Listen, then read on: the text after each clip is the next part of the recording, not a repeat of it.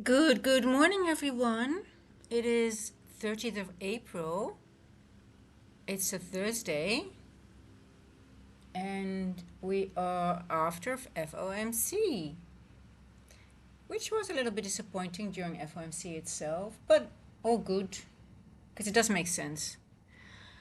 So let's have a look. I really slept so well. So normally it's 8 o'clock here, 2 a.m. Eastern is 8 o'clock my time. And I normally wake up between 3 and 4 o'clock in the very early in the morning. And today it was 7 a.m. I was like, what? So I guess making the big mistake previous in this week, no, pressing the go live button was very telling that I was very, very tired. And now I think I have, I guess I needed to caught up on some sleep. I didn't feel tired. I mean, I don't wake up, I didn't feel like I was exhausted or so. I knew by the things that was happening that something was off. But anyway, yesterday we hit 2.5 standard deviations that I calculated from the daily, very, very high time frame. So, so here we had a turn, we had a breaker here, a bullish breaker. And since then, literally it's a month ago, so we're a month further. We just went up, up, up, up, up. And we finally have reached 2.5 standard deviation. Now, we didn't have any FOMC really good retracement to the downside. We're just building order blocks. We've been going up from these order blocks. But I'm just wondering if this might be a future breaker. I'm just wondering if we reached a high, we might manipulate a little bit higher. Could be. And then are we going to go back into this area somewhere? Because we didn't do anything yesterday. We just stayed in the range within FOMC and then it blasted away. We'll go over it. And it still didn't take out that devil's mark. So it was an end dog, I believe. Oh, I need to add that indicator here as well. And again, looking at the weekly range, because obviously we are in Thursday now, so I'm already looking like what have we done on the weekly? We've gone all the way back here between 80 and 90%, and here we are between 50 and 60 now. And I hate it when we're around 50% of the weekly range. I don't like it at all. You see that a lot around Thursday or Friday. And you always have to be very cautious when you're around the 50% of the weekly range. We're below it now, but let's see. I mean, I'm going to go lower time frame. I just want to do some analysis, see what happened. So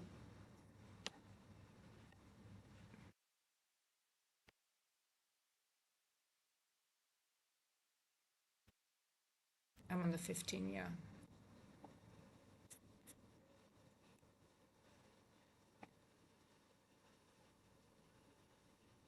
So this was an area that I was looking at yesterday for FOMC, and I had that another area. This area had my interest here.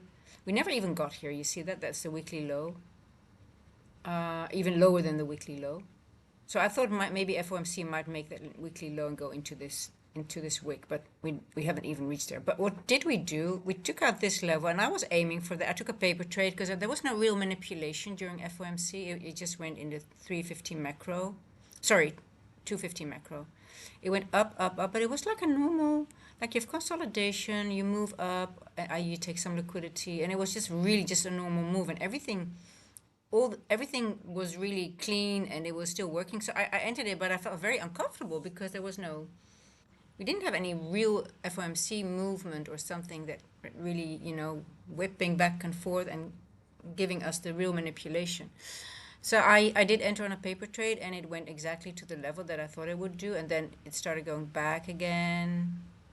And then after the close, you had this move to the downside, taking out this 930 low.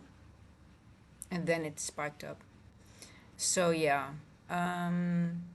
I didn't trade it because I was done. I was okay. Yeah, this is gonna be. I think the real move is gonna be after closing time, and it did right over here. Actually, it's 6 o'clock. You see that daily open, and the manipulation move was literally after 4 o'clock. I guess the true manipulation was here, here, down, 4 o'clock, and then the real move at 6 o'clock. So Asia actually was the FOMC move. I mean, it was sort of like understandable with all the big companies reporting earnings, right? I wasn't really aware of them, but our chat notified me about it. So at some point it was like, okay. So that's that.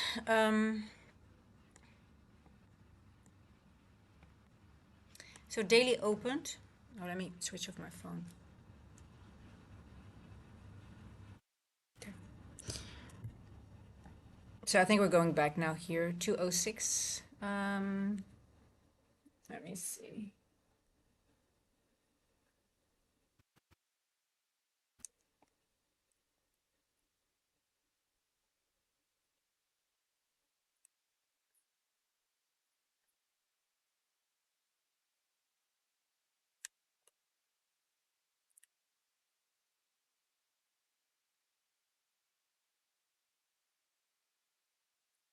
Yeah, I think we're gonna go for daily open now. Um, Let me just, I need this one here as well, FX. Um,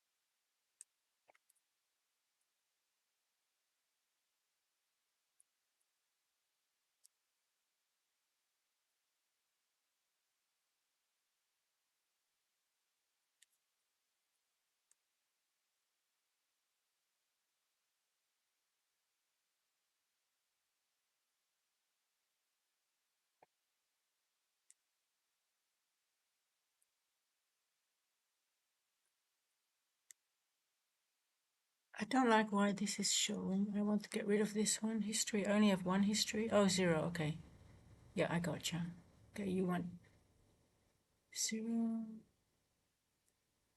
Here we go. Okay, it has to be on zero.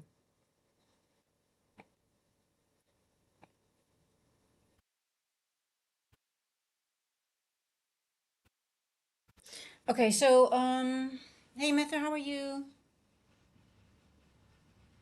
Everyone blessed to read the live chat. Yeah, I mean, it's a part of my routine going straight back to live chat to make sure I don't miss. Okay, we're going back to daily open. I wonder if we're gonna go. I mean, I think we're gonna go now for these levels here. Let me quickly mark my.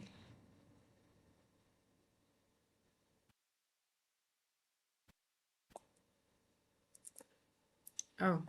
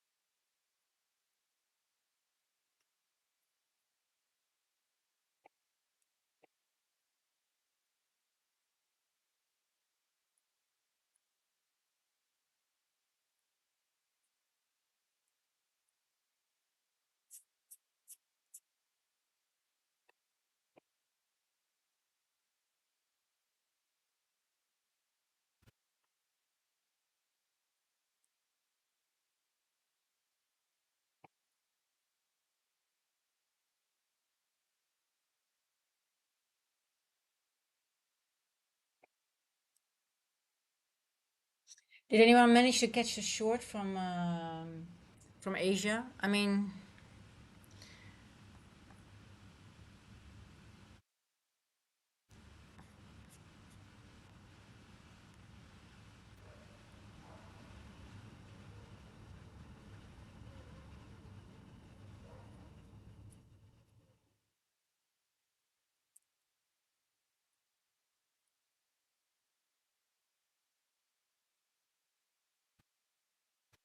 This one is in play.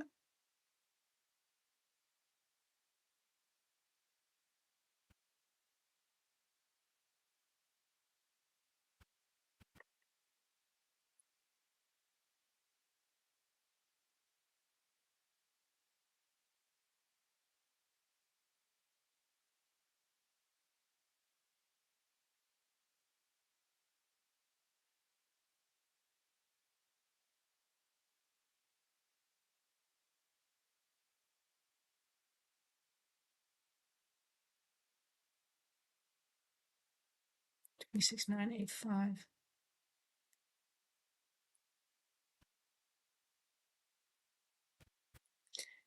26985.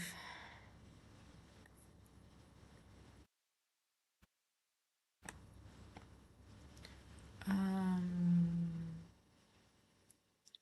do, do, do, do, do, do.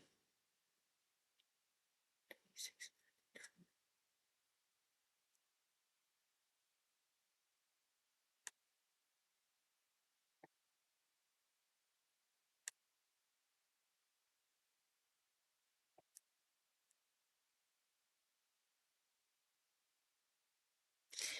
Um, yeah, Casey, I actually overslept. I actually woke up just 1 hour before I started this stream, and normally I'm already awake 3 or 4 hours. So I literally, I guess I was really tired. So why am I cautious here? The whole week it did not take out daily opens. It just did literally manipulated around these areas. So I'm very cautious taking this entry now because we have a devil's mark here as well. And they've left all these daily opens all week long in London and in New York. So now we're approaching that level again, and I'm sort of like hesitant to take the trade. I'd rather wait to see if they're just leaving another low be near it and take it out maybe in the next macro or something. So I'm just, it might blast through it and then I'm okay, whatever. But I'm not gonna take it now because I'm like, okay, let's see what happens. Because daily opens have been like really used to manipulate this week. So I'm just careful here. Um, it looks very heavy, but I'm just very cautious. Because we've been dripping down already, and I'm like, you know what? This caught me as well already one time during New York, a daily open. Now, obviously, we're very, very close. We touched it already. But does it want to go through? Yeah.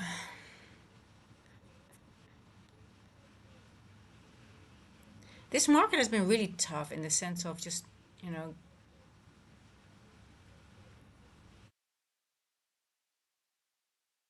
but we hit standard 2.5 deviations after a month. I mean, that's very, it was literally a month later.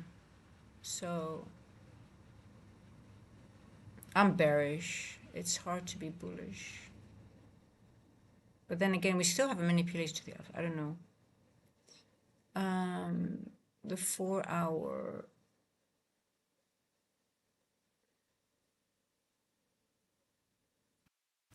See, this is also a daily open here. This is a daily open. This is a daily open.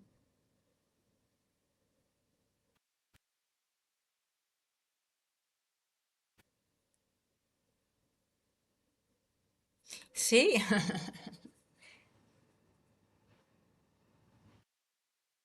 This one is today, obviously.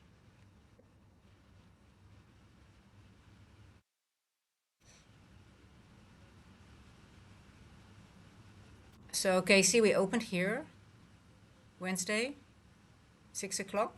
We went up Asia. We took out, we created a high, and we're now fine. We're back at daily open.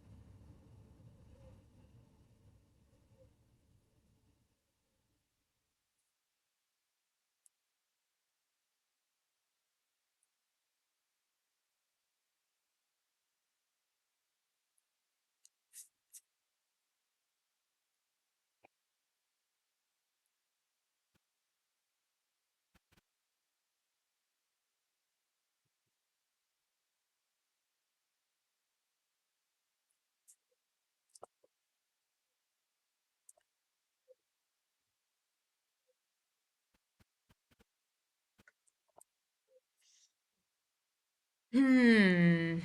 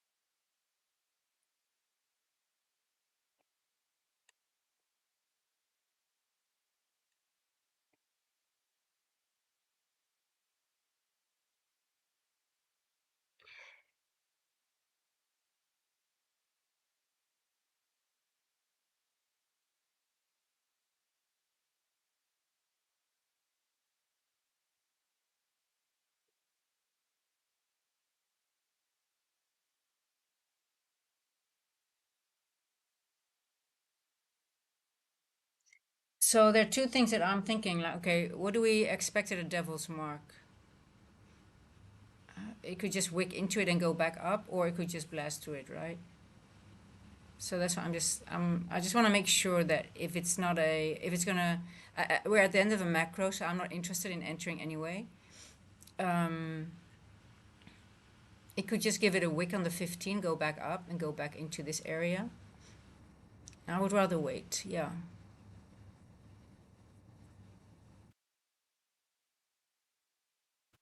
A lot of people are FOMOing in here and think, oh, it's a short, everything is heavy. Yes, yes, yes, it is heavy, but um, let's see. We're just gonna wait. I'm gonna wait a little bit longer.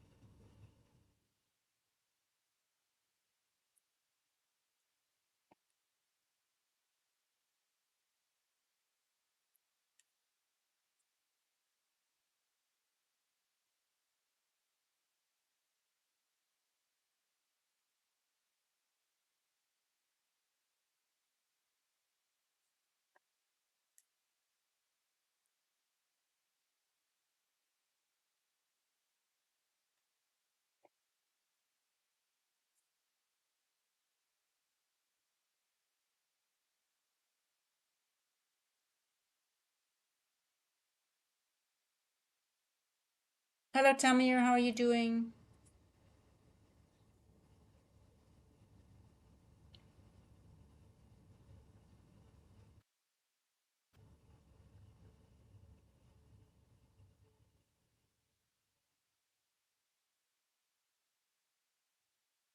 Let me open up my accounts.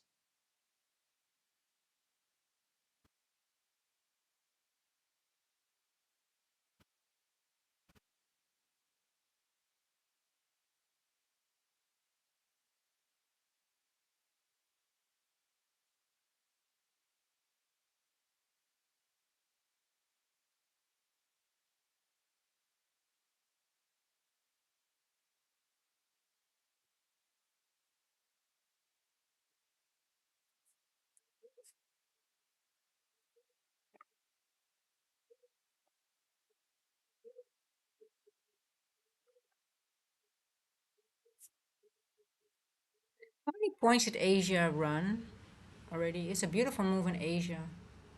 Look at that.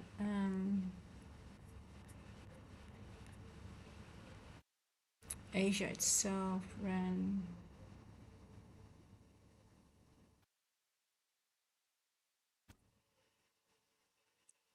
236. That's a large move for Asia. And already from Asia, we're at 400 points. Yeah, I'm cautious.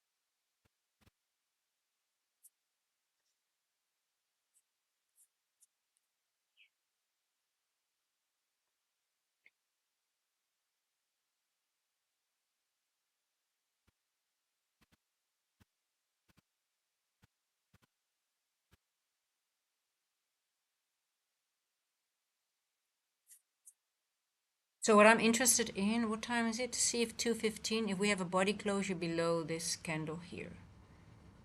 Or just a wick. Let's see. I'm looking at this area here.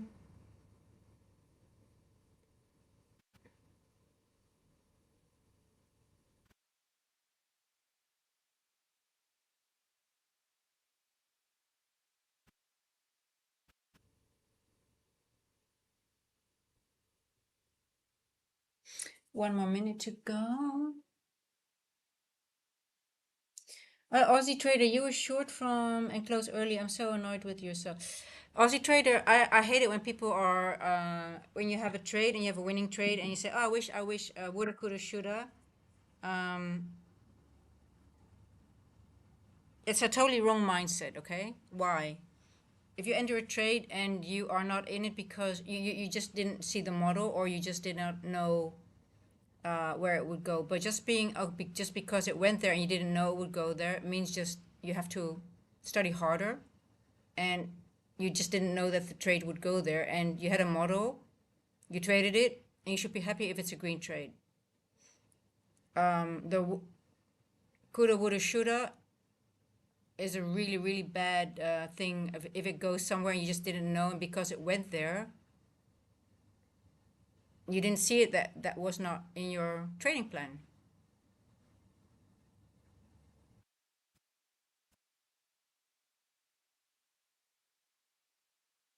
So you have to ask yourself, why did you close it?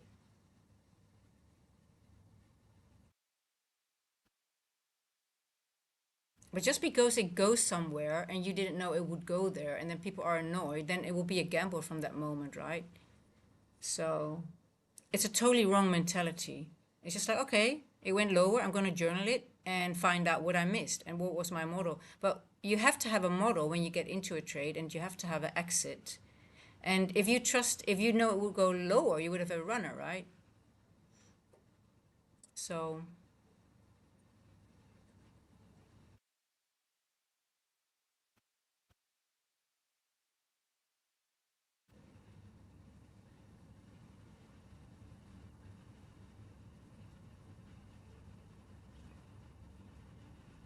I'm just saying, like, it's really, well, okay, you had a plan, but you didn't follow it. Plan was to take profit at the gap from Friday's end orb. So why did you not follow it? That's the question.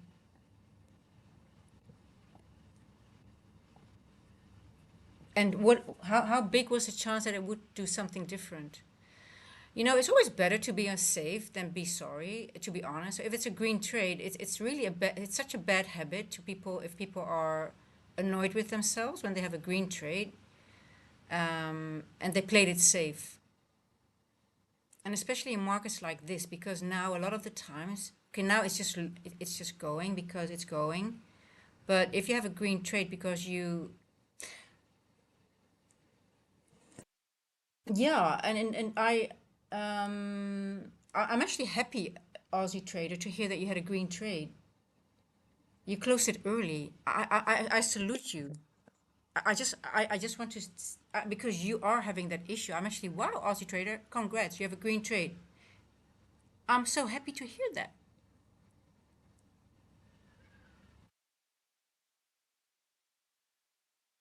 So you actually played it safe, which is the best thing now. How many times if I put on a paper trade and my TP was too low, remember? And I let it go back to see, and also to show you guys, like if I'm too low, for example, normally I would close it. But then you see that it goes back and then it takes away all the profit again, right? Okay, Gigi, no. It takes away all the profit. So it is, hey, no, no, no. Gigi, go. No. Wait, now you have to go away if you don't listen to me.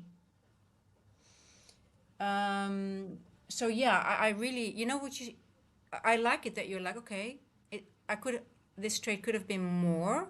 Let me journal it. Let me find out why. And instead of just saying, oh, I'm annoyed that I didn't, and I don't think you had that plan, uh, because you didn't, you have to have like, it has to be built on on logic. Like, okay, it could go there because of this PD array. I use fibs, I use this, I use that. And then if you have confidence, you would have left a runner, right? But you need to find out, okay, next time, what gave me the confidence, what will give me the confidence to keep a runner on that trade? And you need to reverse engineer and work on that. And that is the part that you need to embrace. But you should be proud of yourself that you have a green trade. You got out while you were green and you follow part of, let's say it's part of the plan, but it was a safe plan. And that's good. That's really good. And it's just if you only look at the monetary value, oh, I could have gotten more out of that trade.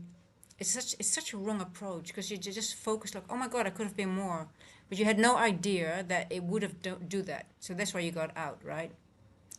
So yeah, just find out why and why you got out and what was your plan and how can you improve your plan next time. And if it was a gamble, be honest to yourself. Oh, I got in and I just, and I got scared because I didn't have a plan. You don't have to share that with us, but like, okay, I got in, I saw it going, and I just got out because I wanted to have a green trade. Look into that, right? Just find out, okay. But reverse engineer. Okay, it did this, it did that. Did you trade a macro?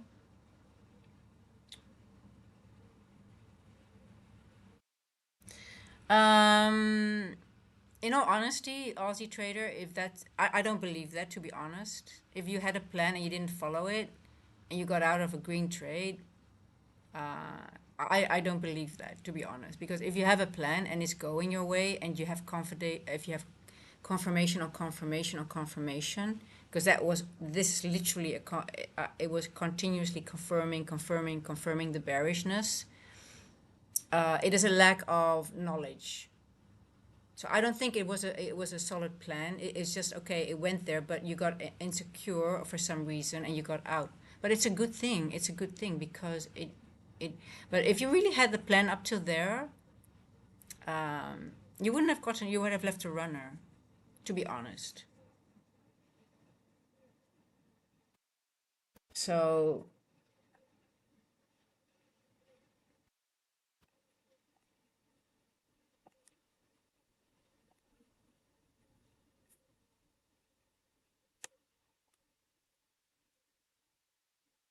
okay. So we did not have a body closure below here, so I'm just gonna wait again. Um,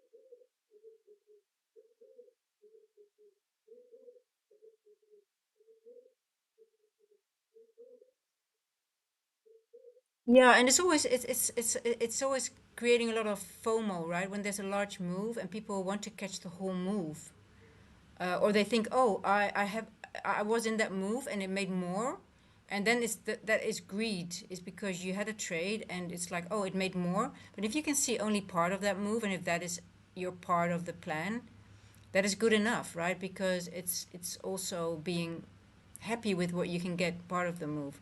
And if you didn't manage to get part of the whole move, you need to study more and get more knowledge to trade like larger distribution move. But being happy with, if you had a plan and it worked and it's just not the full move, it is still a win. It's still a win. But to be honest, if I look at the whole, I'm just, I didn't trade it, but if I look at the whole run, I'm like, how would I have traded it? Would I know? I'm not sure if I would even be able to catch the whole move, to be honest. I'm still uh, trying to do some other things. Hold on.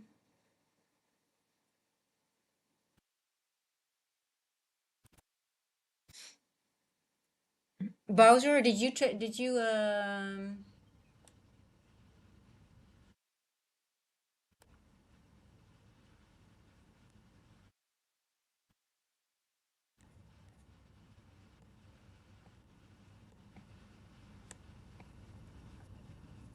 catch the whole move?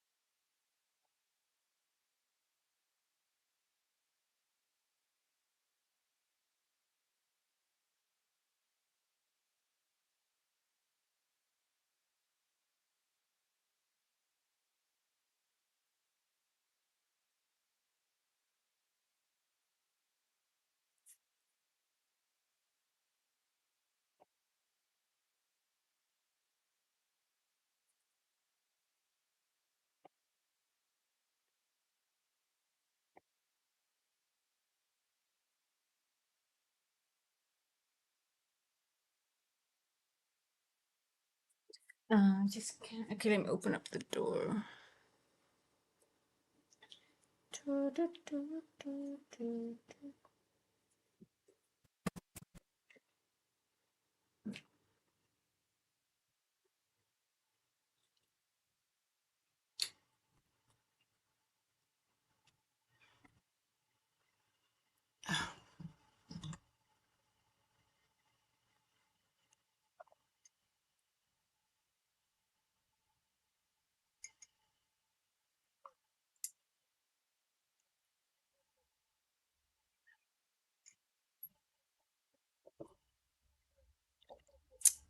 Um,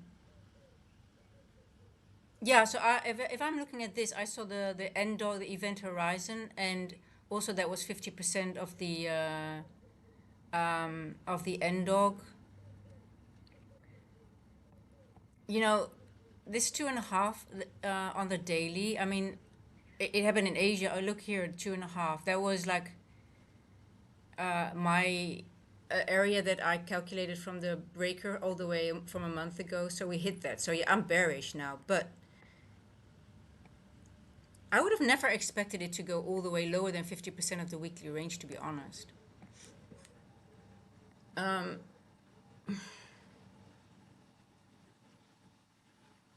and look at this. We went up and then we went all the way back down. I mean, this is pretty, I mean, it's not really a normal, I don't think this looks normal in the way of, I would not, to me, yeah.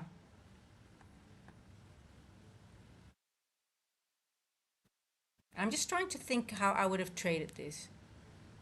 So we have a CISD here, then it dropped really low. Then we had a CISD here, but we had no 15-minute pullback. I don't know how I would have traded this, to be honest. I think here I might have been interested in 11:15 because we have a confirmation here. But this is a hard trade, guys. I mean, I'm just curious, Bowser, and see what happened there. I want to sell back yesterday high. I was bearish, but fell asleep. Yeah, I'm just, so I'm trying to figure out because, yeah, we have like confirmation. Okay, 2.5 was reached, so that's a big thing, right? But how, I'm just thinking, how would I have entered here? Um,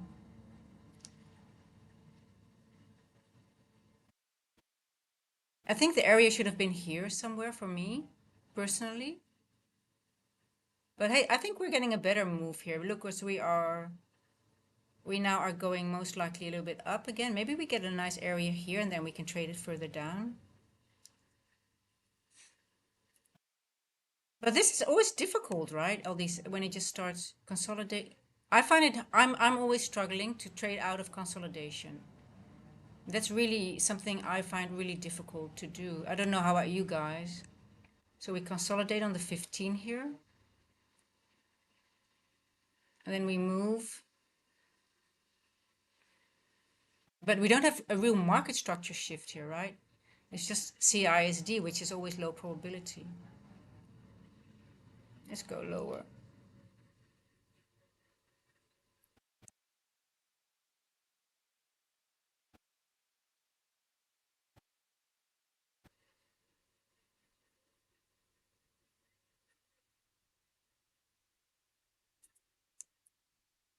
So we created Asia low here. And maybe this one at midnight here. We touch this one here.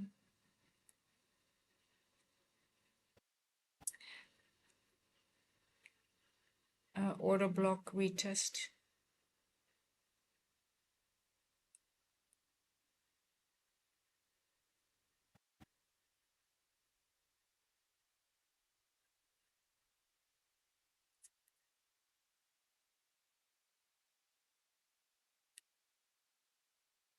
Yeah, I guess it was this order block retest 19930. I don't know. Well, let's see, guys. Oh,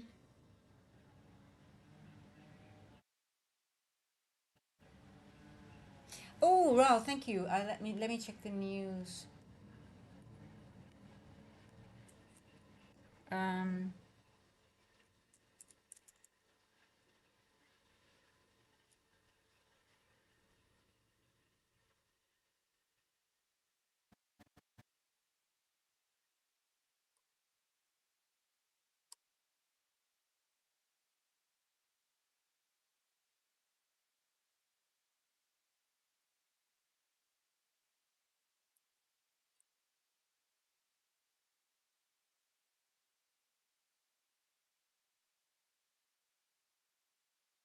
we do have 8:30 news today in US. Nothing GBP, no European.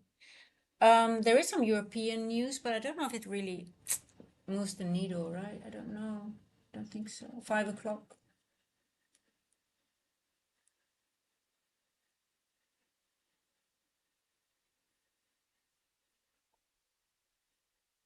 Um, so pendle trading, you know why I'm not interested in that, to be honest? So on the daily, we hit 2.5 standard deviations. Now, 2.5 standard deviation is a spot where we can have a nice pullback at some point.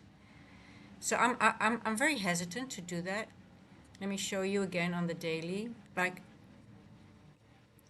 everything is fractal, right? If you have like this is your daily breaker, we have a manipulation move, and we formed our daily. This is a month ago, like here about 30th of March, and we Asia hit exactly 2.5 standard deviation. Now what happens? It's most of the times around 2.5 standard deviation. If you have a market maker model, you get a pullback to 1.5. Maybe sometimes if it's a large range, it could be between 2 and 1.5. But look what we've done. We've never had a real pullback. But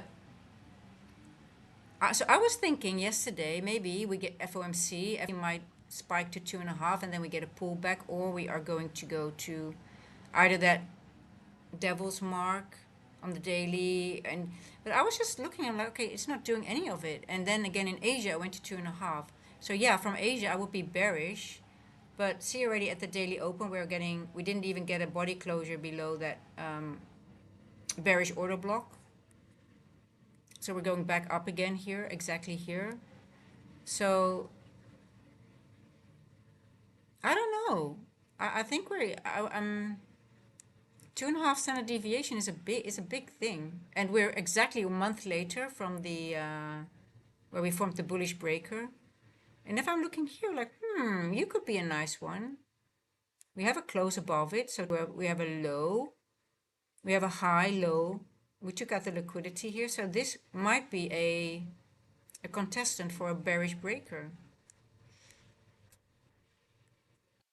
But who knows? Yeah, we could go higher, but at 2.5 standard deviation, I don't know. I mean, what do you guys think? Are we gonna make all do a poll?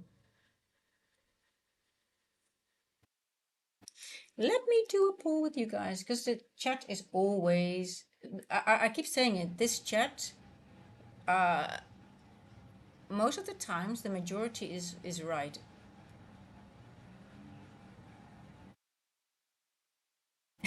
Casey, close your eyes and well, okay, let's do one. We're gonna do one gamble a day, okay? Every session is gonna be one gamble. Is Chaos here? Chaos won the gamble yesterday, so he's learning bad habits. Uh,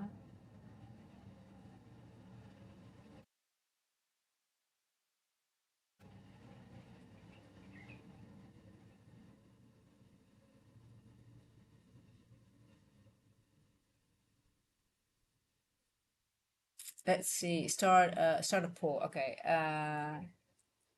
New all-time highs today, or new all-time highs today. Yeah, let's do it all this. I'll keep it very basic. I'm just curious what you guys think. Thanks, Pendle, for your explanation. Um, so Pendle Trading says price opened without a wick, made an all-time high, and then came back down to create a daily wick with right. So now we have a bullish order flow with a daily wick, and the daily is back to green and price is above. Oh, high probability buy. Um,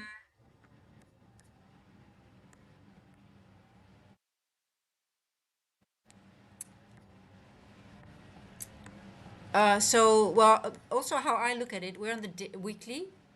We reached, let's see,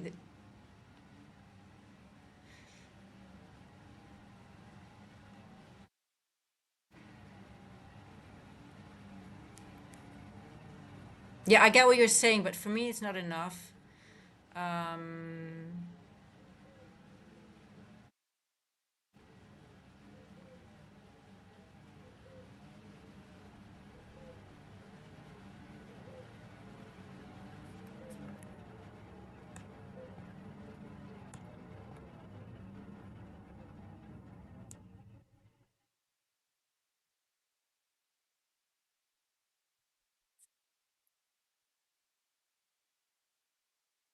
I see the bullish trade from here.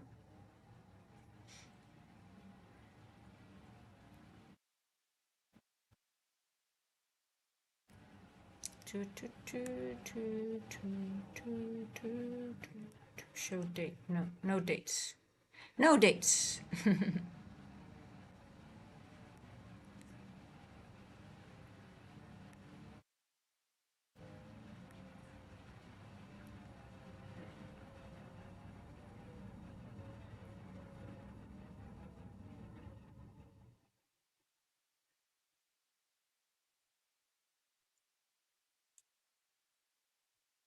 All the way around.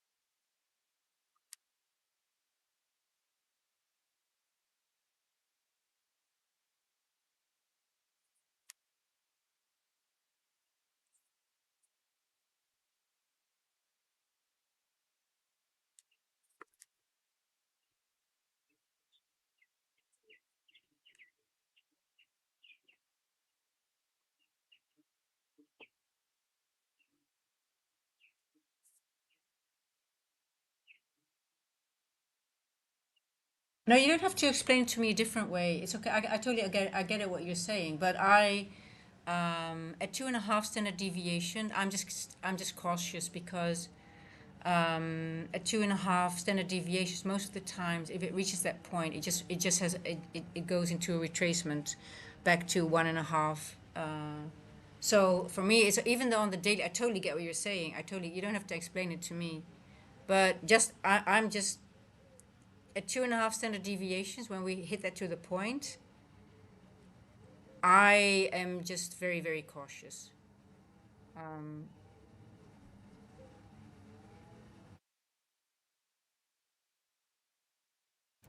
and also because we have news at 8:30, it could just, because we need news events to drive through bullish PD to disrespect PD array. So that's why I'm like, okay. Now at 8:30 we still have 6 hours to go. So in London, yeah, I could, if we do get a new all-time high, we need to do it in London, I think. But then we hit exactly 2.5 standard to the tick, and that already puts me on high alert. Whatever is happening, and I'm like, okay, I am just very cautious. Now, what I do like, okay, if this is going to be the potential breaker, we need to go higher. Yeah, we definitely, because we need another high if this is going to be a breaker on the 1 hour. But on the 4 hour, well, same thing with this one. Yeah.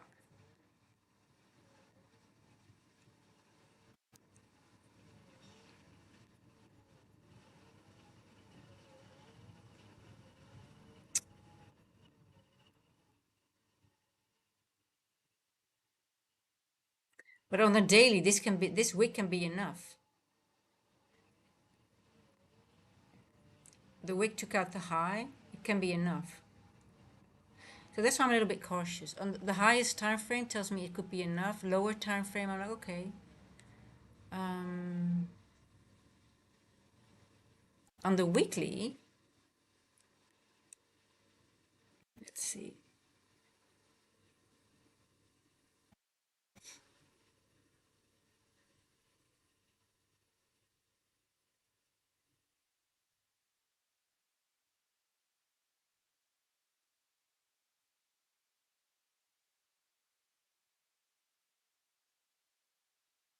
You know what? I'm just thinking we're gonna get so much more higher highs. I think it is just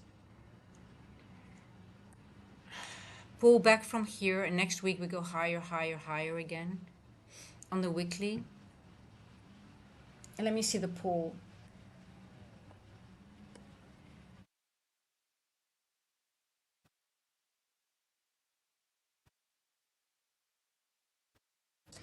Oh, user NH1. Wow, your face is beautiful. Well, wait till get to know my character, my friend. That's a joke. Hey, Mr. Chaos. I was just saying we have to make one gamble trade per day. Yeah, so I'm just thinking, like, what if this weekly candle, we end up this weekly candle red, or black in my, so we hit 2.5. We already had 1, 2, 3, 4 weekly candles that were green. What if this candle we end up red, right, today, this week? And then we push back up further to 4. But we need a pull, we need like, I think we need a pullback at some point, right? On the weekly. And I'm just saying we hit 2.5.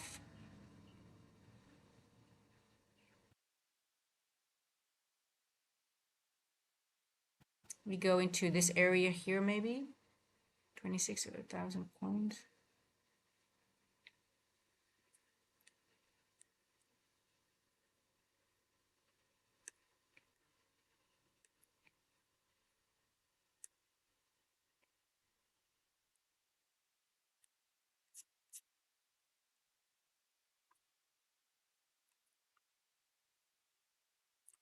Hey, listen, anything can happen. I mean, it's crazy times. When Phil wakes up, anything can happen again. So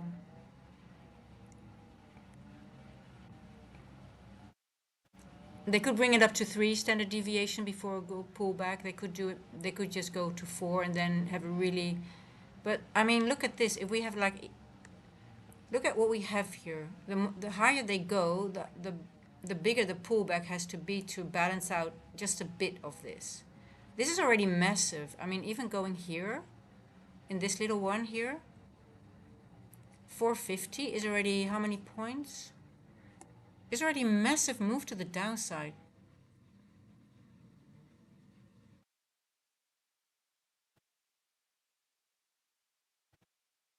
Just going in here is already 1,000 points almost. So if it wants to balance out a little bit, it needs to start going down at some point, and it might take a few days, maybe the whole next week.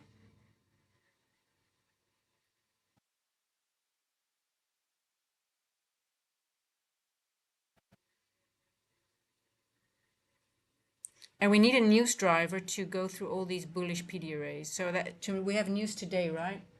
Let me check.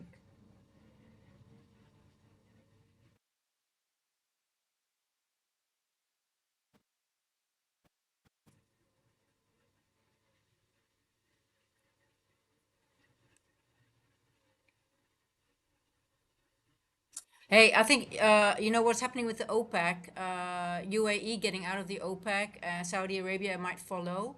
The price of oil is going to plummet because if they leave OPEC and then they don't have these embargoes of a maximum amount they can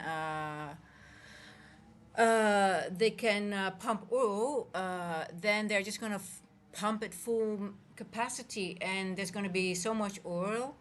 So it's a good thing that UAE is starting to leave the OPEC. Saudi Arabia is going to follow. They're all going to follow, and then they don't have any embargoes anymore. So there will be a massive amount of oil coming flowing into the market. I mean, it's a genius master plan that has been played out.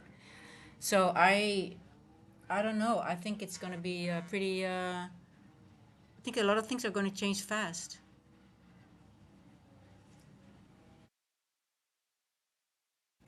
So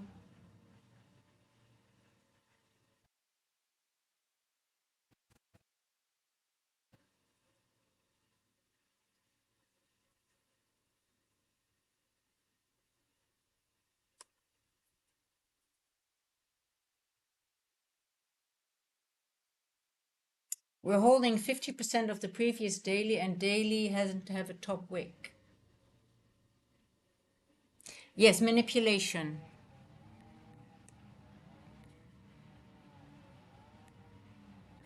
Well, the daily has a wick here. We formed the daily. The daily went into 2.5.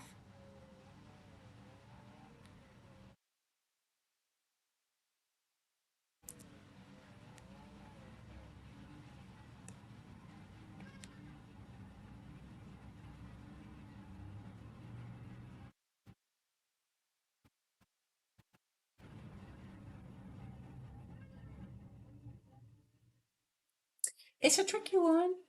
They can produce as much as they want. Oil will drop. Maybe the war or news. Nobody exactly. Yeah, nobody can. Oh. New all-time. Oh, 50-50, guys. Interesting. 50-50. The chat is 50-50. Uh, yeah.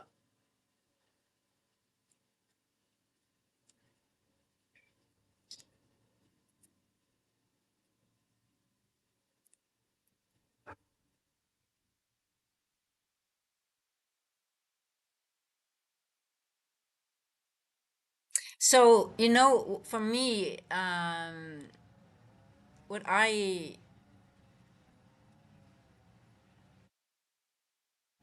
again, yesterday, I was looking for was this little area here. At the weekly low, we have this little end dog here. And we did not go into it again, and this has caught me now a couple of times, this area. And we had another end dog, another here. Well, here at least we gave it a wick. Like you see this area now in the macro, we gave this one the manipulation that it needed, and it went back up again, right? So I said I'm not going short. I just want to see what it does here. And you see this daily open here, devil's mark on the 5, and also on the 15. We got this wick into it, and then we start going back up here, creating equal highs again, and now going back down again. So we got another devil's mark here and a previous day low. So I wouldn't be surprised if we go lower and maybe reject here and go back up again, take out these highs here. So back and forth a little bit. So that's what I'm thinking right now. So I just don't know, to be honest, how. I can see short trades. I can see it go here now and go here into this wick now. Um,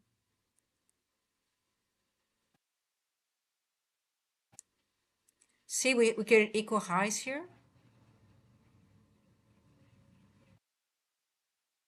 And we're almost at the hour, at the end of the hour. We got it, the 250 macro coming up.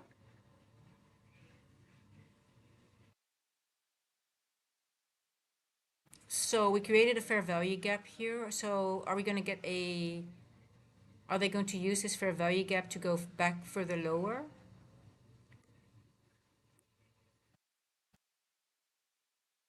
We still have this one here. I mean, this one caught me 2 days ago. This one cost me $500. This little one, this bastard. Are you dehydrated? Oh, actually, good question. What are you asking, Casey?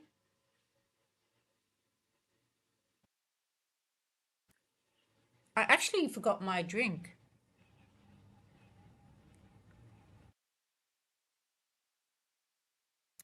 Why are you asking if I'm dehydrated?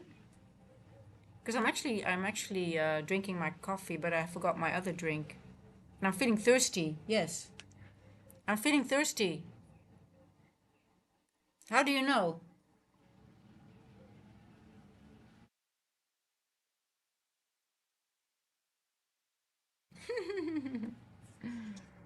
Oh, my brain is working fine, to be honest.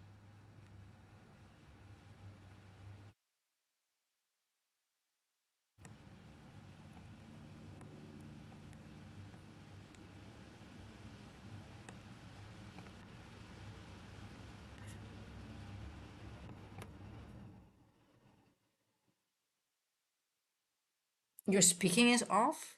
Really?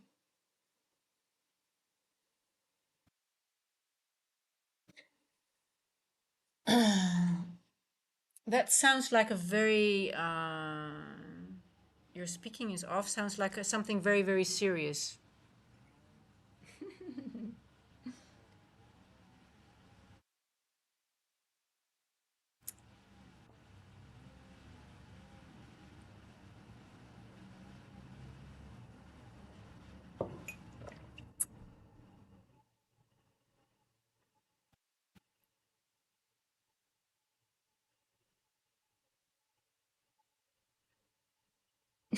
No, I don't take it seriously, sir. Casey, no, I don't think I don't think that's the problem. Until you pee. Oh gosh, are you serious? Casey, are you really serious? Are you joking with me? Because if you're really serious, I'm like,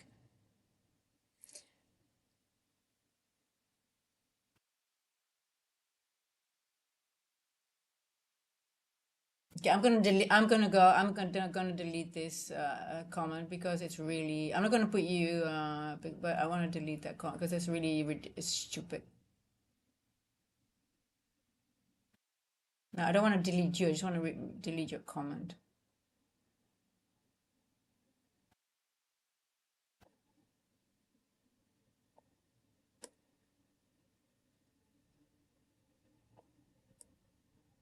I'm just deleting your last comment because it doesn't make any sense. Okay. But I'm gonna get my drink though.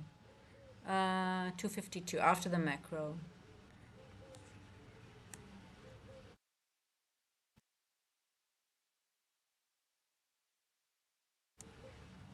So you see, you guys would. No, it's okay, Casey. I removed it already. Um, I think in a way you mean well, but I don't know if you're a doctor or you have a medical degree or something. I think you have to be careful with making those statements.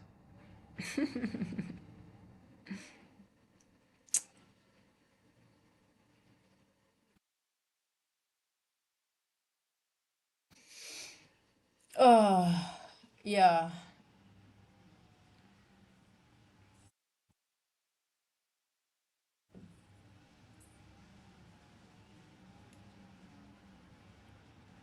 I know you do.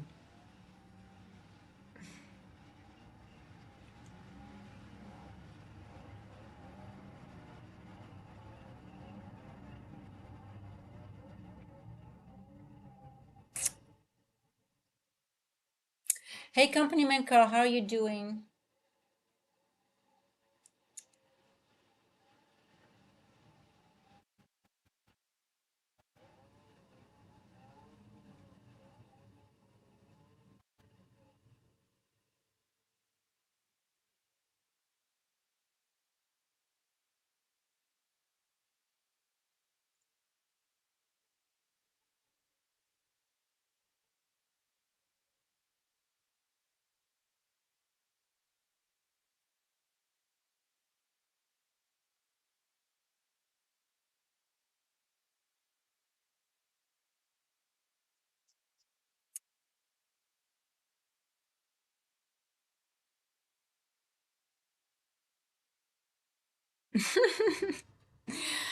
You know, this week our winter started a little bit, so we had like a little bit more cold weather, and I don't do well with. I miss the heat. I miss the humidity. I miss the.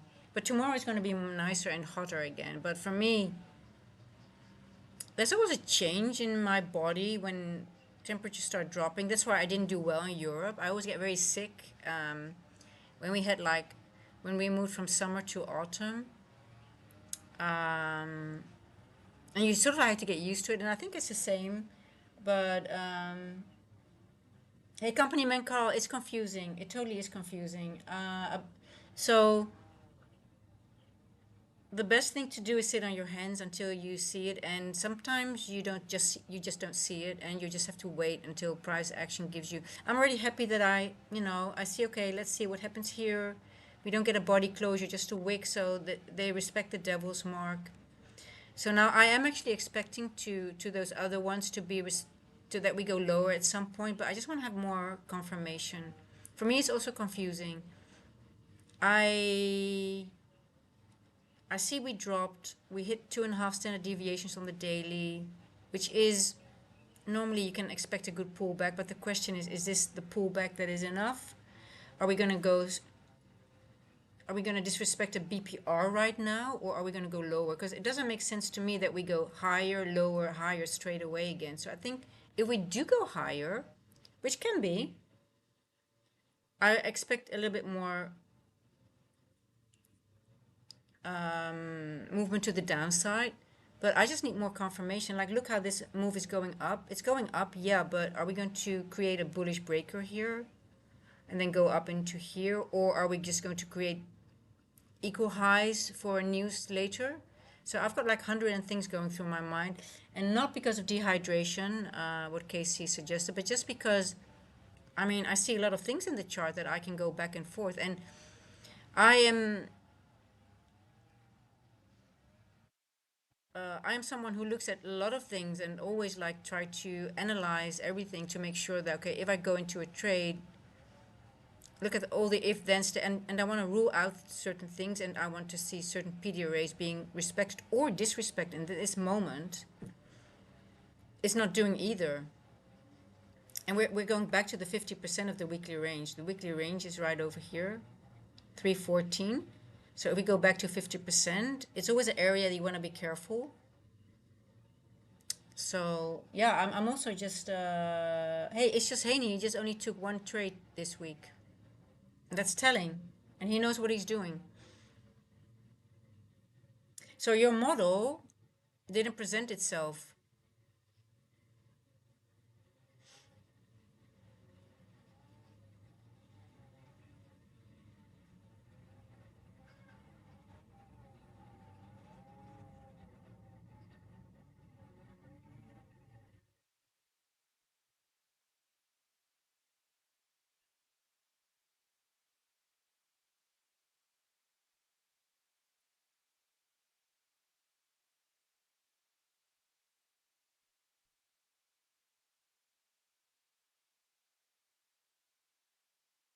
But yeah, I mean, company man call. If it's been pretty hard, to be honest. Um, FOMC didn't really do anything. Everything happened outside New York, most likely because of the earnings, right? But still, I mean,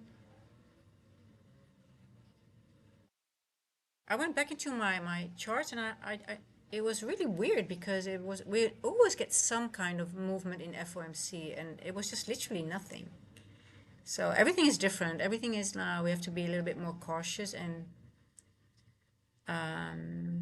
yeah, just if you don't see it, you just don't see it. I'm just for me it's also like everything is 50-50 now, and I'm like, okay, I'm just gonna wait longer and not even I even don't feel comfortable putting a paper trade on right now.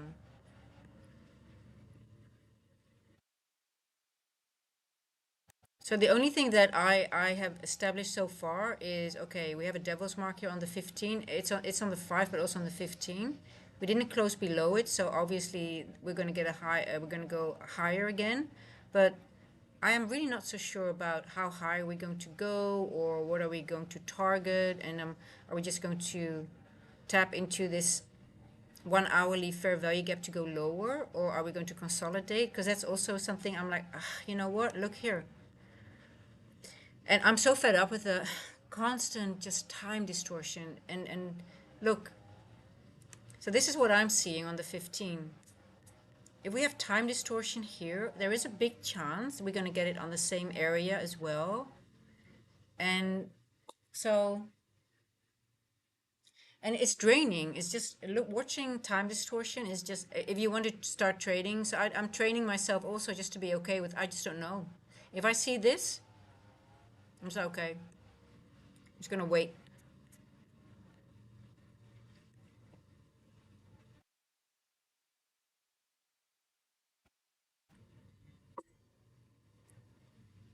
So it's so taxing on the emotional, psychological capital to watch the market 100 of points and not be part. Ah, that's a good point. Yeah, Aussie Trader said he was very upset that he wasn't, he didn't catch the whole move, but he had a plan and he didn't catch the whole move. And the point that I'm trying to make here, and I think Aussie Trader got a little bit upset, was that if you get a trade and it's green, and if you didn't catch the whole move, it's already a big win. But when people always say, "Oh, I wish I stayed in longer," that means a lot of the times you either don't see the move, or it is only FOMO speaking that you wanted to be in, but you actually didn't see the move coming, and you just regretted that you didn't gamble and stayed longer into it, right? And that's what the market is designed to do. It's designed for you to get that fear and that greed initiated. So your next trade will be a FOMO trade because you missed that one. And that's all what they're doing right now. So, I mean, if I go over the trade, I'm like, is it a solid move? Could I really trade myself? Okay, I see 2.5 has been reached, right? So I would get, okay, we're going to get a pullback. But where would I've gotten in? Where was a good trade where I could really get into that and be, because if I see fair value gaps like this being created, and I'm like, okay, are they going to bounce off any of them, or are you just going to disrespect them? You want confirmation, oh, a retest of something, right? And preferably, if we go bearish from bullish, I want to see 15-minute, at least change in state of delivery, but maybe even market structure shift. And then anticipate and wait for a retest and just get some more confirmation. So, but this is like, okay, so we have consolidation here, and then we drop. And then here we have some area. So here could be a little bit of a retest, but still it's hard to trade, to be honest. I mean,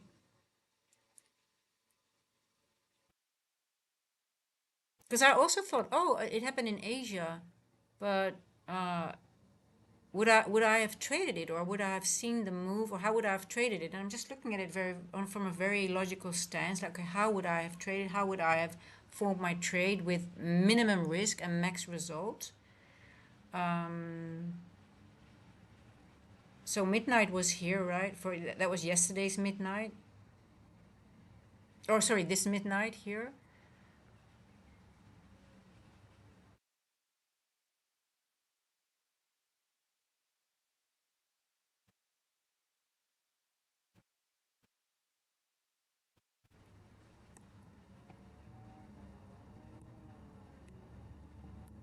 What's this line here? Oh, sorry, that's the daily open.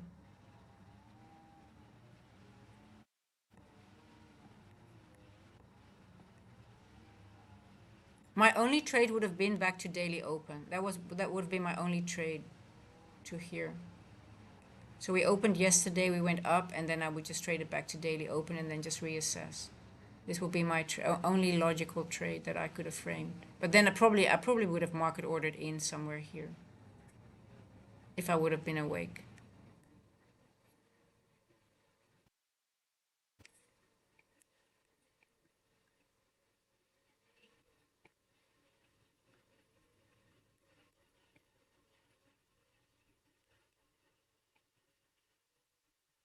Daily open here, and we created and then it created Asia low here, and we consolidated.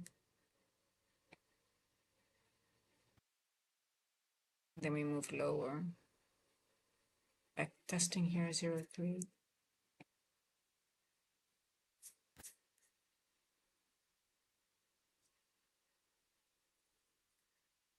When markets get better, this his will makes because it's really testing you. Yeah, it is, and it's very frustrating. Casey is asking time distortion. So time distortion is when price is not moving and it's being held within a certain range before making the real move. So we have a, I mean, time. Okay, so seek and destroy. The difference between seek and destroy and time distortion is very good to understand because with seek and destroy, you continuously create liquidity and you sweep them out continuously. So you have a lot of, was it yesterday or the day before yesterday we had seek and destroy.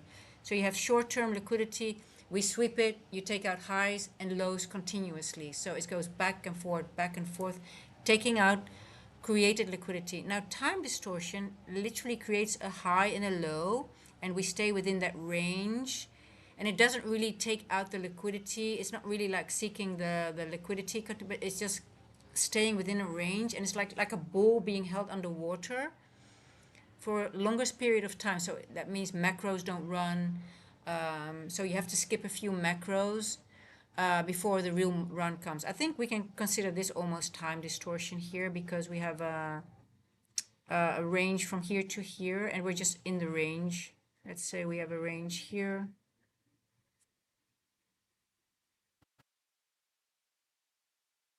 So it's just more consolidation without a proper move. So it just stays longer in specific ranges. So, but we have, I mean, literally, that is what frustrates me a little bit. And with time distortion, so accumulation is like a normal thing in the market. We accumulate, we manipulate, and we distribute. So accumulation is part of markets, how they form. But longer areas of accumulation, that's, I think we can call time distortion because it's just holding it in a specific level. So it's manually overwriting the algo to stay in the area much longer. So macros don't run and we just stay longer in an area. And that's what people like when I get frustrated, where I have problems with I get like, oh my God, again. And just, you have to wait. And um, like this is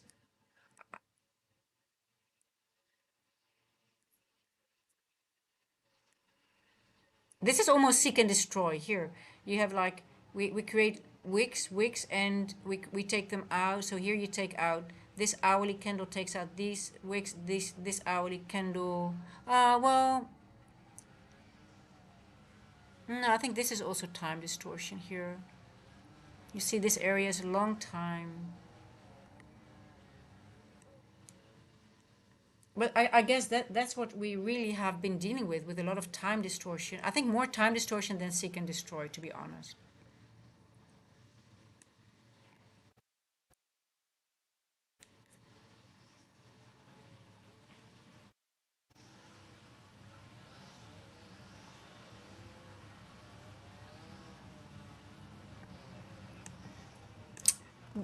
But yeah, maybe this isn't really time distortion, to be honest. Um, We created we went lower, and now we're just going. It's actually a market maker model.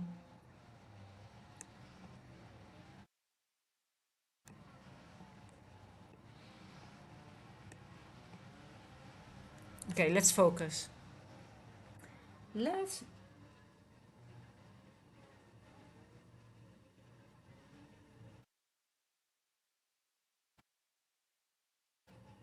So Arnex, what did he say about time distortion? What did he?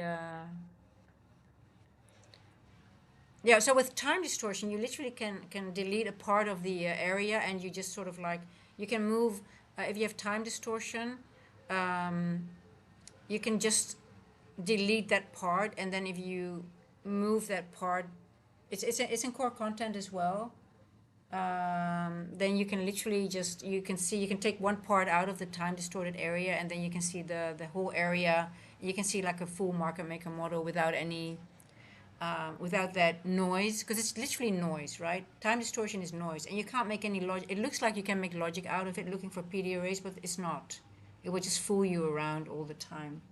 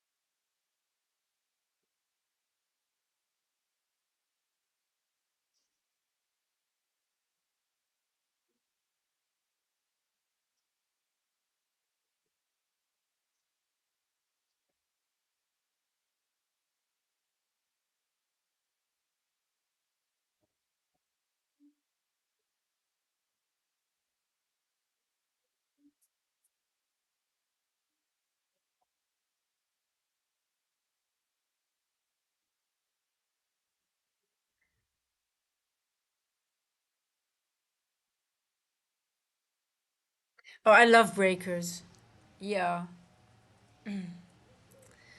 Um, breakers and order block. I mean, breaker is an order block, obviously, but it just tells you that it's a filled order block, right? So it tells you, okay, we've swifted. So see, if you use CISD, so you use the order block, it's a little bit higher risk because they have a higher chance to fail. But a breaker, once a breaker is activated, you have a market structure shift, and then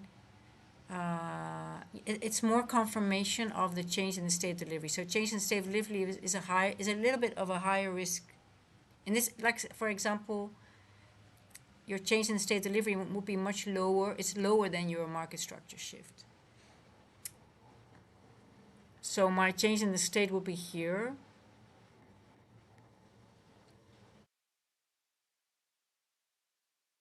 and my market structure shift is here. So we have a confirmation on the five. I'm looking at the higher. I'm not going to look at the 15 seconds because I already. I know there's I can see it already, but I'm looking for higher time frame now. So I'm not interested in 15 seconds right now because I just want to. I'm looking for a retest of this area, and then I'm interested in a long. But I'm also considering higher time frame. Are we just pulling up here to go back down further? I'm more interested in the short, to be honest.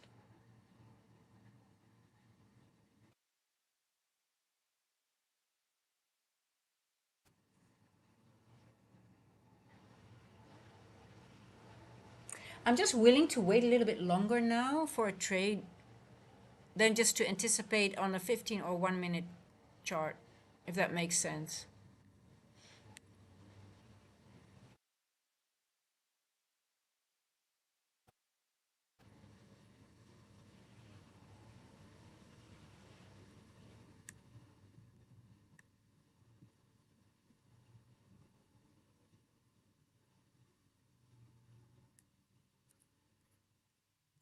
Now, any trade from here, if you have a reaction, this is always a long, right? But the only thing is, like, if you trade like the lower the time frame, you trade the long, and you have a good trade. But I'm not interested in just 20 points or whatever, so I don't trade this. But this is, if you are a scalper, this was a good entry. You have like even a 1 minute breaker here. Um, I mean, this was a very solid trade here.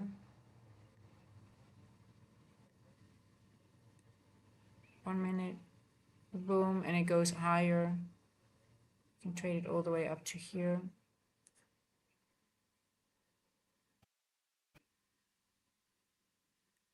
I would have traded it up to my up to the area for my yellow line up to here, but it's just too small for me.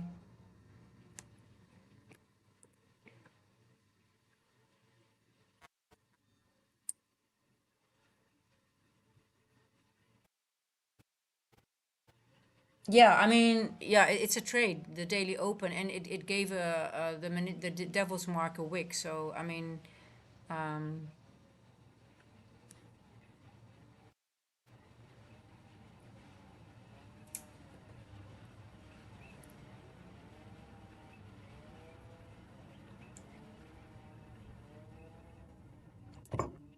and especially after a move like this to from the downside, this was a move up. You could anticipate it, but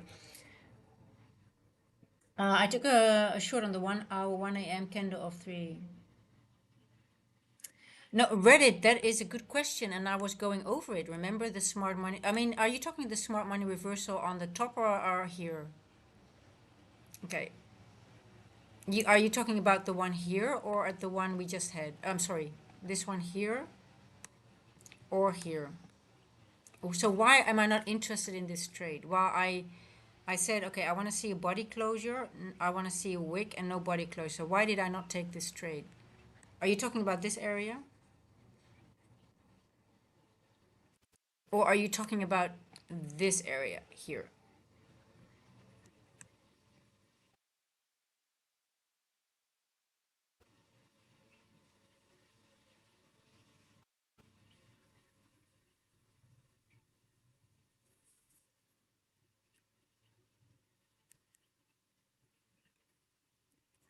Okay, I like the question. I like the question. Um, okay, so you are talking about why did I not, if I know that what was going to happen, why did I not anticipate?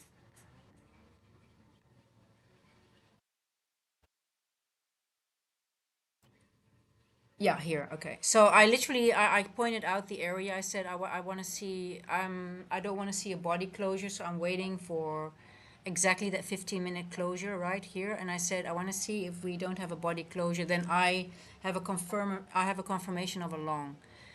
And why did I not anticipate? That is a very good question because I did say I'm waiting at 2:15. It was 2:15, remember, and we started going up. Already there, I knew it was going to be a long, but I did not anticipate why. I can tell you, I'm literally saving my mental capital for a trade that I really feel comfortable with, and I have confirmation like everything matches up, and I can have 100 to minimum 80 to 150 point trades. And this doesn't, for me, if I was looking at the higher time frame, I'm like, okay, I think the max move is going to be 50% here. So that will be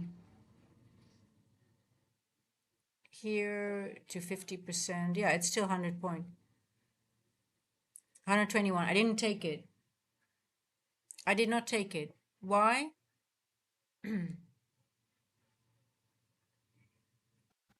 Because I just don't feel like it, and I just want to watch if things are happening what I think is going to happen. So here, if I would have traded it, how would I have traded it?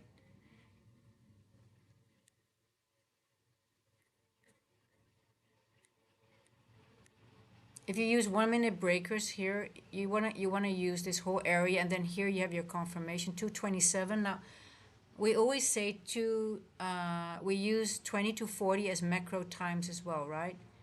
So here you have your macro running, running, running all the way to 237. But here, look, this is an interesting one. The macro, we have a pullback. So if you have a retracement into this area,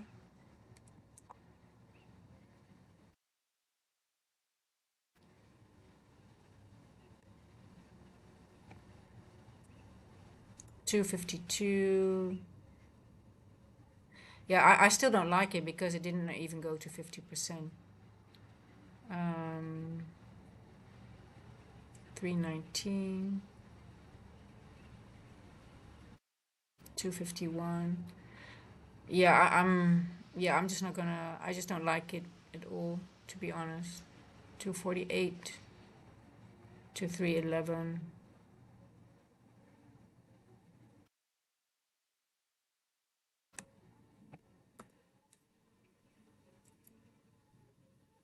The only trade that I see that I would have taken, order block at 3 o'clock, retest of the order block here.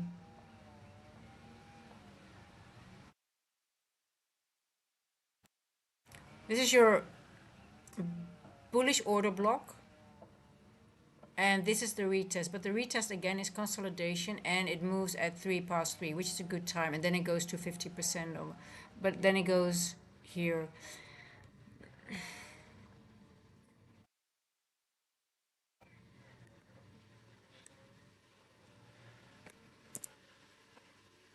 This is the only trade that I actually would have taken here. Order block retest. Not this one here. Um, yeah, so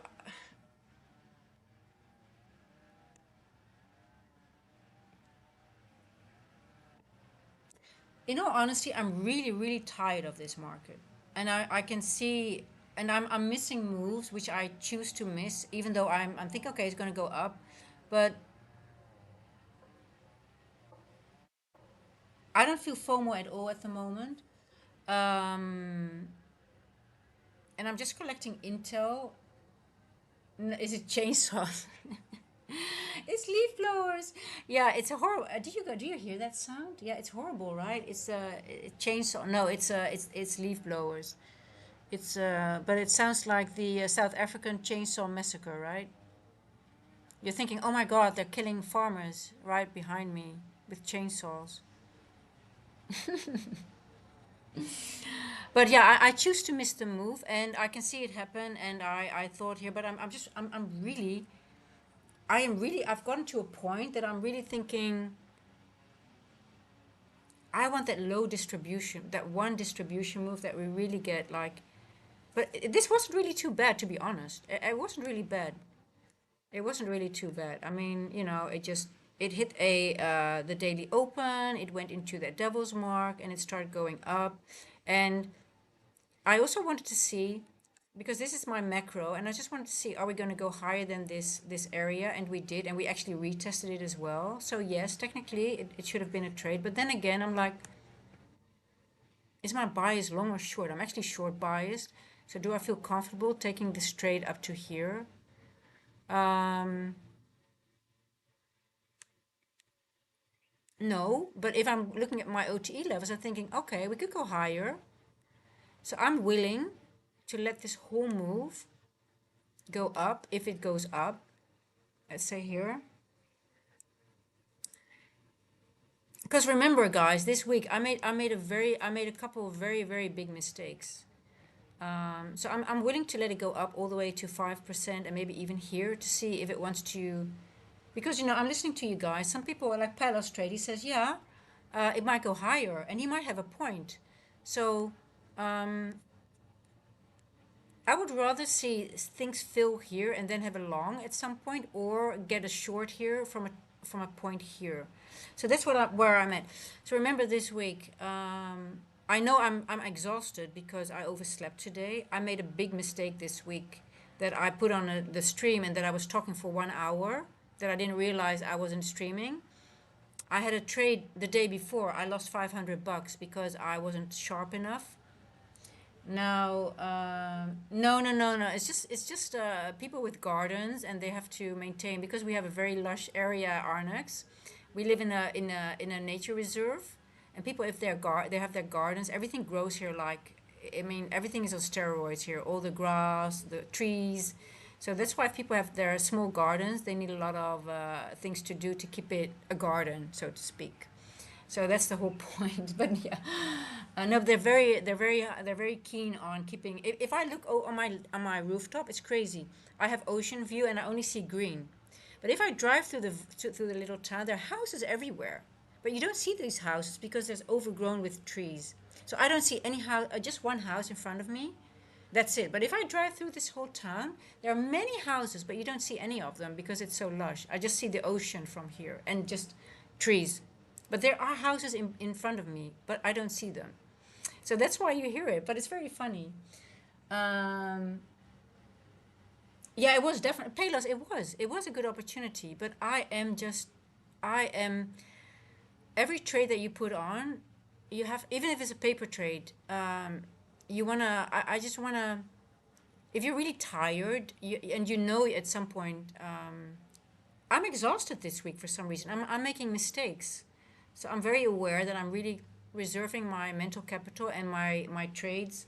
And like I said, my paper trades are just equally as important as my normal trades. But I am really reserving my mental, because once you're in a trade, you need to focus and you need to be able to see it. But I don't like, because we're here. I also see this consolidation, and yes, it's a trade. But I'm also wondering, are we going to go back? I'm just so tired of trading in small ranged areas, and if it's just going to consolidate, um, I just want to be sure that we're out of that area and we're moving away from it. Or so I'm just really preserving my capital. So yeah, so that's the reason why I just didn't anticipate this trade, and also because lately I noticed that the moves come outside of London, and we had such a large move in Asia already. So I'm a little bit. I'm just very cautious. I'm really cautious today. And when you're cautious, you miss trades, and I just don't want to waste my energy on a smaller trade, which can cause me to miss a trade. But I'm fully okay with it because I'm just collecting intel at the moment. And guys, I'm just saying, I made a lot of mistakes this week, like which is already telling me, like, oh, your mind, you are not, it's actually funny. The day that I just was talking for 1 hour, and literally my screen wasn't showing the stream. It still had my thumbnail, and I didn't realize it. The day before, I made mistakes, and I was aiming for something which cost me $500 to lose on my eval. And I woke up this morning at 7 a.m. instead of 3 or 4 a.m., telling me that I'm still very tired. For some reason, I'm just not 100% at the moment. So I am tired, yeah. And when I'm tired, I just know I have to be a little bit more cautious. So yeah, I can see things, and I let them happen, and I would rather let them happen and be right and save my. And I'm really tired to enter a trade. Being trading is, you have to have full focus and you have to have a plan. If you don't have a proper plan, you have to stay out. Like I could see this, but I had, I was like, okay, I had questions like, are we going to go here? Are we going to go to 50%? Are we going to go higher? So I would rather watch it and not be in it. And I'm hoping you guys are in it.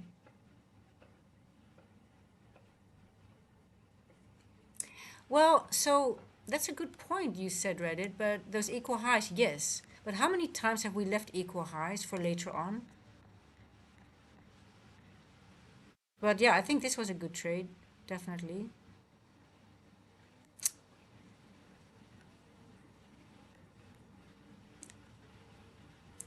But how many times have we gone back into consolidation when you have this on the left? It happens a lot of the time. So, um,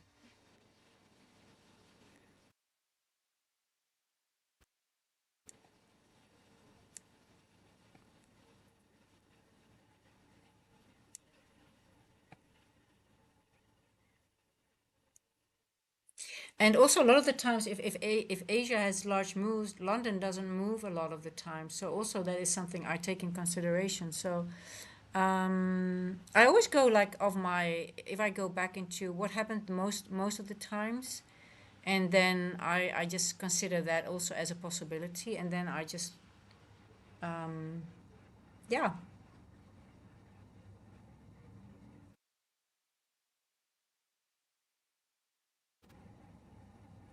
I have become extremely cautious now because of what the market has done, what the market has been. Um, and I would rather really miss a move than be on the wrong side again because the market is just, and it's pretty. I mean, if we go back all the way up again, well, Asia had a large move and London is going to do the equal move back again. That's really irregular. I will journal it, but I'm not going to trade it because I'm just like, okay, well, that's weird. Yeah, but like, well, Bowser, it was a good entry here because we did have a devil's mark. We took the daily open, so we wigged into. I mean, daily open hasn't been retested at all since Asia, so that's a good. That is a proper retest you want to see, and you can expect to move from it. But I'm still, things that go through my head is like, yeah, okay, Asia already moved 200 points. We have consolidation to the left. Uh,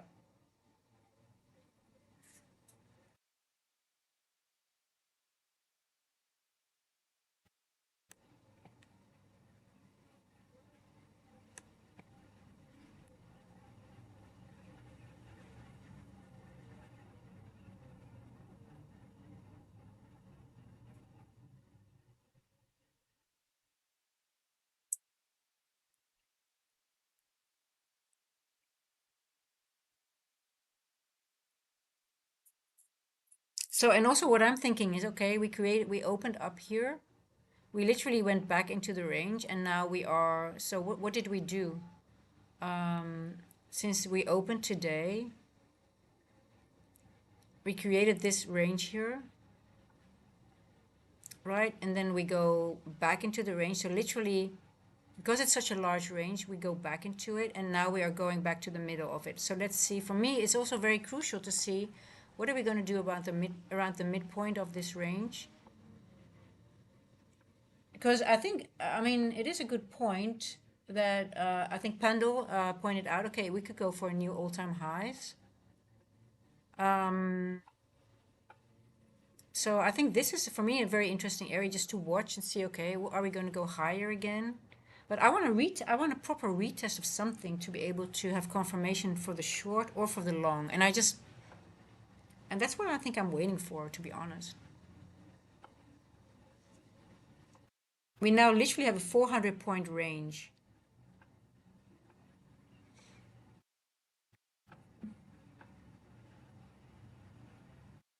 Why? Okay, Reddit. Why? Just because I don't put on a trade, I shouldn't be watching the market. I think that's wrong to say. For me, it's also just collecting intel and preparing myself maybe for 7 a.m. Just also only be on the markets to trade is actually not. I think that is for me. I love tape reading. For me, it's also one of the things I really love doing because it prepares me for my trades. If I see the market doing specific things or not doing it, I don't see this as a loss at all. I don't have FOMO at all for missing this trade. I'm just collecting intel. I'm like, okay, what's happening? And the more the market is doing right now, the more intel I'm getting for for the 8:30 move, or maybe even before the 8:30 move. So it is not.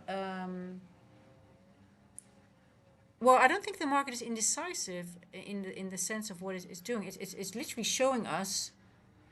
Um, it's giving us a range and it's giving us a lot of information. Like if we are going to go all the way back up here above this candle, I mean that's sort of like. Then I'm like, okay, interesting. We've got a 15-minute inversion, or we got it disrespected that inversion, or is this going to be our trampoline to the upside maybe? So it's for me just interesting to watch, or are we going to, because technically we never had a closure below this candle here, right?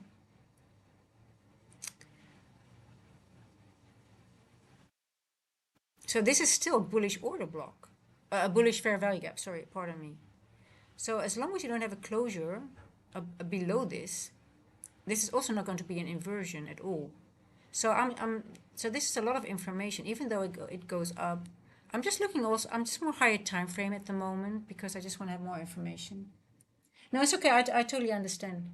But Reddit, no, I think it's good to watch the market without trading because it just the moment you're in a trade, your brain works in a different way. So that's also a point I want to make. So if I'm tired, if I know I'm tired, because sometimes you don't realize it, and the moment you're in a trade, even if it's a paper trade, you're looking differently at the market. And for me now, I feel more comfortable just reading the market and tape reading because I'm just really I don't want to use the word paranoia, but I just don't trust.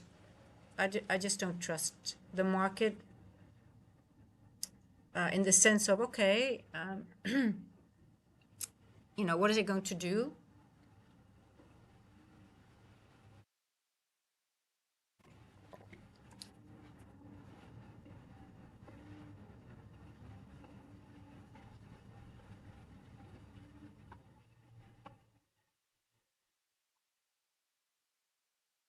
Yeah, we're pumping and dumping every 4 hour. Yeah.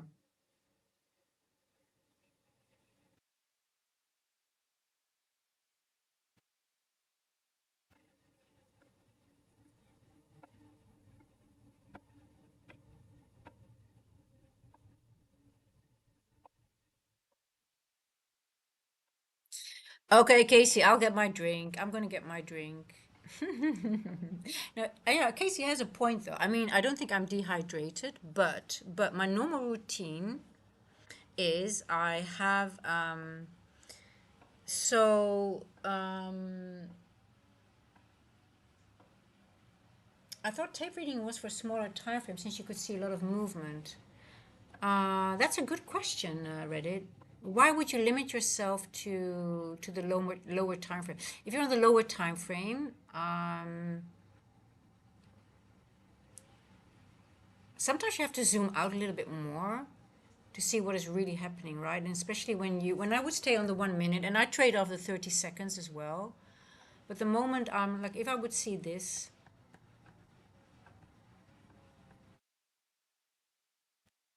like I would go lower time frame to find my entry, yes. But if I'm trying to figure out what the market is really doing, I'm looking at higher time frame PD arrays, like okay, is there a 1 hour order block? Is there a 1 hour fair value gap or something like that? And what is the market's objective? Like what does the market want before it wants to have a change in the state delivery, for example? So what is it looking for, right?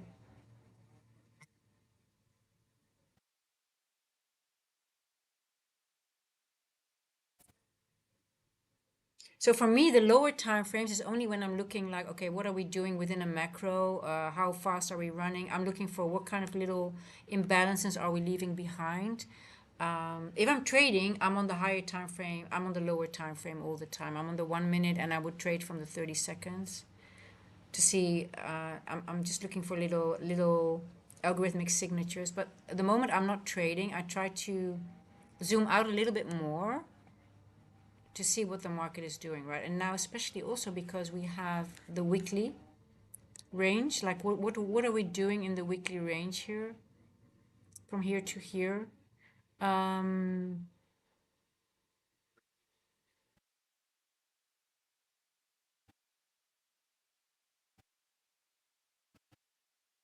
so that's it.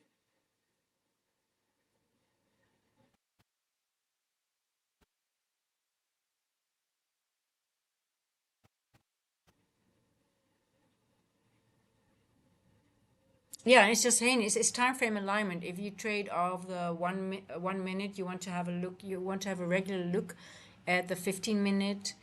If you trade off the 5 minute, you have want to look at the 1 hour. But for me, it's trying to identify what PD array in what time frame is being used. So I know, for example, if we have a 1 hour order block that we're being used, you want to, that the one next hour candle will give you more information. So it's also trying to find, okay, what are we using right now, right? On which time frame? Um,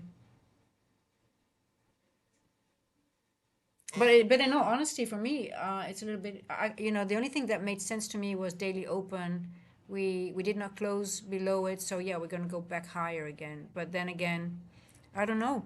Um,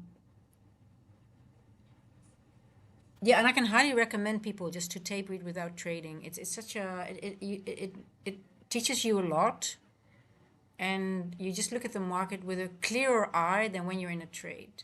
The moment you're in a trade, you have a even a paper trade, you already, you don't want your trade to go. Well, obviously, you should be okay being stopped out, but you just look at things a little bit differently. You just don't look at the market. You don't zoom out anymore. You're just looking at what's happening and if is my trade working out. But just tape reading, it gives you so much.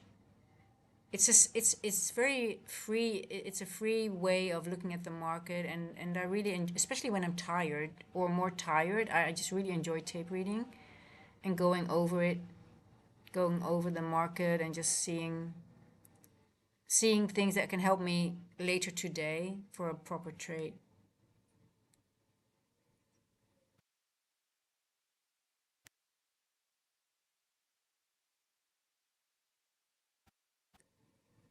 Sometimes just not trading.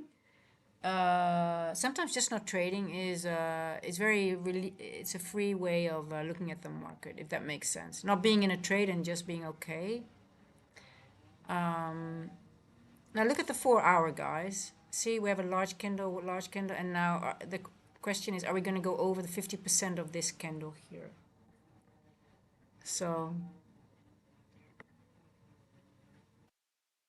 I mean, this is not a natural market. Look at this here on the 4 hour.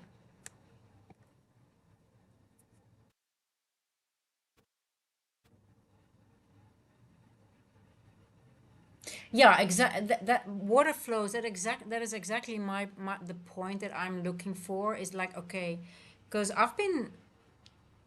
I just don't want to be trapped, and just look at this 4 hour, how it looks.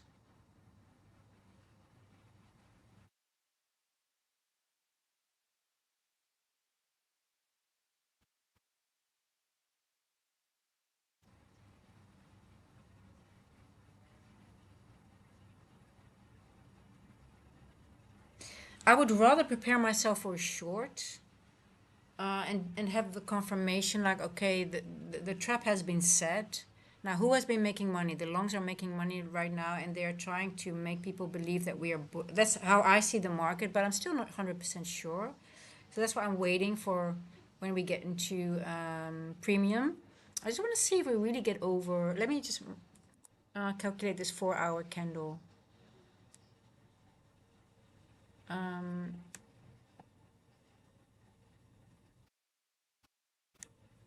Okay, I like the level because the 50% of the 4 hour bearish candle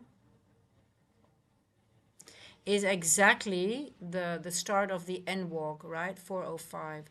So it's exactly here, and it's also the start of the N walk. So for me, also, this will give us a lot of information if we're going to reject at the N walk.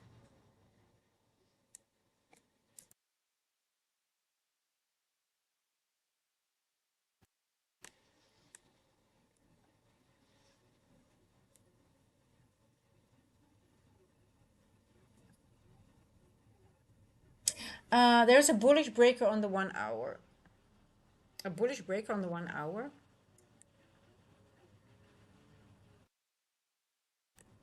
Where? You mean here, this one? The 28th of April?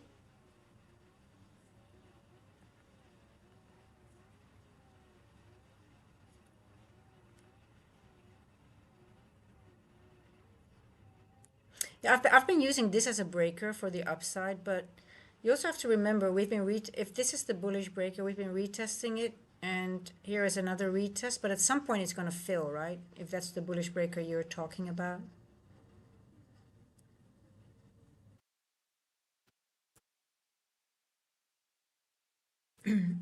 It's been using this breaker already for a long time.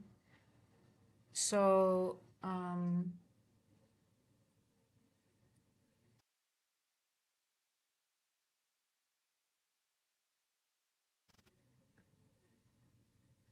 been using this breaker for a whole week. We didn't go below the midpoint, right? So here as well at 4 o'clock yesterday, we didn't go lower. We went higher, and now again we retested it. So, but the question is, um,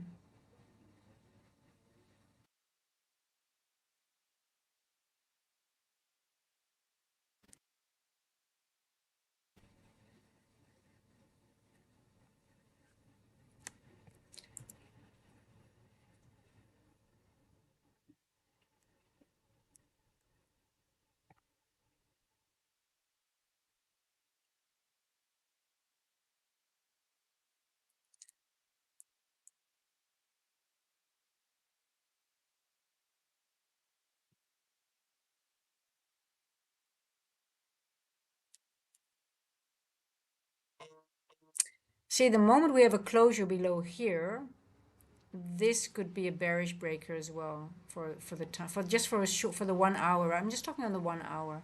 The moment we start closing below, we might activate this as a bearish breaker. So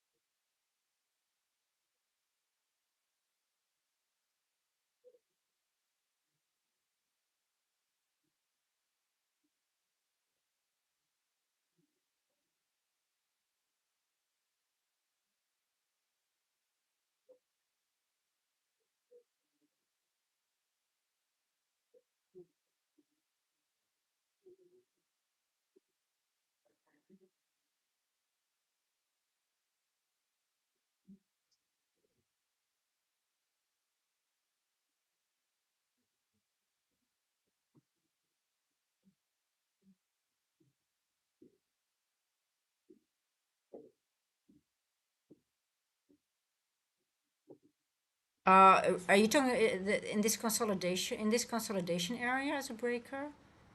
This is just consolidation here. This is not. This is just the area of consolidation.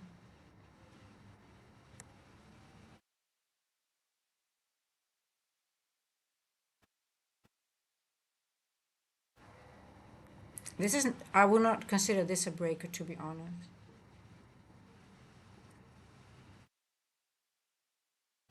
This is just buyers are being induced and liquidity is building. Yeah.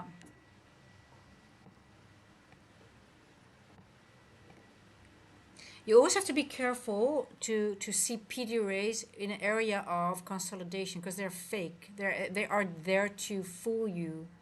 If you have an area like this, a consolidation, with it's just going back and forth, and people see PD rays in them, those are the ones that are fake PD rays because they are just, they give you fake information. So that's what they do in time distortion and in areas of large accumulation. So you just have to zoom out a little bit more to see, okay, what do I really see, right? So what's this area here?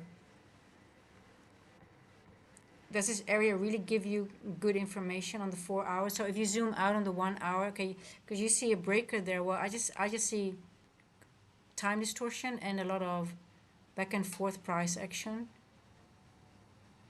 Look at this 4 hour, how ugly this is.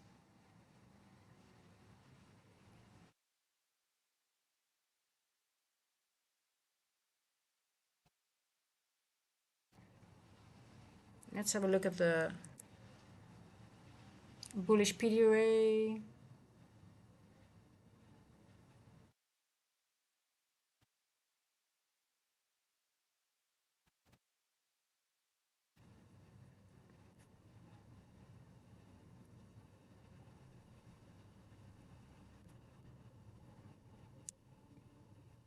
Well, the only thing that I see that we're still respecting, if we could consider this a order block on the 4 hour, but is it an order block? Do we have a fair value gap next to it? Does it go into another order block? Or did it sweep a low? Yeah, it swept a low. Okay, so we can use it as an order block. We respected 50% of the body, yes, so, but we're going up. But is it sustainable? Is it just one move up on the 4 hour? What are we going to be held up by this 4 hour BPR? Is it a BPR? We have to go lower time frame again, 1 hour. So for me, it feels very, very trappy, to be honest. Um,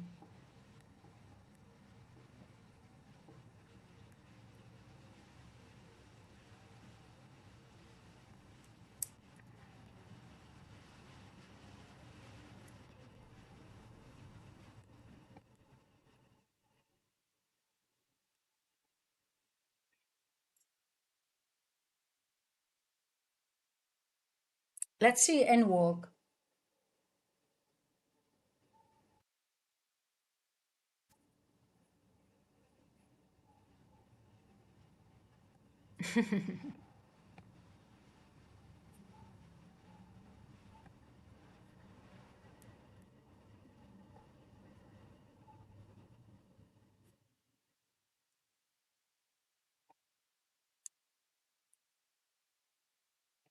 This is how you want your breaker to look. This is how your breaker look. You have a clear, the breaker, the breaker, your price action before something becomes a breaker, it needs to hit a higher time frame PD array.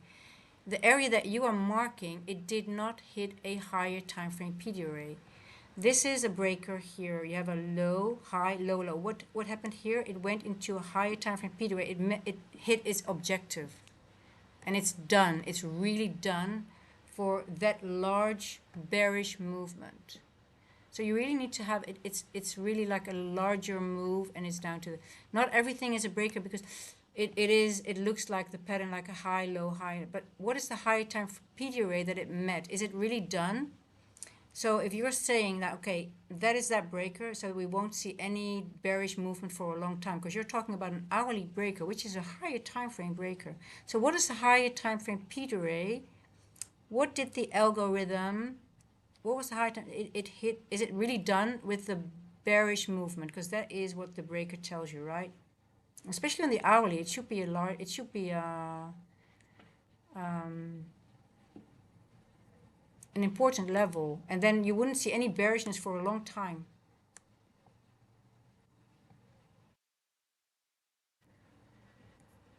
So you tell me, what did it hit? What was the higher time frame PD array? What was the level that 1 hourly? What did it hit for it to make it the bearish breaker or bullish breaker? Pardon me, sorry. What was the high? So that's a very important component of the breaker. It has to go into a higher time frame PD array for the movement to be done to the downside.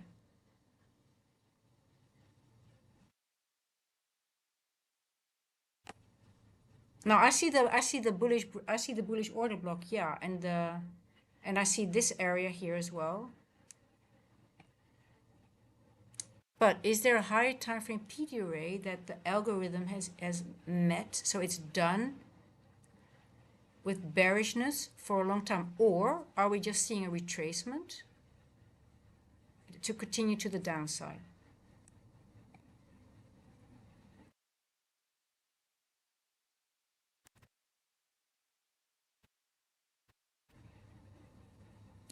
When you want to have a let me show you something with a breaker. Just show you.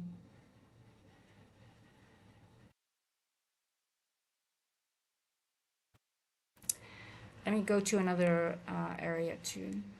We've just been consolidating so much. I want to show something with the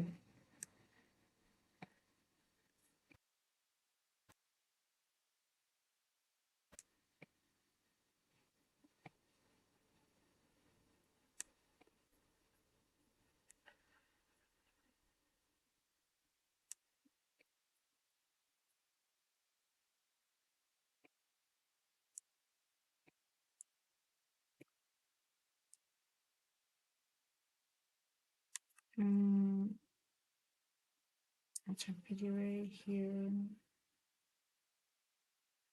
We took out the 1 hourly low here, and we have a 1 hour.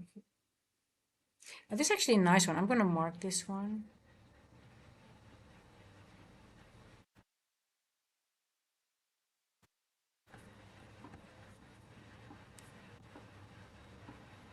We're so far away from everything.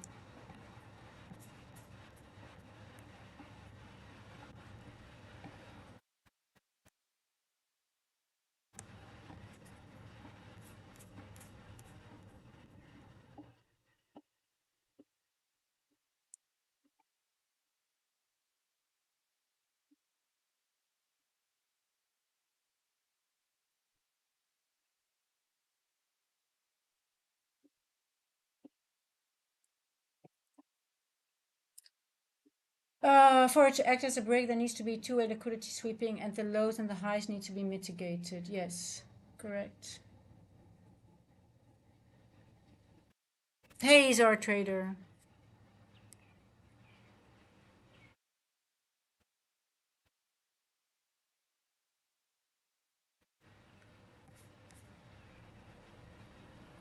Okay, let's see. We're in the 350 macro, guys. Let's see. Let's see.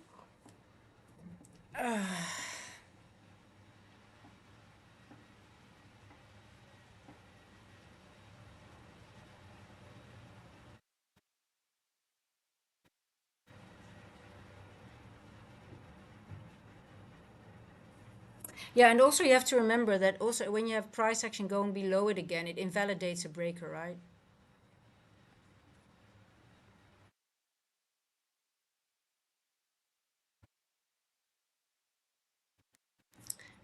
So I don't know what. So if you have,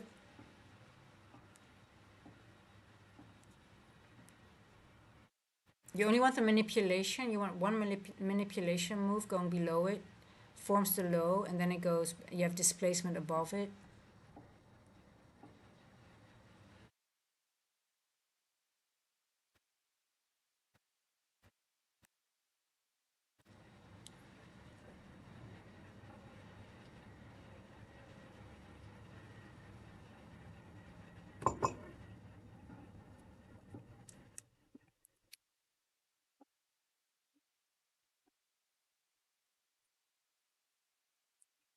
I like this one though.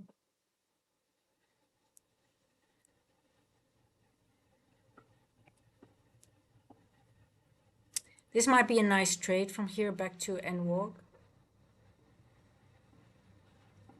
9.6 to.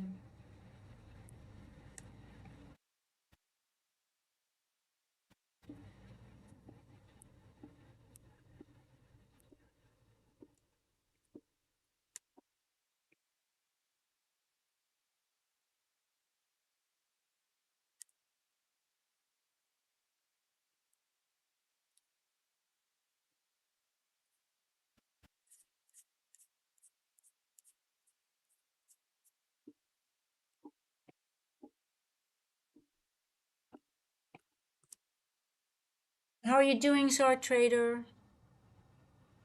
How's the weather in Cape?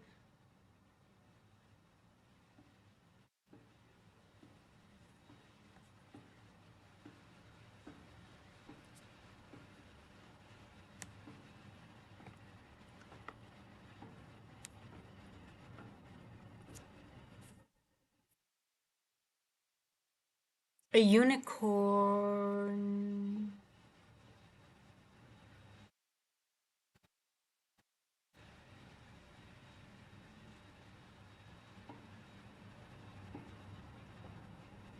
Could be, could be. Let's see if we get a retest. I need a retest of something, right?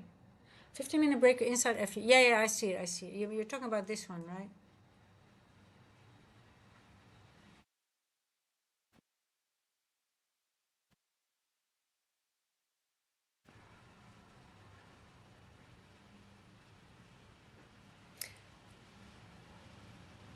Bye, Reddit.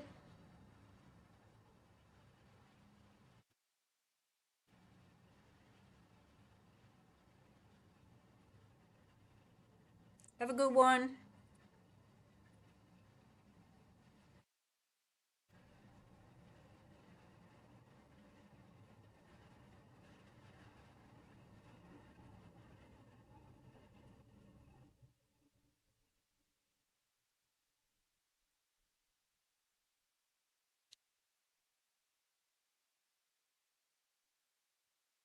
Oh, Mark Gove. Sell in May and go away. Oh, please. I'm actually hoping we can get some nice price. I know, yeah. Okay, we don't care if there's like a lot of red movement in May, right? Yeah. Yeah.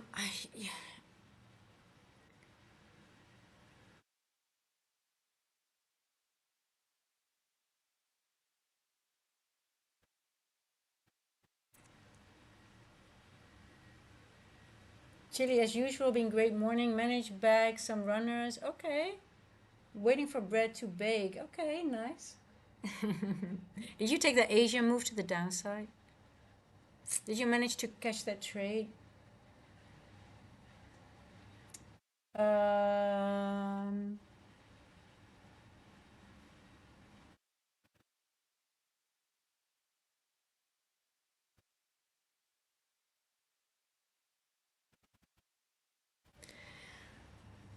you know what, Mark? I hope we get some low resistance liquidity runs to the downside. That will be awesome. I'm actually really fed up with this slow moves all the time. Even though it's a lot of movement, it still makes, but it's just the way it moves.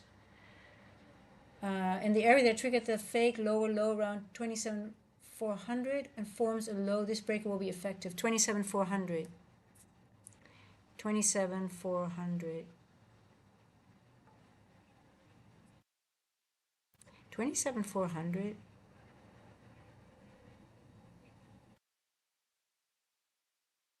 Well, here we can see a nice here you can see this breaker here. I consider this a breaker here, this green one here, and we see we retested this exactly, and now we don't even have to come back.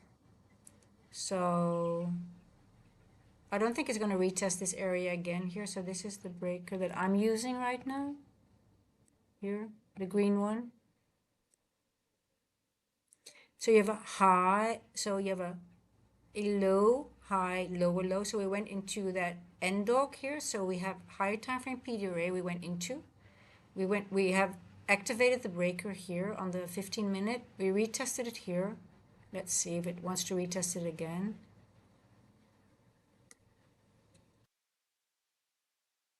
So a trade back into it will be nice and then go back up. Let's see if we get it.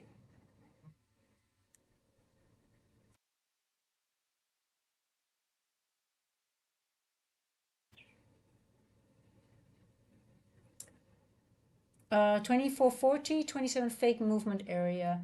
So water flows, what are you saying? It's gonna go high. It is not gonna go higher from here. But I think we still need to go to premium, right?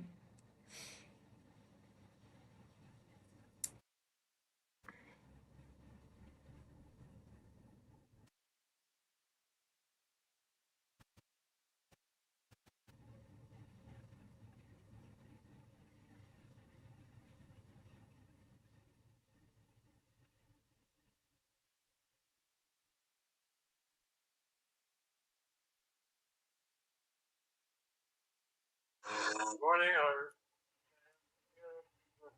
today. I'm looking at probably about 1 o'clock. Between one and 1:30. If that's okay with you. Hey Mark, perfect. I'll leave the gate open if I'm not here. Bye bye. Thank you.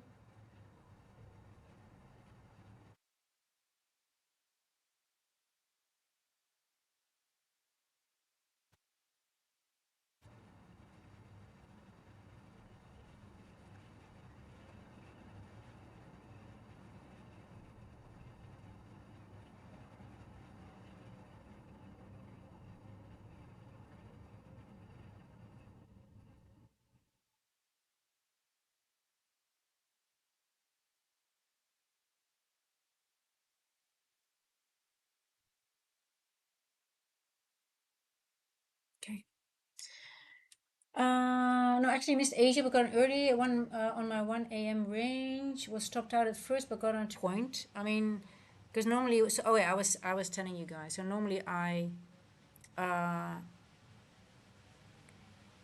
get my drink with or I get my coffee, and then I get my yogurt. I put creatine in it, and I don't know if people of you guys use creatine, but you need to drink more water when you use creatine because creatine just holds water.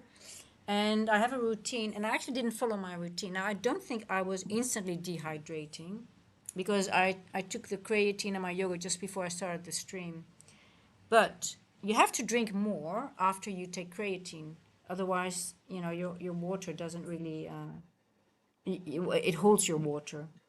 But I didn't do that. That's the only thing. But now I'm really starting to feel it because I only had my coffee and I didn't drink anything when I took my yogurt. So I need to get it. So I'll be right back. We're in the macro, but you can see the macro is very slow. So I'm just going to let it hold. I want to see either a retest of this breaker or it goes up to this end walk, and then I'll just see what happens here. I still have a devil's mark here as well. Yeah.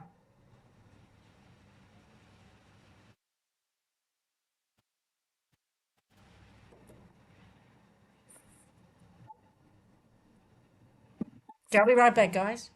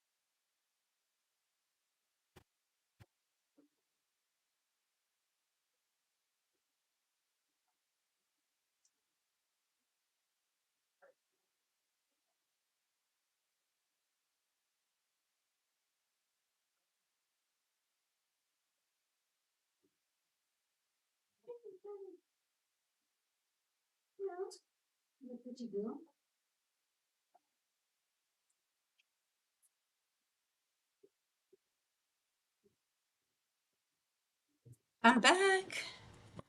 Here we go. Need a cookie. Okay, let's see what's going on. We hit 40%. We hit the fair value gap, and the left side drop base. This area we make take lower low, induce sellers, and then this break will be in this entry.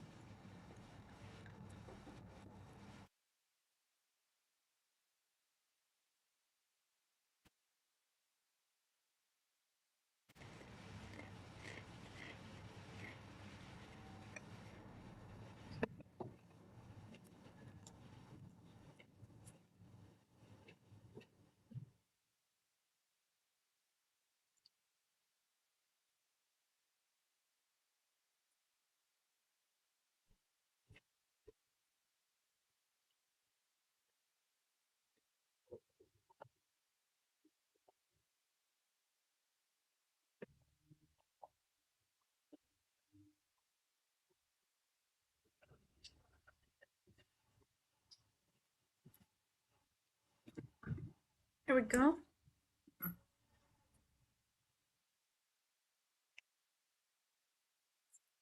Yeah, so our trade, as you can see, also is getting chilly here a little bit, but it says we're going to get nicer weather tomorrow again. It's going to be nice and warm.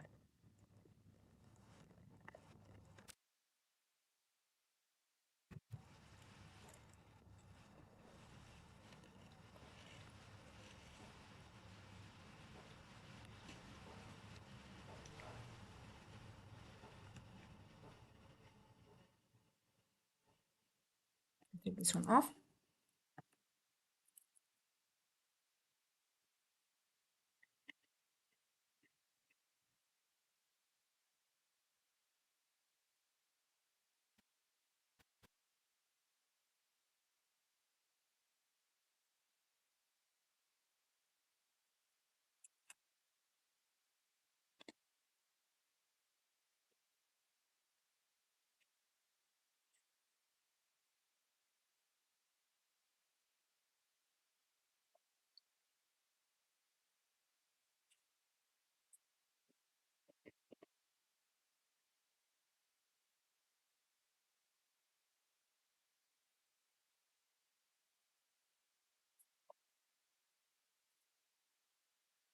Now the question is, this was an N dog, right? We're above the event horizon of the N dog. Just want to see.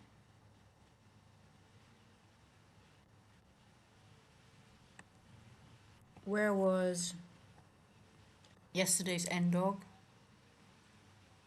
Today's Thursday, right? So this is yesterday's.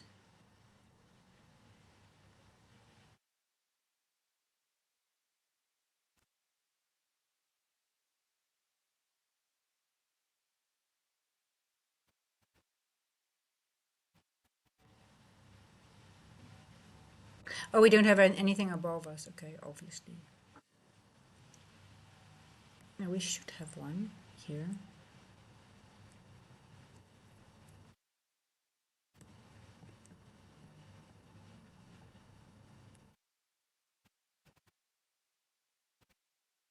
Okay. Yeah, I think I'm interested in a trade. Let's see. 15-minute. How many points? 417. 4.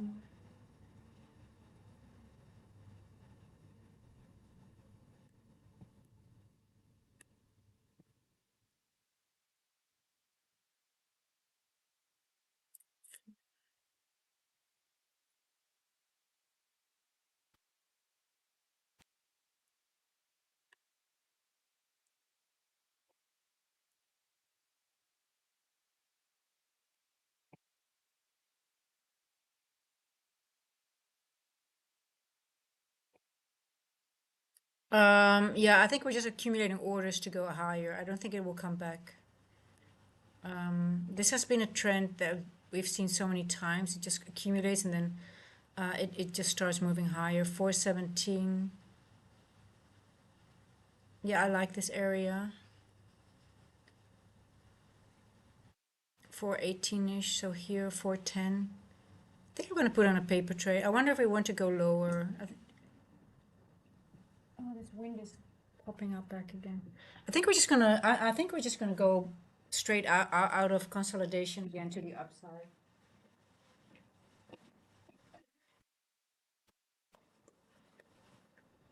That is something I've seen so many times now. That is really like you really have to trade out of consolidation now without retesting or something like that. So I think this was the retest here. 320. Then we're just gonna go. I'm gonna paper trade this. Just gonna paper trade this. I'm using the low of. So it's not even a 2R. Is it a 2R trade? Low and 417. I think I'm gonna use.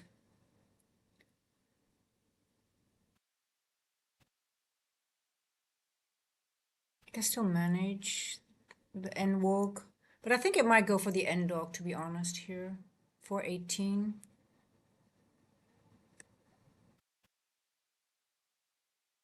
Now we have a little bit of a low, a gap here. It's a bit of a risk, but I don't want to put more risk on.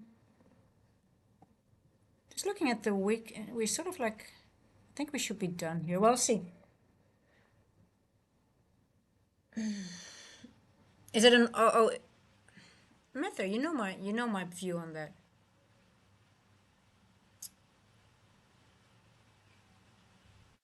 It's a win. A paper trade win is a win. It's wash, rinse, repeat, right? A paper trade win is a win. Because it means you are seeing the market correctly and you're going to wash, rinse, repeat. It's a bus. They keep coming. And if you have three paper trade wins, you know you're on site. Your process is working. Your mind is working. Your process is working. And especially in London, if you are seeing it correctly and doing it correctly, it's a win.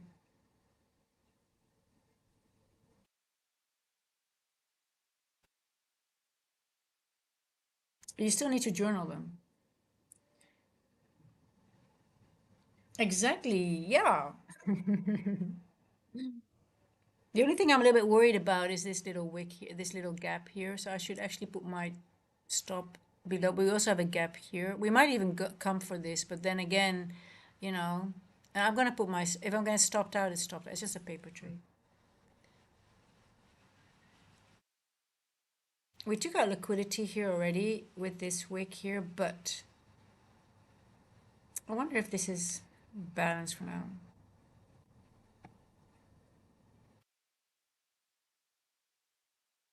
220.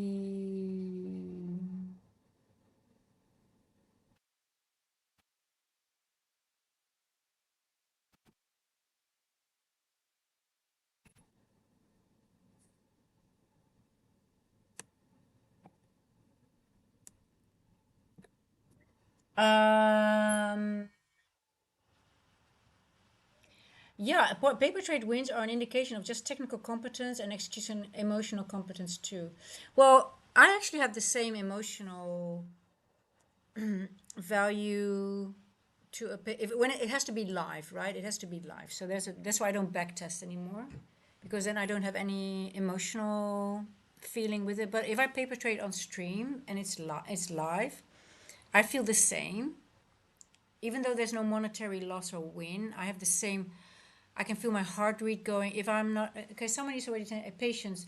So Boris already caught me here a little bit because I think Boris knows that I'm not being patient, and yeah, it's true. And I already feel my heartbeat like, oh my god, I think I'm too early, and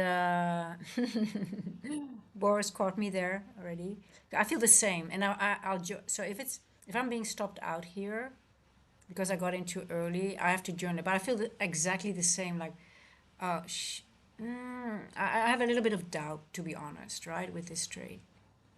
Because I have been patient all morning and I didn't feel comfortable. And I do feel a little bit of pressure. Like, oh my God, it's already 4 o'clock. And I've seen, like, okay, so I'll go over my thought process and what I'm doing wrong right here, right now is like, okay, because I've seen so many times now that we moved out of consolidation, I based my trade off it, but technically my time, most of the time when we go in consolidation, also what I noticed, like we have to run straight after 10 past 4. It is not doing that. So I'm already thinking, and I moved my stop. You saw me moving my stop. That means I'm really not confident in the trade anymore. So I should be stopped out. But it's a paper trade, so there's no monetary loss. But I feel everything the same. My heartbeat went up, and I already felt uncomfortable with the trade. And I think Boris already knew. Patience. It was enough. I already, yeah. I'm like, okay, that was again, I've been patient all the time, and I'm not wanting to waste my mental capital. But I also want to feel I don't want to miss this trade, even though it's just a paper trade, and I got in without having enough of my confluences. But just because I said, oh, I've seen so many times we moved out of consolidation without any retest, I'm just going to enter now on basis of that. But that is not enough to put a trade on, right?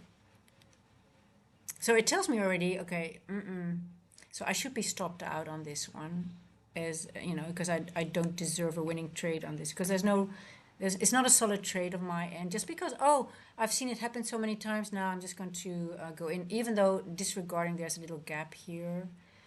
And just, okay, yeah, this could be the retest, but I need more confirmation for that, to be honest. But I got in.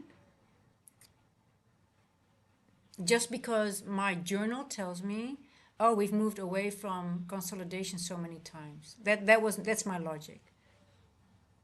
So I should not have this trade.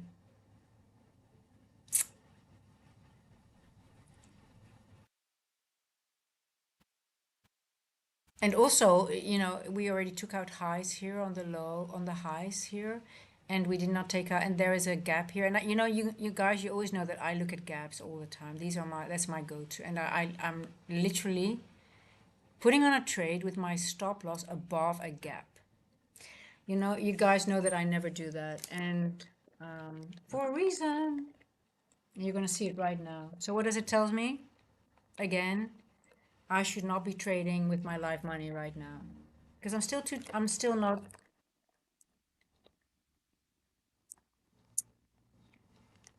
So Meta, you see, when you have three winning trades, you're doing very, very well. I'm gonna be stopped out on this one,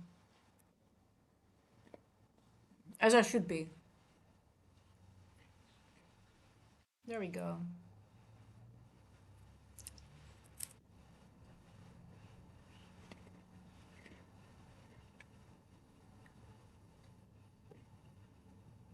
You see why? There was a gap here. There's a gap here. We've got a breaker here, and we took out the highs here, right over here.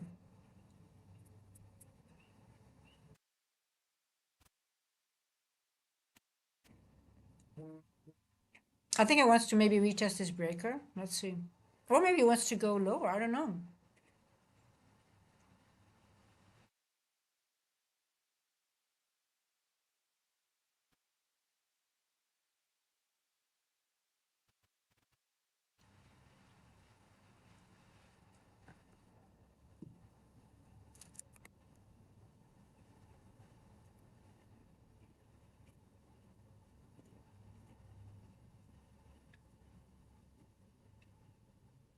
We also have a gap here.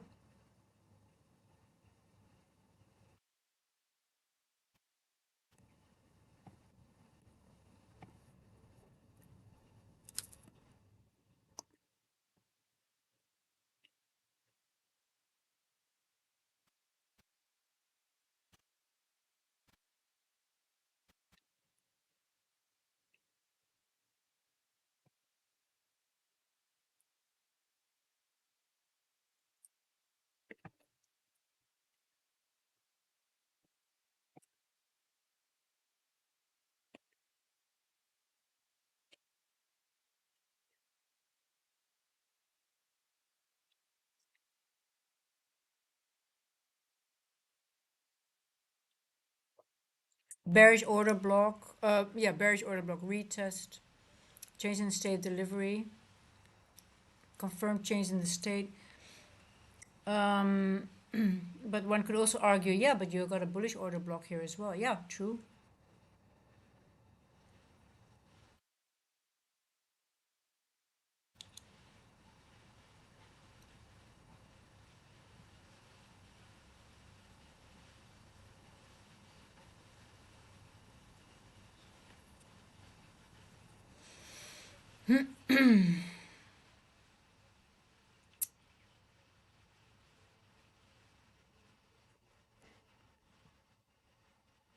Let's see if we have any.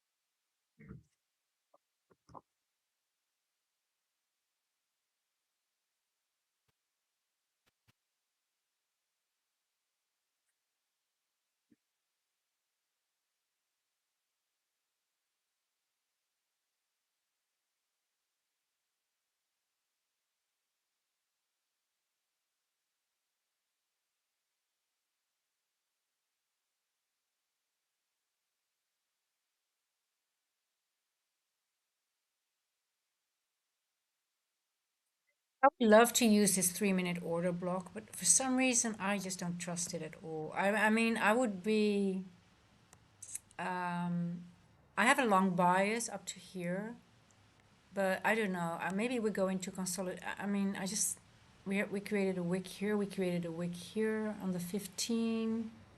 I don't like this 15-minute wick here.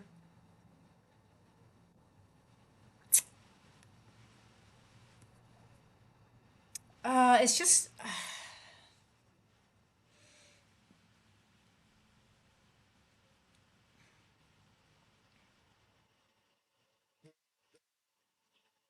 I definitely want to see it go up here, but we've got a devil's mark here as well. We got an end dog. We are above 50% of the event horizon, which is bullish, right?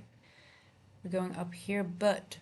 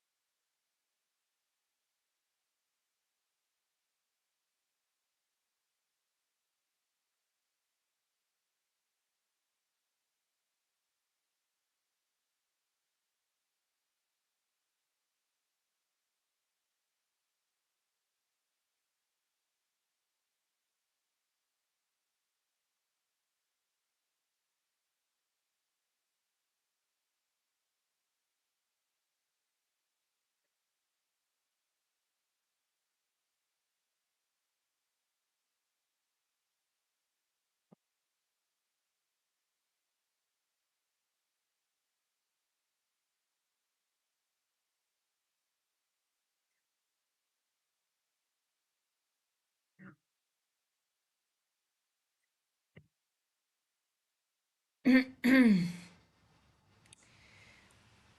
uh, 429. Let's see.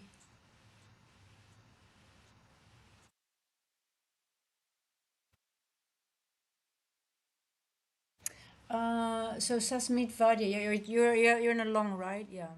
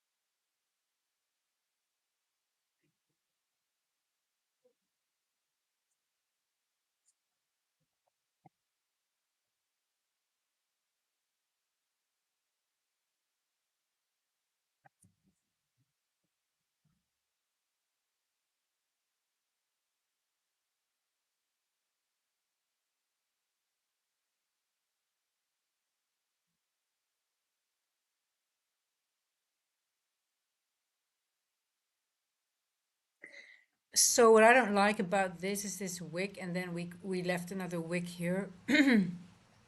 So we're bouncing off that 40% of the weekly range, and I wonder if it wants to push through now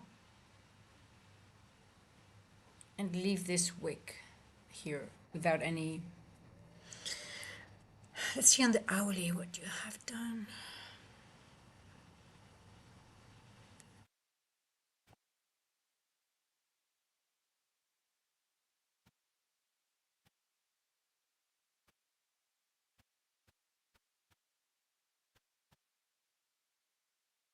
Mhm. Okay, we have a 30-minute sweep here.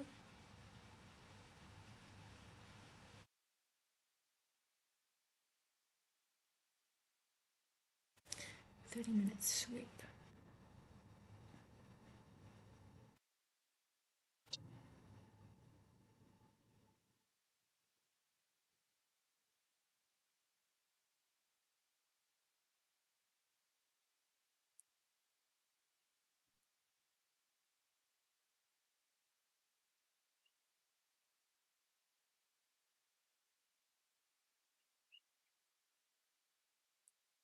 So we're leaving, we have a 3-minute gap here as well. Mm, close this gap.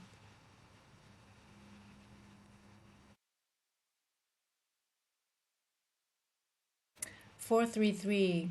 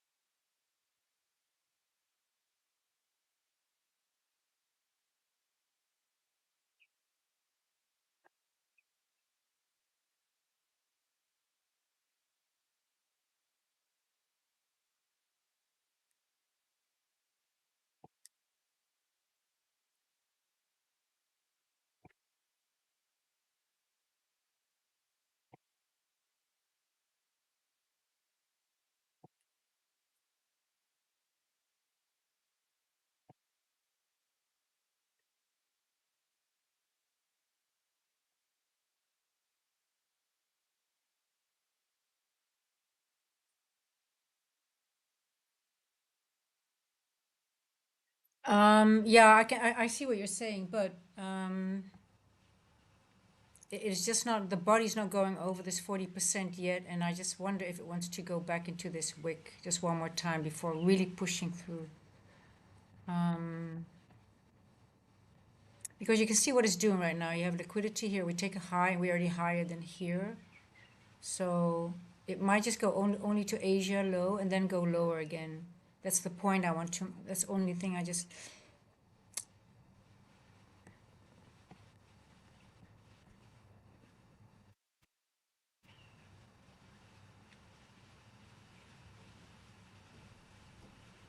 see, normally when you take out liquidity here and you have a, when you start going higher, you want to see follow through already, not like you're curating a high liquidity taken. This is low, this is just setting itself up for high resistance because you want to see it ascending, right?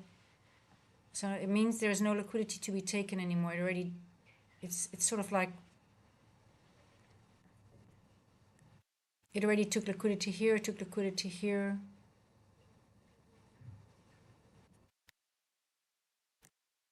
And now I think it wants to go back into this wick.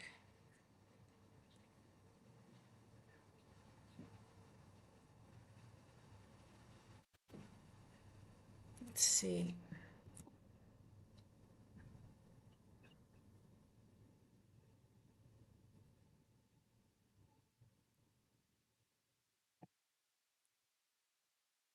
Mm, 50%, yeah.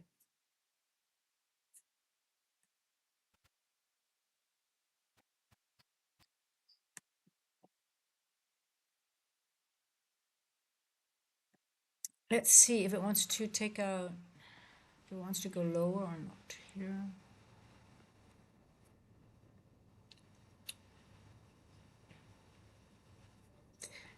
Because we have a 5 minute order block, yes, but you also have a higher time frame, bearish fair value gap still being active, right? And look what we,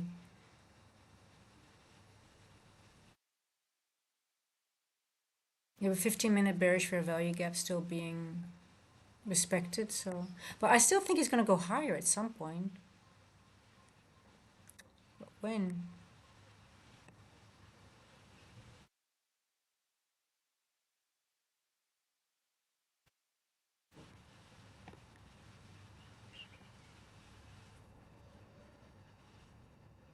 One minute FUG, nice short, yeah.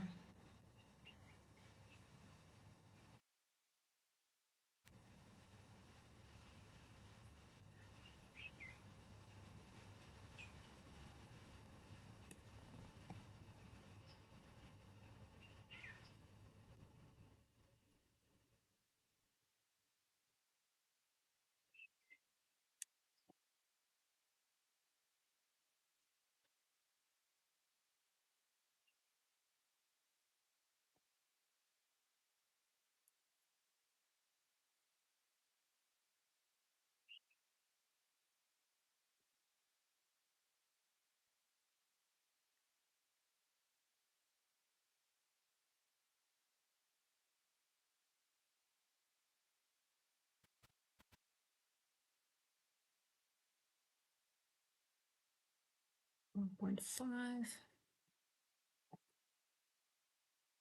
2.5. 2.5 is exactly at end wall. 1.5. I went back to 1 here.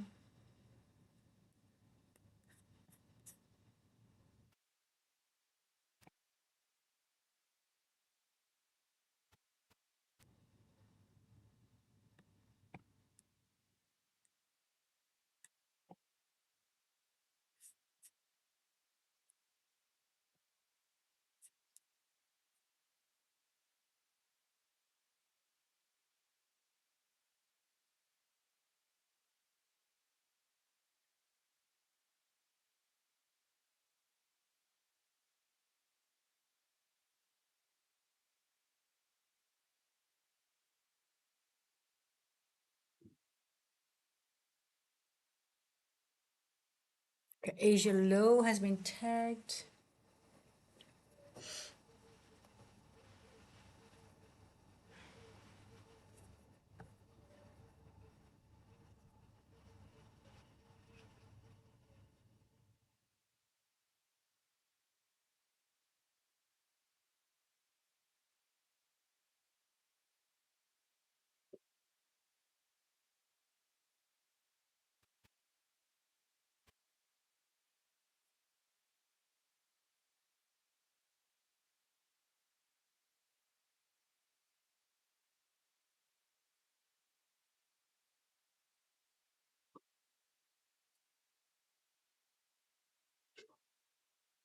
Okay, two standard deviation has been tagged exactly at 440. I think we could expect maybe a pullback from here again. Let's see. I think the next macro will deliver to the high. Let's see how low it wants to go.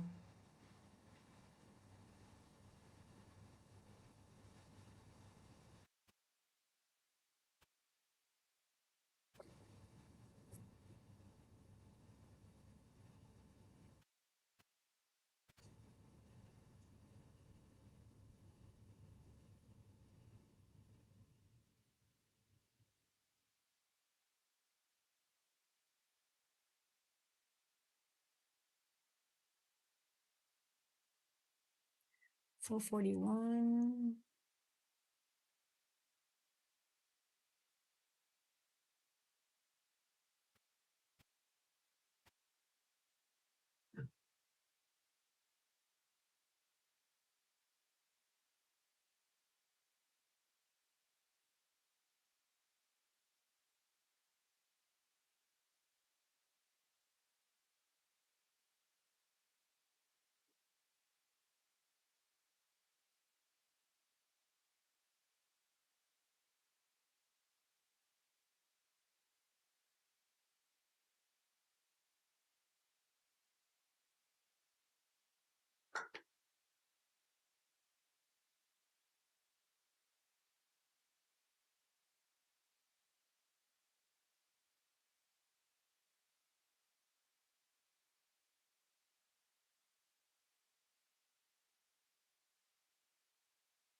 Yeah, nice trade, says Meat Fired, yeah. I mean, look at the 2.5 standard deviation is exactly the end walk, so I mean, it's gonna go there.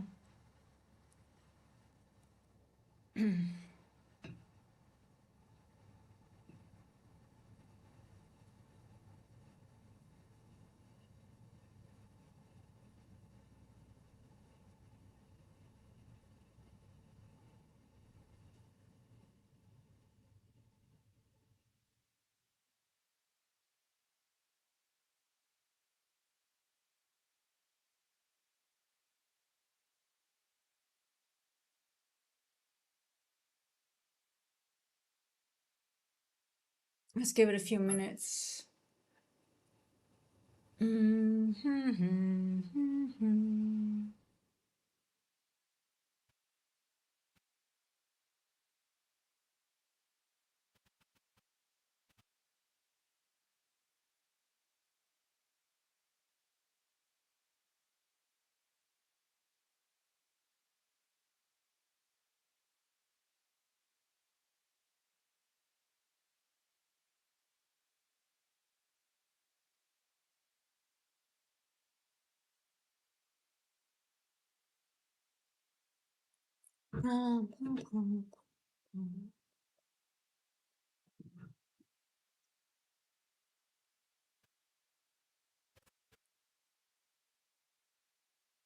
Oh, eight.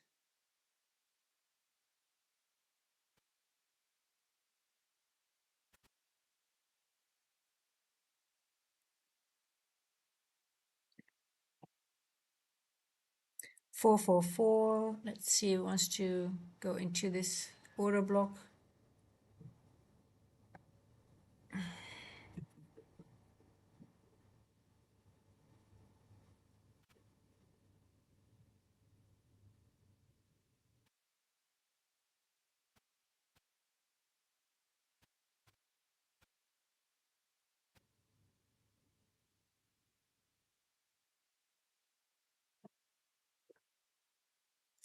Okay, let's see. We have a new 15-minute candle coming soon.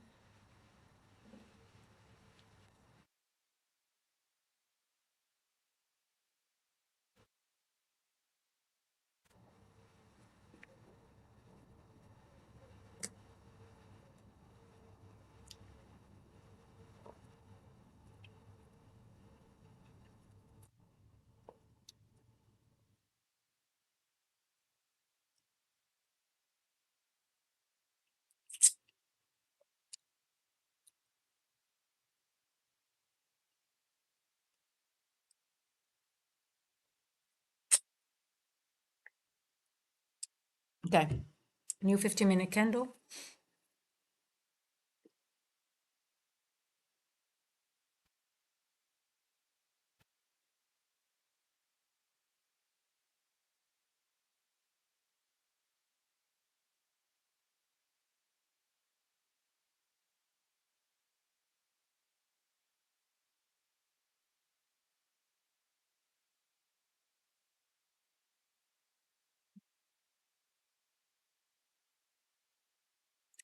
Pam, pam, pam, pam, pam. My stop's 30 points in profit now. It's a win or a small win. Are you good? I think you're good to go. Um, I think the next macro will deliver. If not, it's a win anyway, right? It might even go all the way up to this end dog here. 418. Let's see. 446. 437.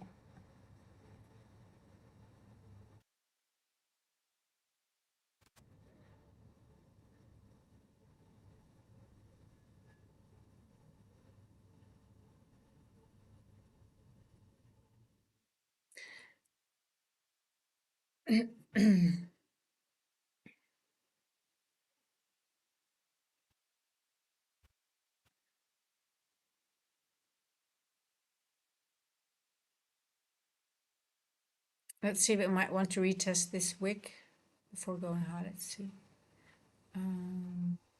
347.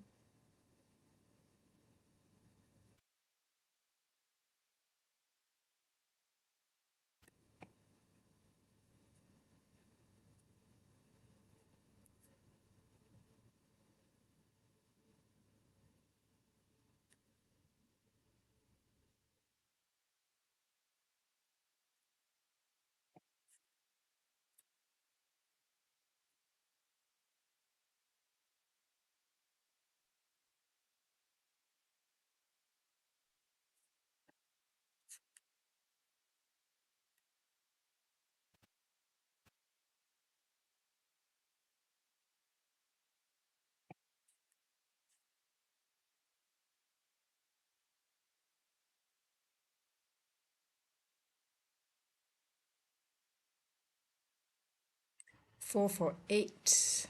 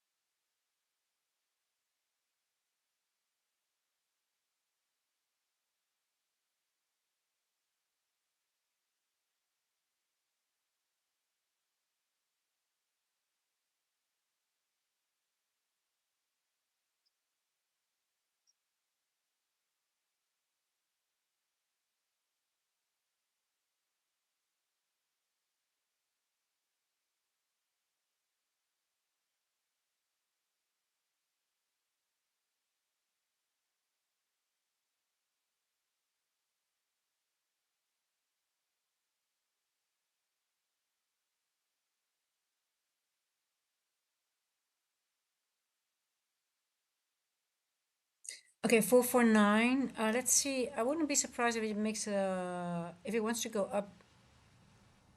It wouldn't be bad if you have two down close candles in the start of the macro. Let's see if it wants to do that. That's all okay.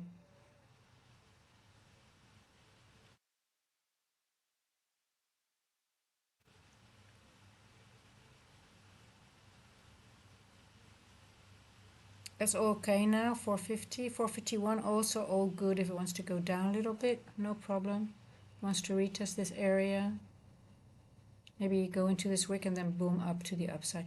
I'm not interested in this trade anymore. I can only see it go up to here, maybe even up to here. That's it. Then I might be interested in a short at some point. But I want to reassess what it's doing in that premium area if it wants to, because I think it's setting up nicely for a lot of liquidity on the downside. So I'm more interested in a trade that might be low. I mean, this is for me too slow to be to be interested in to trade, but I'm hoping that we might get a better trade to the downside. It might be a little bit faster. Just you get in, you get out, and you're done. You have 100 points or something. Let's see here. What's going?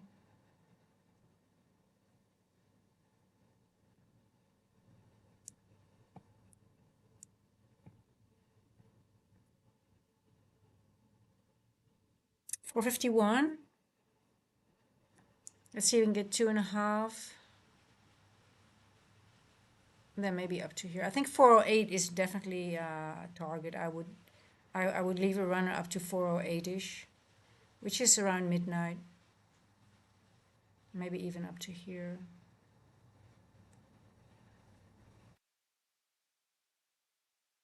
But you have to be careful. When the moment we are after above 404, we're on premium. We're back in premium. So 2.5 is exactly premium as well, as you can see here. So anything above that is might be interesting for a short.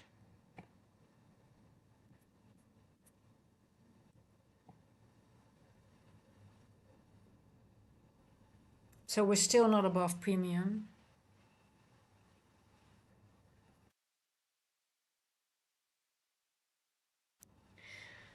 Oh,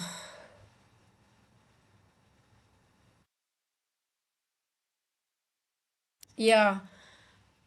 We're creating, you see on the 15-minute, it's creating equal highs here. You see that?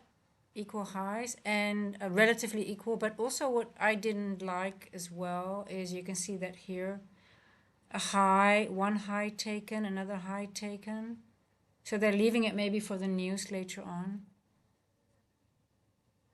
So this is also something that I see happening a lot. They just don't reach the target. Just they stop.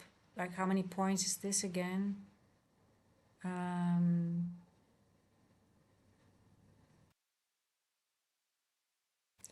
so paranoia of this market lately that I don't feel like engaging too much. But I mean, for me, it's like, okay, well, it's going to go for the, and the macro is already running, right? 451.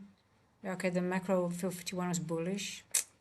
It was better. It's always better if you have the two candles, 450 and 451 being bearish. Now this one was bullish, but still, when 449 and 450 were bearish.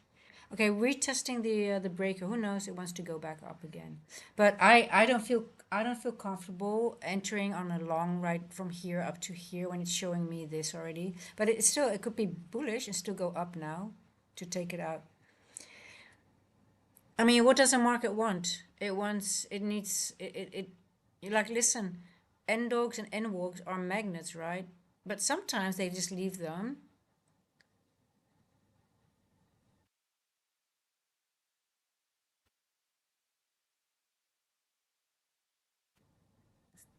But we had one liquidity taken, two liquidity taken, three, and now it stops. Come on, you can take it. Go to 2.5.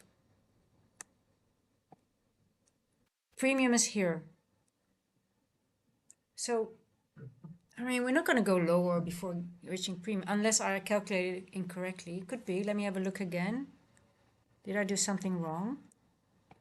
I don't think so. I think it's just trying to take people out of their positions, right? It's hard to trust this market. I mean, okay, one. Now this is the Asia. We made a low here at 210, and this is premium, right? Exactly at 2.5, exactly at the end walk. So it makes sense. So I'm just gonna wait until it goes into premium for a short. I'm just gonna be patient.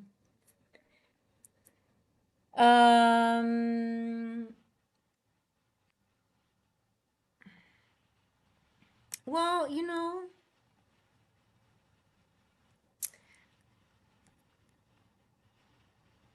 I'm just going to wait until we hit premium and getting into much. But on the other hand, when we get a movement like this, I'm wondering how much high. Let's say it doesn't go and it goes lower now, but it needs to respect the order blocks. But well, let's see this wick. We're going to keep an eye on this wick here. But you can see here already it took like 1, 2, 3. So it's a high resistance. At some point it will always stop, right? Because it creates higher highs, which actually you don't want to see when you're on your way to a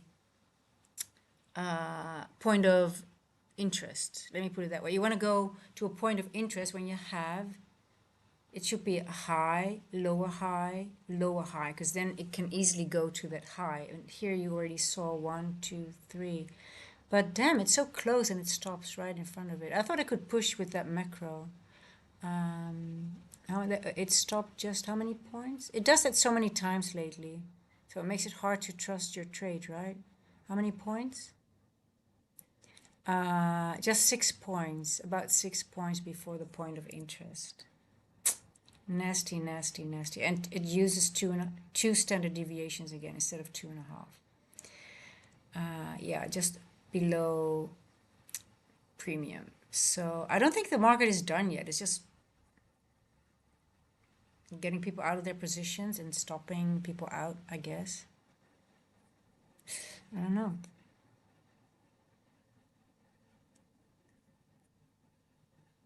I'm also not interested in a short from here because I mean we've got order blocks here, bullishness, we've got everything.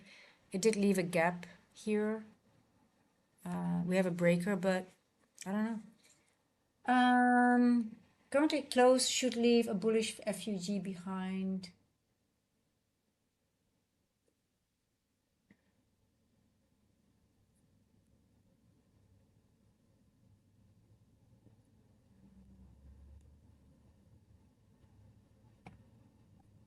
Yeah, this is my line in the sand for bullishness, the blue box. I don't know. Let me see what time frame did I mark it. Let me see, 5 minutes.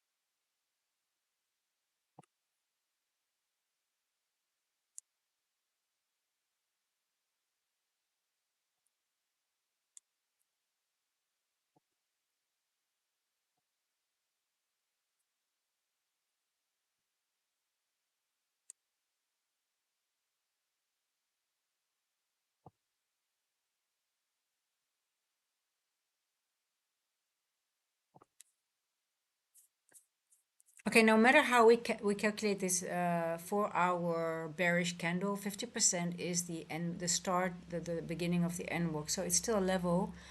It is the level of premium, where premium starts and where my 2.5 standard deviation. So I still think it's gonna go there, but the question, every time the question is when, right? When will it do it?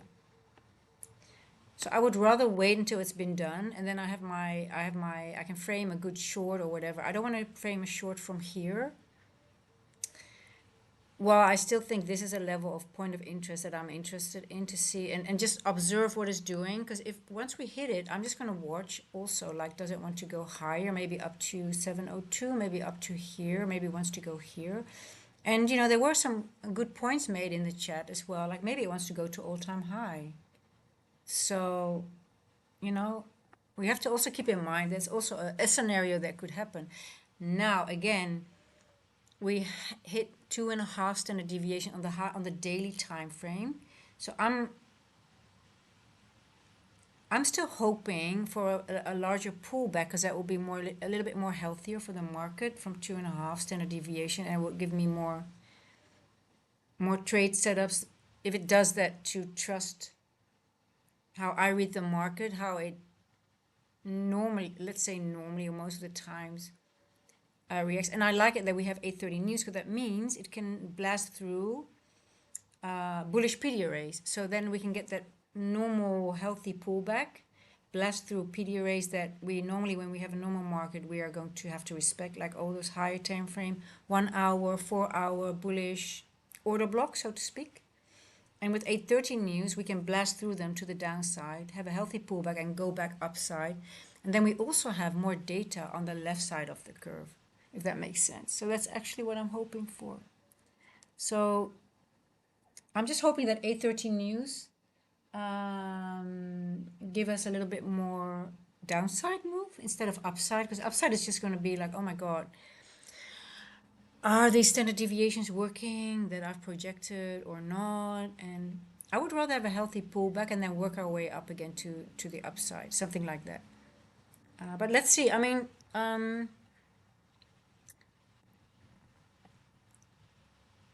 yeah. So I still like that end walk, and with all other confluences there. So what time is it now? It's 1 hour.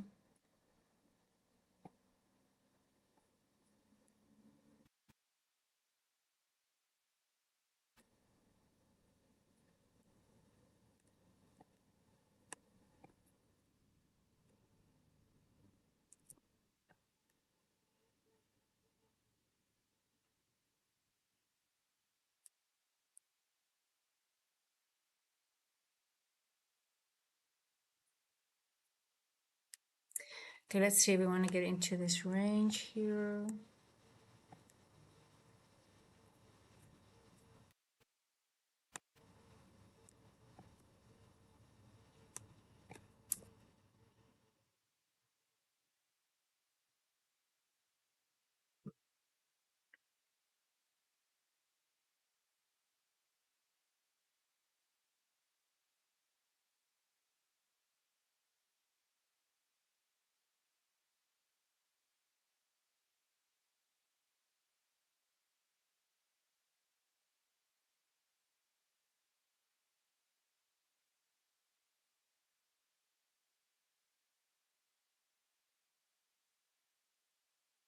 Yeah, and look, we have equally.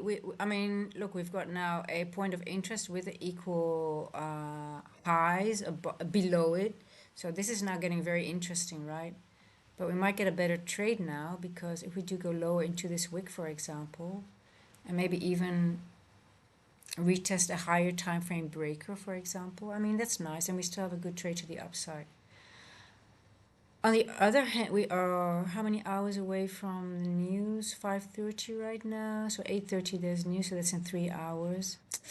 It's sort of like becoming a little bit tricky to really engage at some point. Because it's just going to build liquidity to use for that 8:30 news, I guess. Um,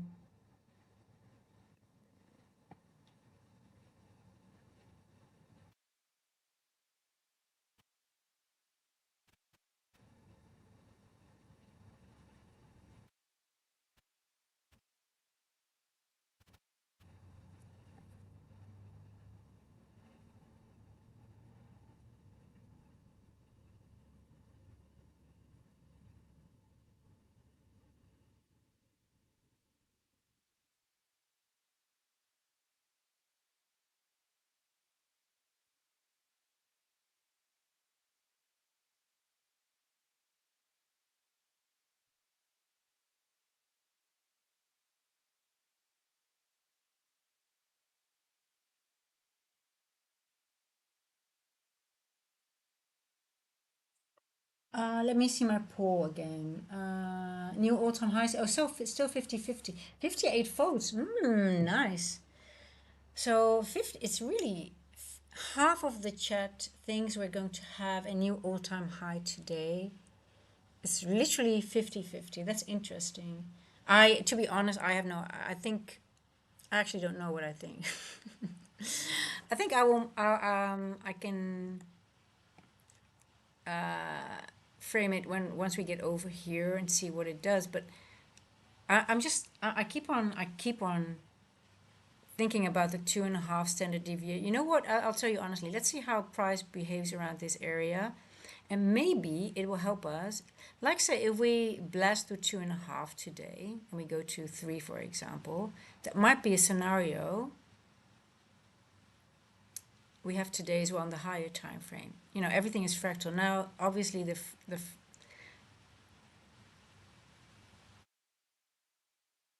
okay. Look how this looks, guys. You see this area? So this is 2.5 on the higher time frame, on the daily. Now,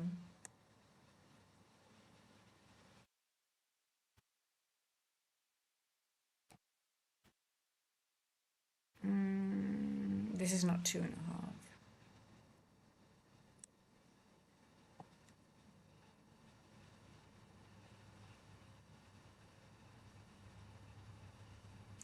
Let's see what happens here after we've done it.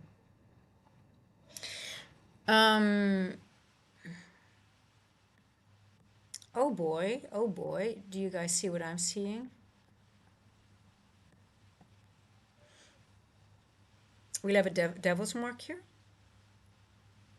And where have we seen that before? Here's one more.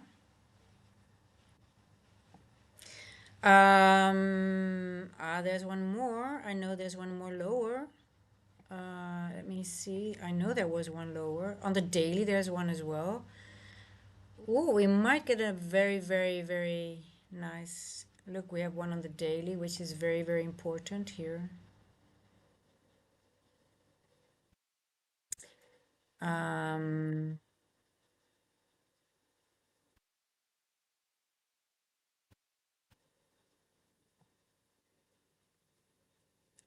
I like what I'm seeing to the downside.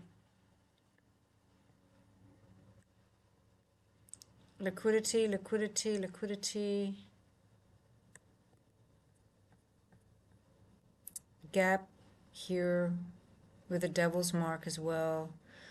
Yeah, I'm just gonna wait. I'm just gonna wait for my short, and I'm just have to be patient for it. And I think I have to be present from 8:30 as well. I just want to see what's happening because I don't want to miss it.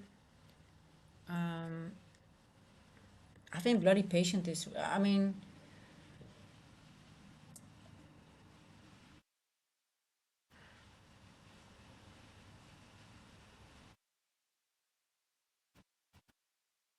Yeah, 27,400. I mean, there's so much there, right? It's 2.5 standard deviation. It's premium where we go from discount back to premium. There's an N walk above it. Um, and levels of the N walk, so the new week opening gaps, the open and the closing prices are very sensitive in the sense of they always react. So we can definitely get a reaction here. But I wouldn't be surprised if we go to the N dog as well, because we are using the N dog now, and we are above event horizon. So I wouldn't be surprised if we even hit this level. But yeah,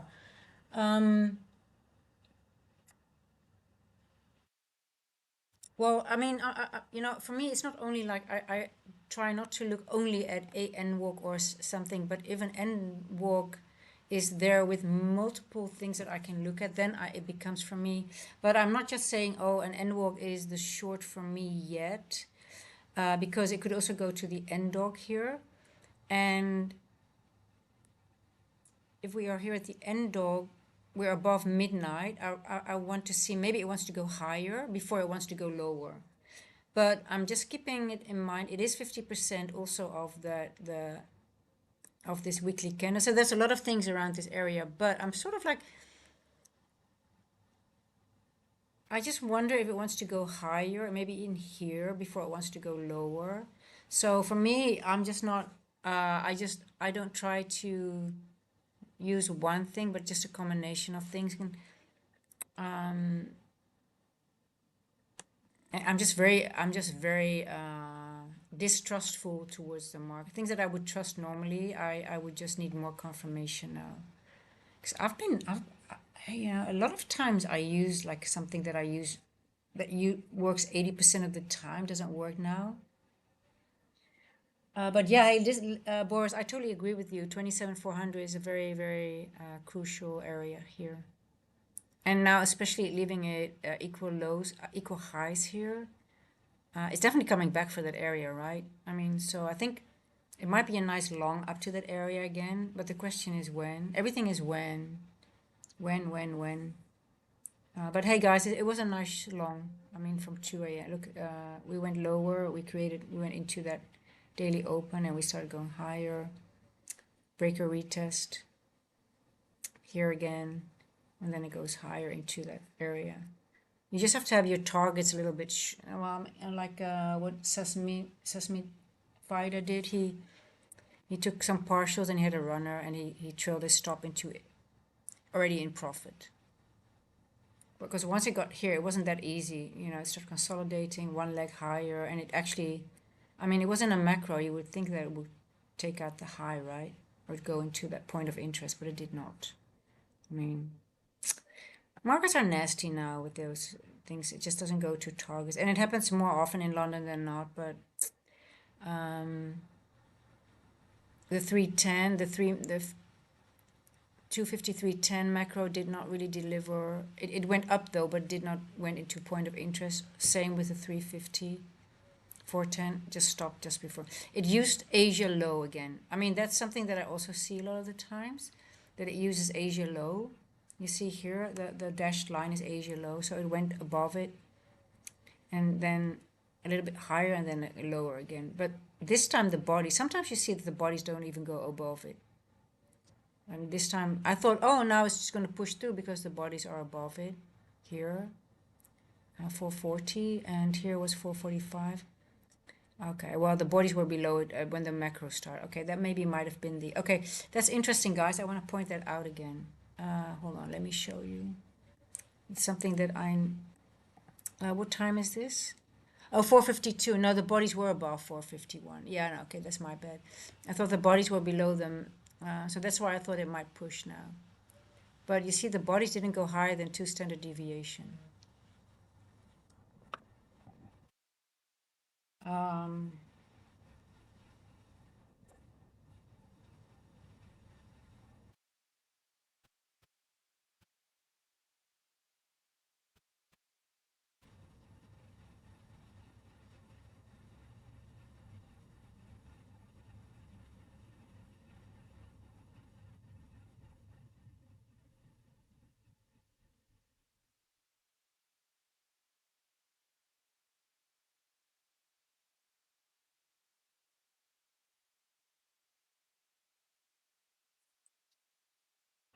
Oh.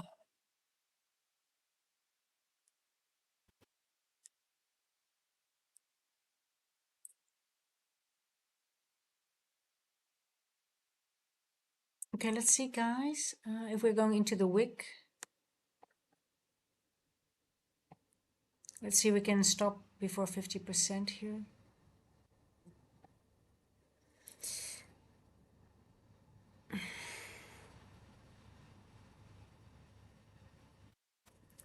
A little gap here.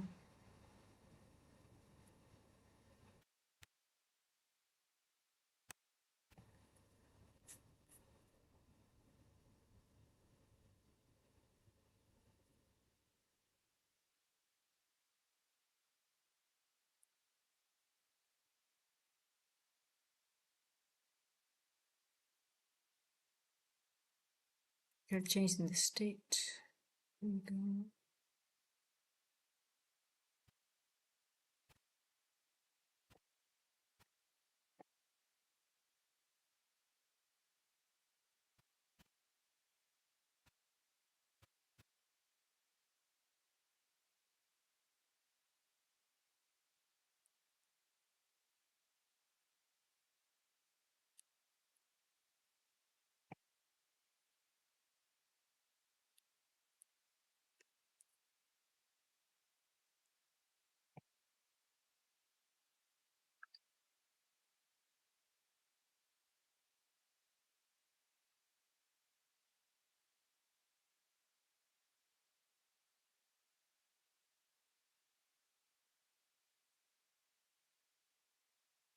Hey, AG trader, I'm in a short.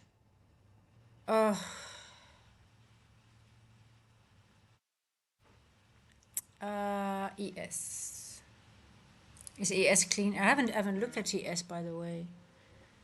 Let me quickly have a look. Where is my ES? Where are you? Where? So, I find it so, when I see midnight so close and we have a wick like that we're into, I'm just wondering if we're just going to go into the wick and then blast right back up to take out on ES, for example, midnight, which is also, is it a devil's mark?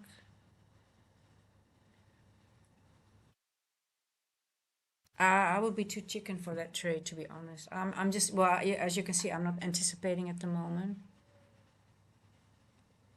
I don't want to get into a short until we go back to premium and get that 2.5 here. But I can also see, okay, we already changed, we have a change in state delivery. I can totally get it.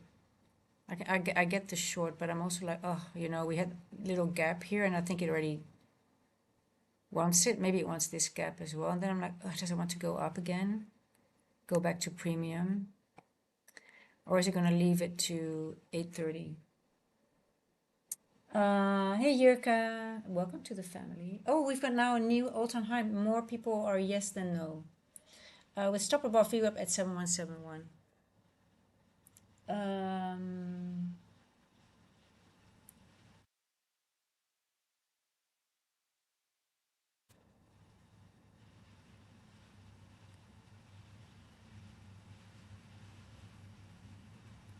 What's your AG? What's your TP? Yeah, TP 7158. Okay, you've got more TP. Okay, 7158.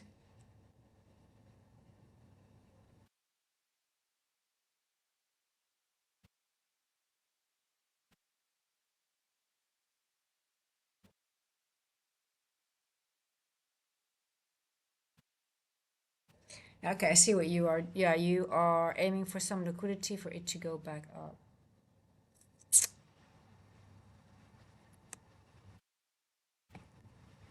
Yeah, I think you're aiming for the retest of the breaker, right? On the ES. I think the breaker is pretty clean there. On the 15.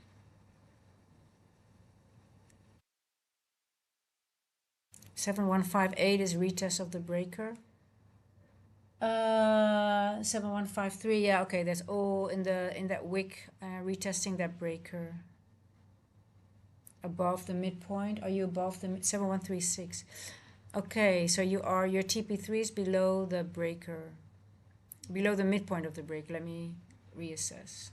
Let me.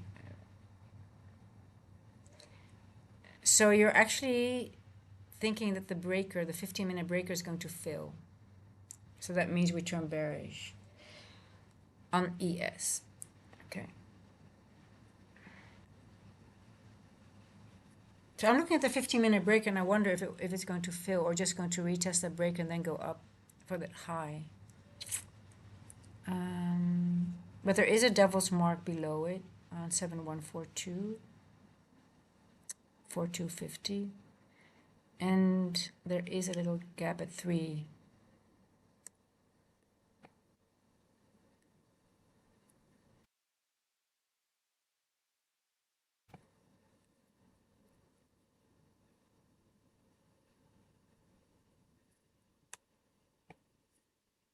Seven one one two eight.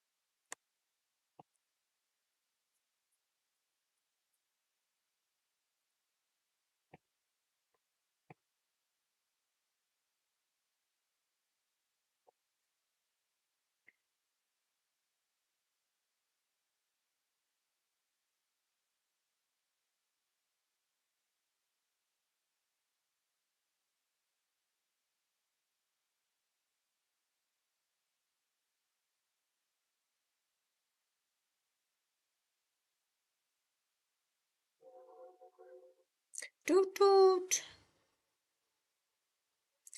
Toot toot. Did you hear the horn of the train? So cute. Okay, we're disrespecting everything here now.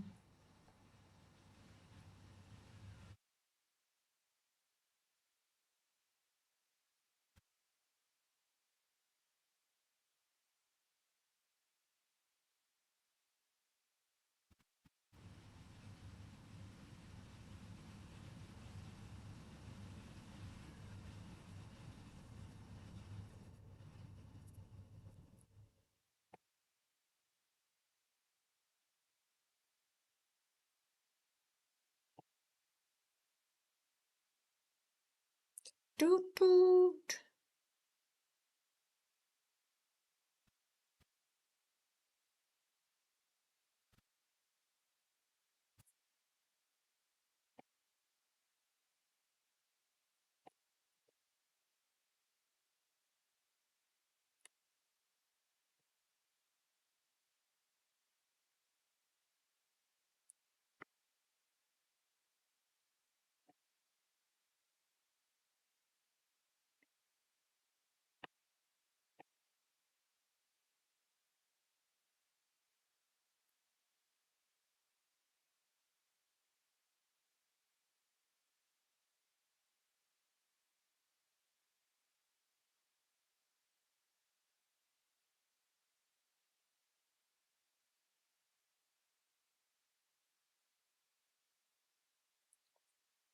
Equal lows here at 522. What time did we start going down? 451, 450 macro. Will we turn bullish again? I don't think so. But are we using this inversion? We're below a bullish breaker on the 1 minute.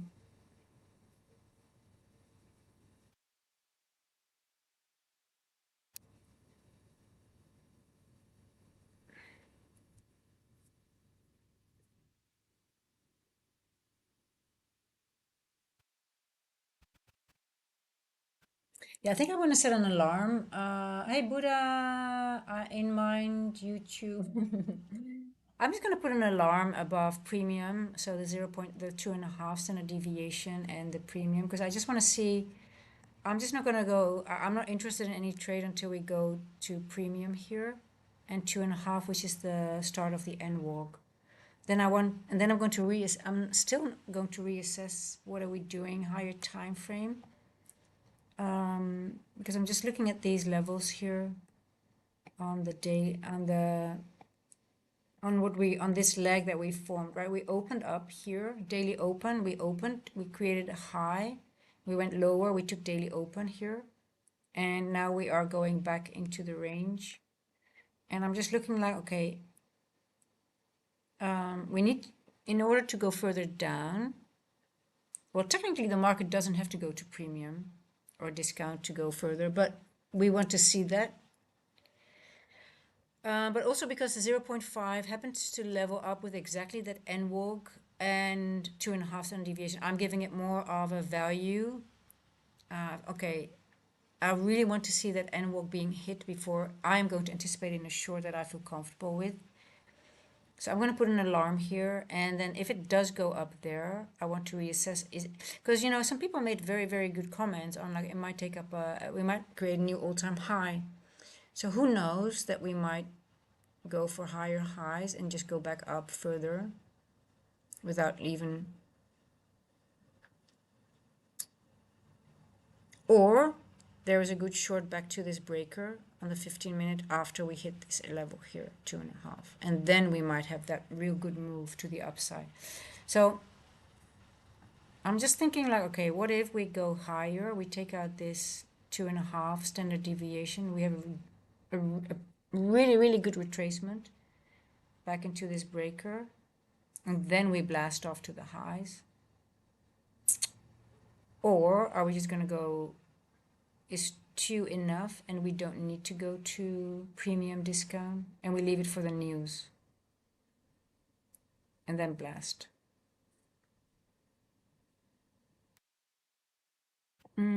Or we're just going to go higher, take this level, and then we drop and we take out all that liquidity that we left behind this week. I have no idea, guys. I favor the downside. Let me put it that way. I hope I'm able to frame a short so I can take out all the liquid, because I've got all my levels marked. I know what to aim for. I have a plan. I don't have such a good plan for the move to the upside, if that makes sense. But I have a plan for my move to the downside. So I'm favoring, but I have to be careful that I don't marry my bias. I'm favoring a move to the downside because I can have my TPs ready at certain, I know the levels that I want to aim for, but at this moment I just can't frame a proper short because we didn't hit the end walk, we didn't hit 2.5, but we did hit, this is 2.5 standard deviation on the daily. Literally on the higher time frame we hit 2.5. But hey, who knows? Maybe the market wants 3 standard deviation before a proper pullback. And when I talk about a proper pullback, I mean like one. Let's go to the daily here. I'll show you what I mean. And we're talking about 1,000 points or something.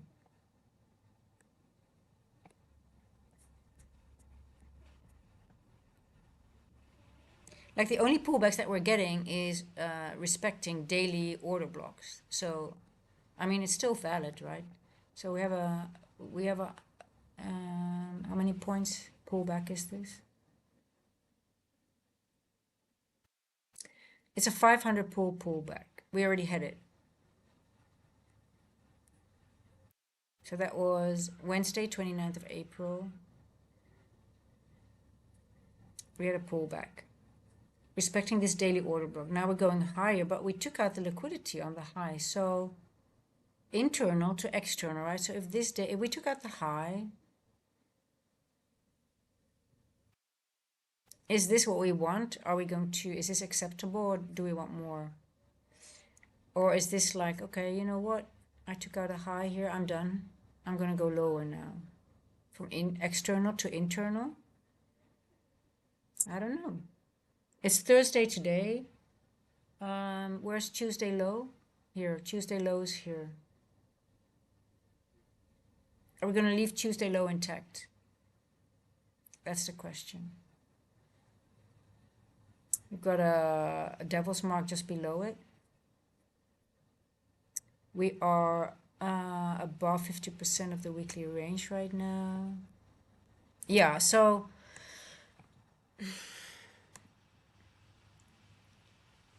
I'm keeping my options open that we also might go for a body closure above these highs, or maybe even rejection of the body here somewhere. Or maybe just go higher. I mean, I'm just keeping all my options open right now.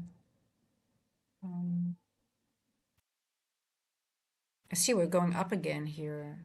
Am I seeing that correctly? Let's see. What is price doing? Okay, it's moving back up again. Wow, look at that. Oh.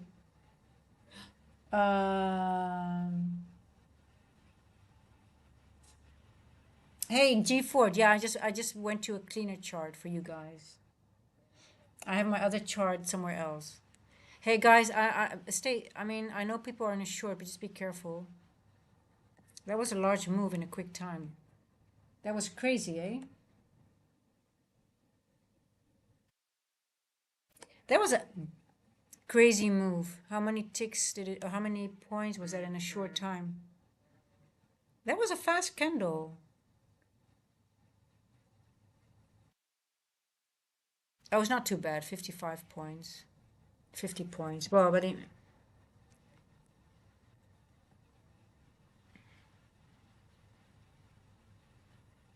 let's see if it wants to go to 2.5 to finally go to the premium. There we go. So nasty, right? Okay, 2.5. Hit 5:30 exactly.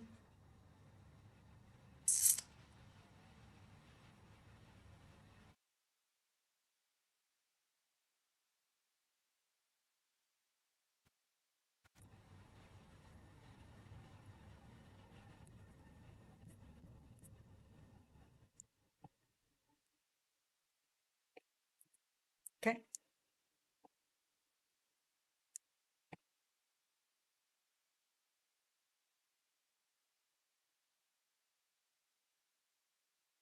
So I think it's going for the end dog. Let's see here.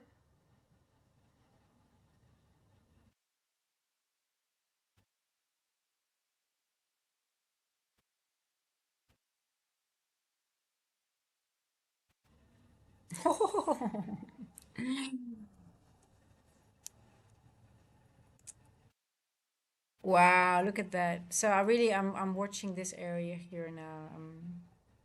Wow. It disrespected a 1 hour suspension block as well. Look at that. Wow.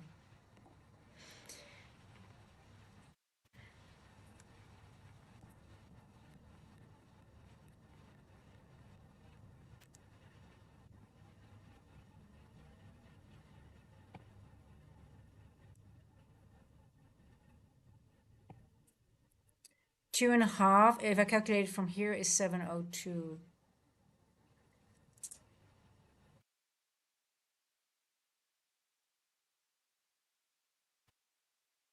493.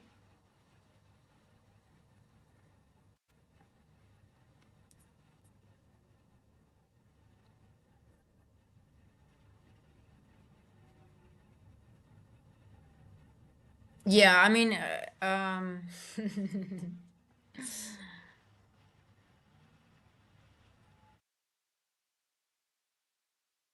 that was a nice move. Well, well done if you're in it, but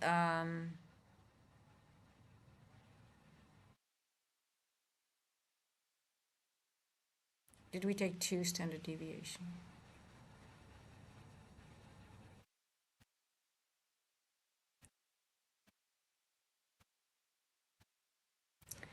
That was a nice move.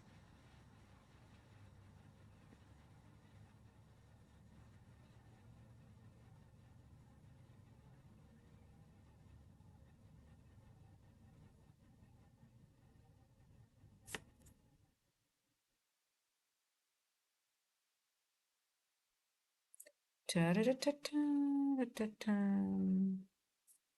I like this area for a short. 491. But okay, technically we are in premium now. So are we going to get a pullback or not? Are we going to go higher? Maybe even up all the way here to... What do we have up here? Oh.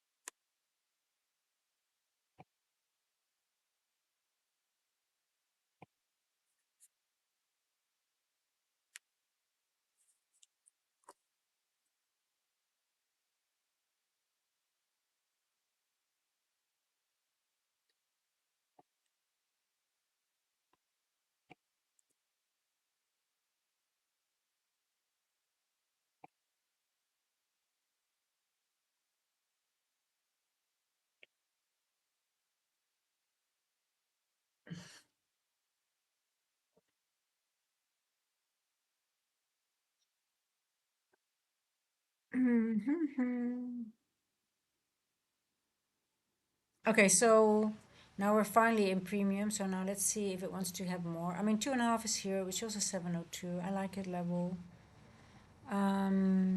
It obviously wants more than... It looks pretty strong to me because normally what you would see is like sometimes it just ticks the bottom of the end walk and then it goes lower, but it doesn't seem to be ready to move lower yet, right? So I think I'm interested in now in this area here, I think, because it doesn't look weak to me.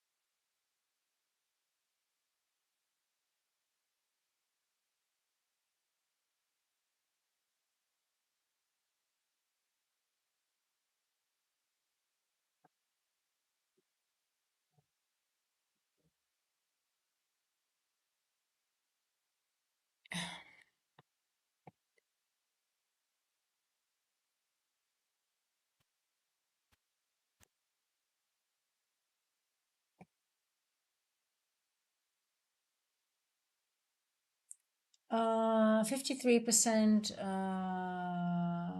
all-time highs, yes. Yeah. Jirka, how long do you trade? I've been trading for 6 years, 6.5 years now. 3 years ICT. Yeah.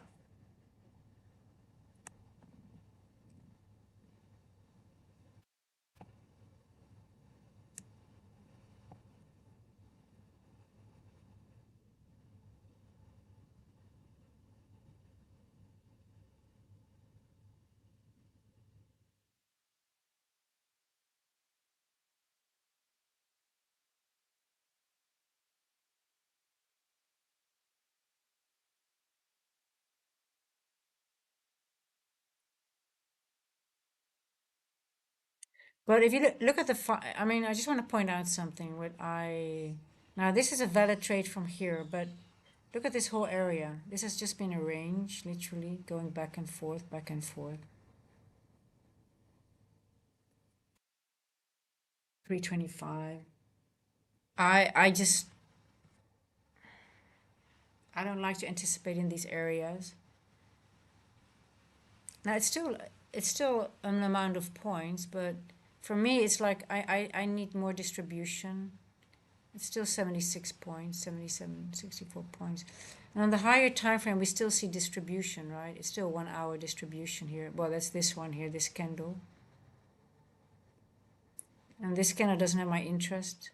Now this was still a good distribution here, but that was this one here, which I just didn't take. But this is just not 540.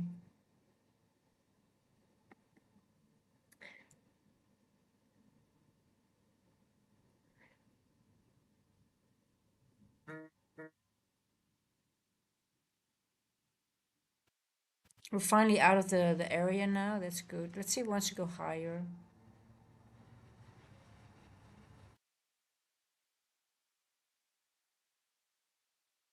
So this candle here respected this order block. And this now here. This is a new order block, which went into this order block here, which is also a rejection block, right? We're rejecting here. Nice order block. New all-time highs, 52 now. Okay, yeah. God, why is it so cold?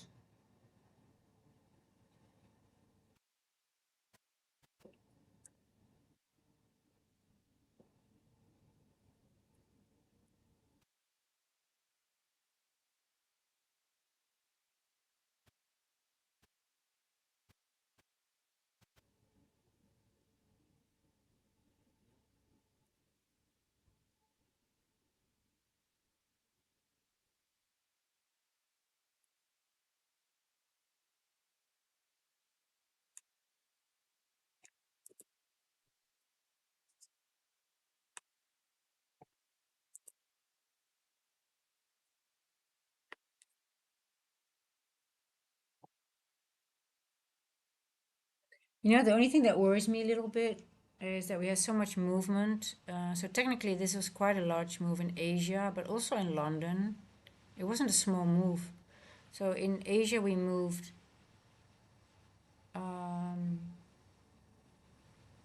So Asia itself was about over 200 points, right? 231. A little bit more because technically we started here, we moved up, and then we moved down. Okay, but well, let's just keep it the high and the low. Just keep it easy. So that's about 235. Then we did the same thing, almost in Asia, in London. 235.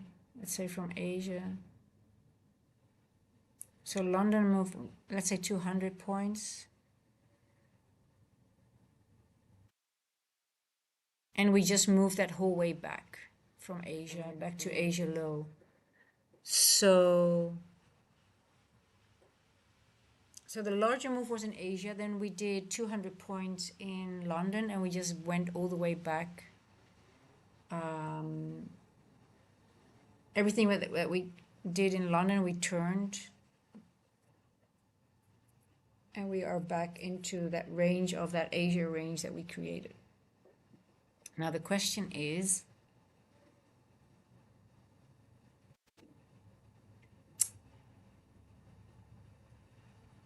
this bearish fair value gap going to hold? And are we going to turn lower? Or are we going to first make a new all-time high? Because we created literally an Asia high as a new all-time high. So, yeah.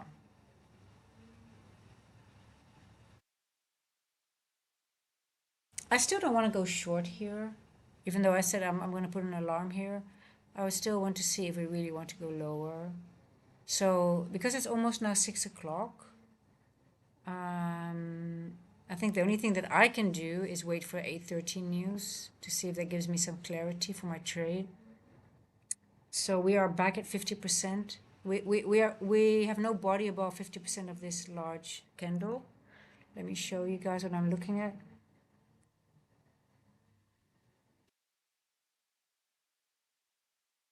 So 50% of this body, we have a wick over it, but no body closure. So that is still for bearishness. Let me put it that way. For bearishness, I want to see that continue. But on the 4-hour, when we have a new 4-hour candle, it will be hard to, like say, if price action will go higher.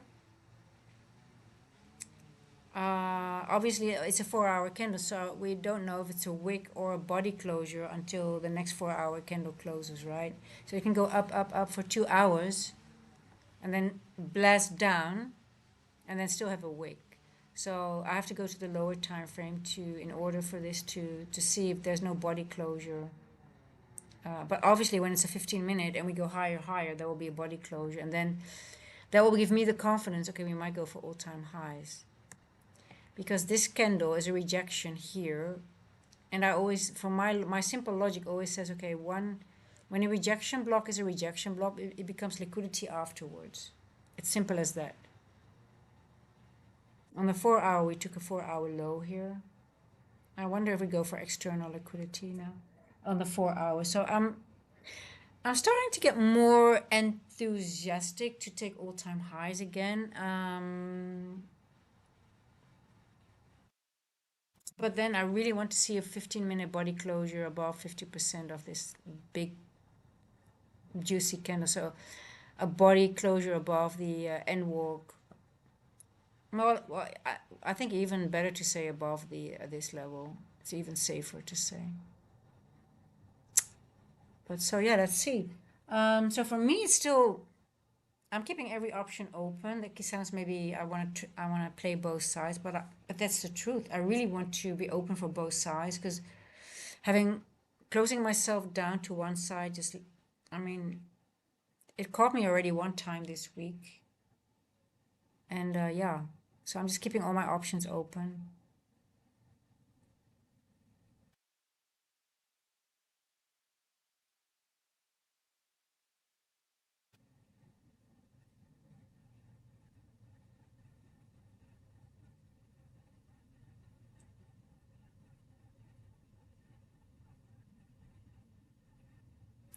So even though we are in premium, it doesn't look weak yet, right? Don't you think, guys? It doesn't look like it really wants to start going down yet. So, yeah, it doesn't look weak. It's almost 6 o'clock, so news is at 8:30. So I just have to wait until 8:30 news. I'm just not gonna risk anything, and then hopefully when we have a new opening range gap, and 8:30 news has shown what it wanted to do. And there's so much liquidity on the downside as well. I was really curious how large the manipulation wick is going to be.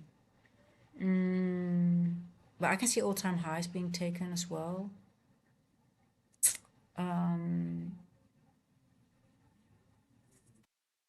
Let's have a look at the weekly again. Let's see how the weekly is looking. This is now the weekly, it's almost a doji. Anything can happen, right? On this weekly. Let's have a look at the monthly, by the way. I haven't looked at the monthly for a while. Okay, so we have how many? 1, 2, 3, 4. 4 green weeks. Now it doesn't matter. We can have 10 green weeks in a row. I mean, but would we like to have a bearish candle? I would like to see a bearish candle here as a weekly close. But we have such a small candle here.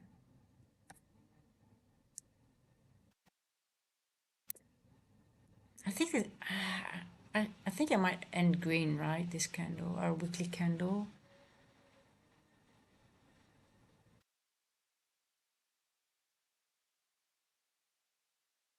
So would it make sense for this wick to go all the way down? No, it does not. Do we want a fair value gap here? Golly, unless we're going to have an area of consolidation, then it doesn't matter. Let's say 1, 2, 3.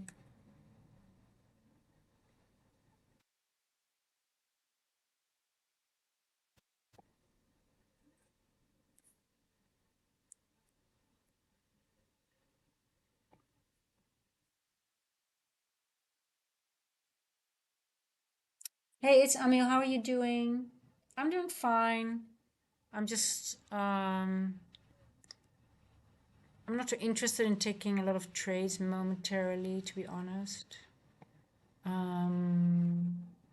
Just saving my mental capital, my mental capital for moves that I feel like really are giving me a high reward and less risk. And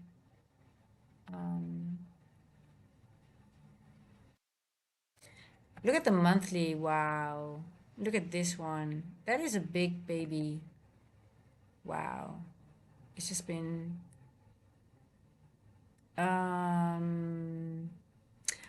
oh, interesting as well. Tomorrow, isn't tomorrow, is today the last day of the month, or is today's the 30th? We only have 30 days in April, right? Today's the last day of the month. Hold on, guys. Hold on. I just need to double check. I think tomorrow is the first. So today's the last day. Yeah, it's the last day of the month, which is very interesting. It's interesting. Oh, uh-huh. Okay, I'm gonna get rid of, just gonna use this now here.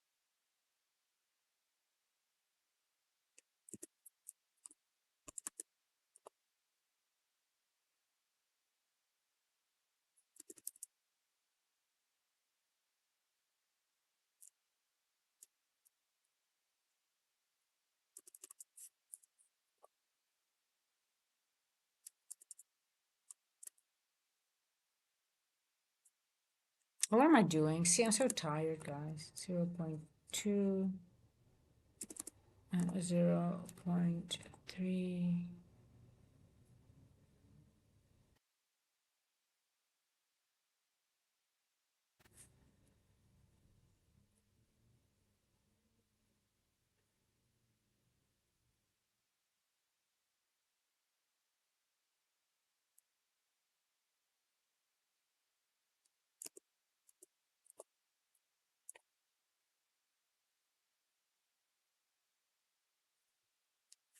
So obviously we all heard about the TGIF, right, on the weekly candle. But obviously we also have a TGIF on the monthly candle.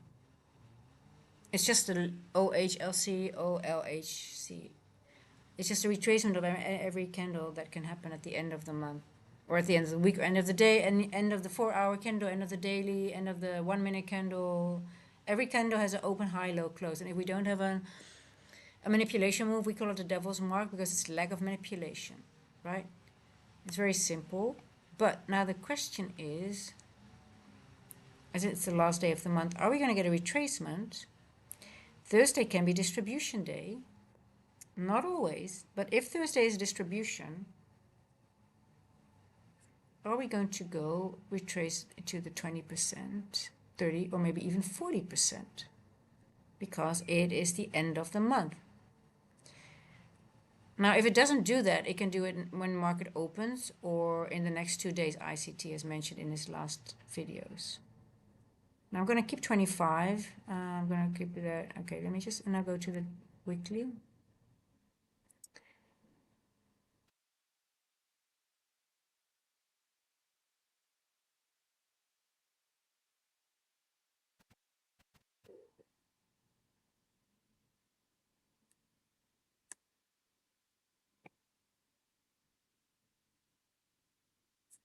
$20, $30, 40%, 27. 20% is, these ranges are so big now. It's crazy. It's just really like, okay, if we had a retracement back all the way, just to 20%, it's 600 points. I'm talking about the monthly. I'm just talking about the monthly candle. Oh, it's just Haney. You top ticked it. Yeah, but what did you do with your runners? Did you get stopped out on your runners, or what, did you gave back some profits because the runners, or were you able to close everything? Your first TP was top ticked. Yeah, that was 58 something, right? Yeah, but it's crazy. It didn't even retest the breaker.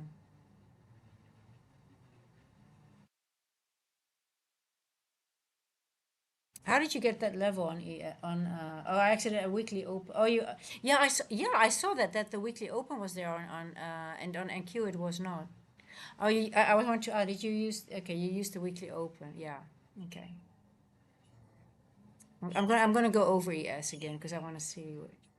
Okay, but even if we would go back to 20%, it's 500. If we go back to 30, it's almost 1,000 point, guys. But it's a normal behavior. The monthly candle could retrace today. It's Thursday distribution day. We are leaving a lot of liquidity on the downside. But I can see we can go to the upside as well. But we hit 2.5 standard deviations. I just can't let that go. And I'm thinking maybe this is for next week.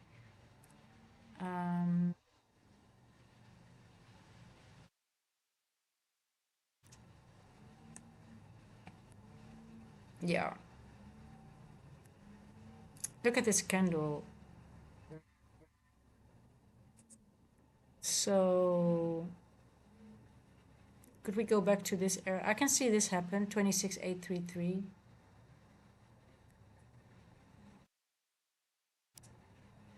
And midnight open. Yeah, okay. So you use those levels. I'm gonna check again. I want to see what ES.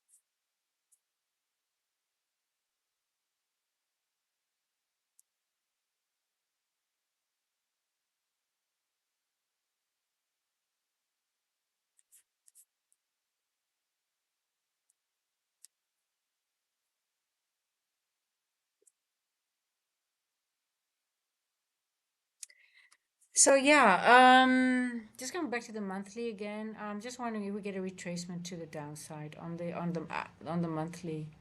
So look at it's just been such a bullish candle all the way up. This is a massive monthly. Look, I think we've never had such a large monthly candle in so many time. These are all the monthlies. I mean, this is crazy to be honest.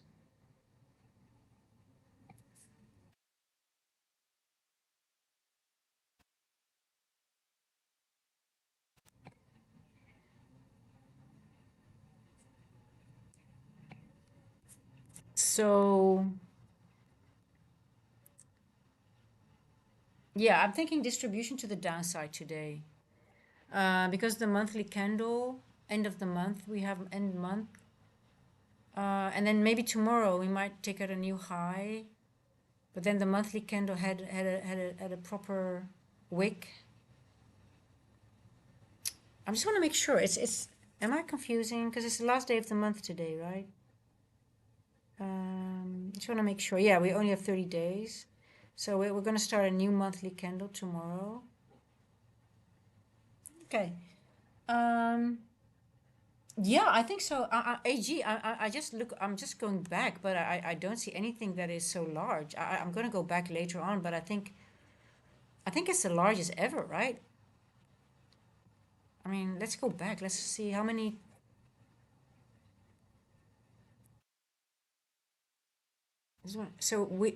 This monthly candle has almost 3,950. Let's say three. Yeah, I mean 3,950. That is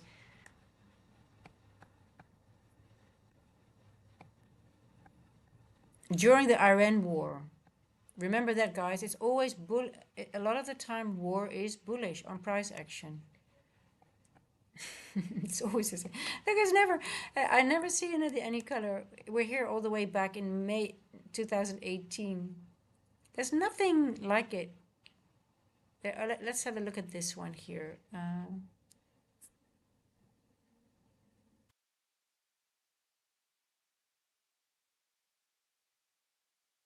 This one comes close.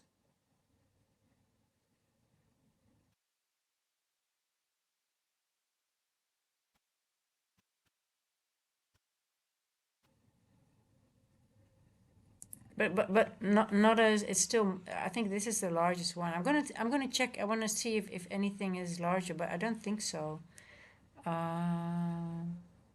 It's almost 4,000 points.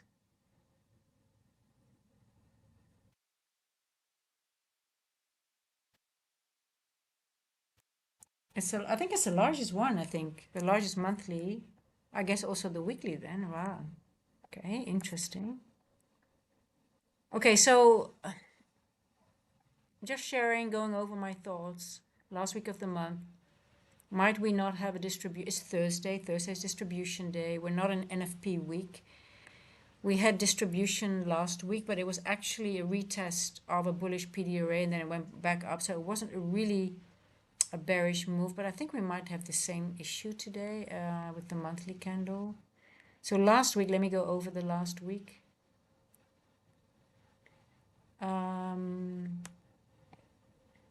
I was on the daily, I guess. Last week was here.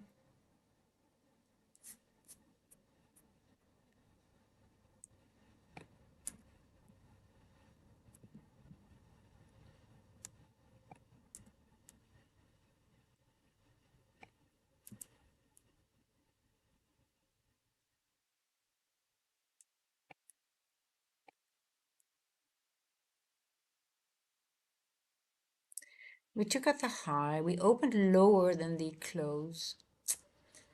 Yeah.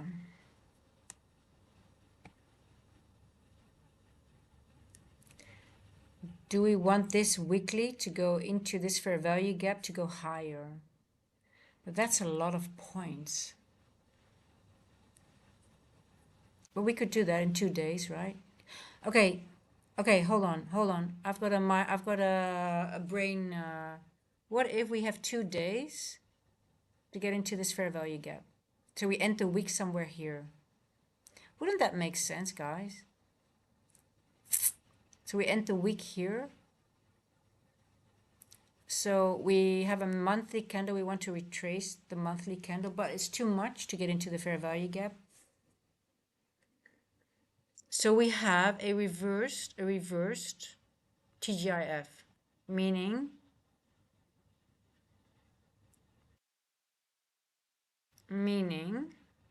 go to the 1 hour. I call it the reversed TGIF. So that we take out all the lows here and we create a new low instead of a new high. So the high is here. We are bullish now, but we turn bearish today, and we take out lows instead of highs.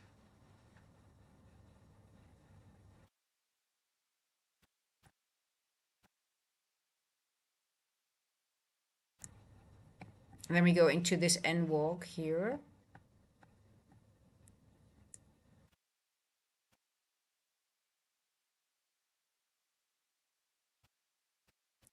We've got this little end dog here. We still need to, we have business here. 957.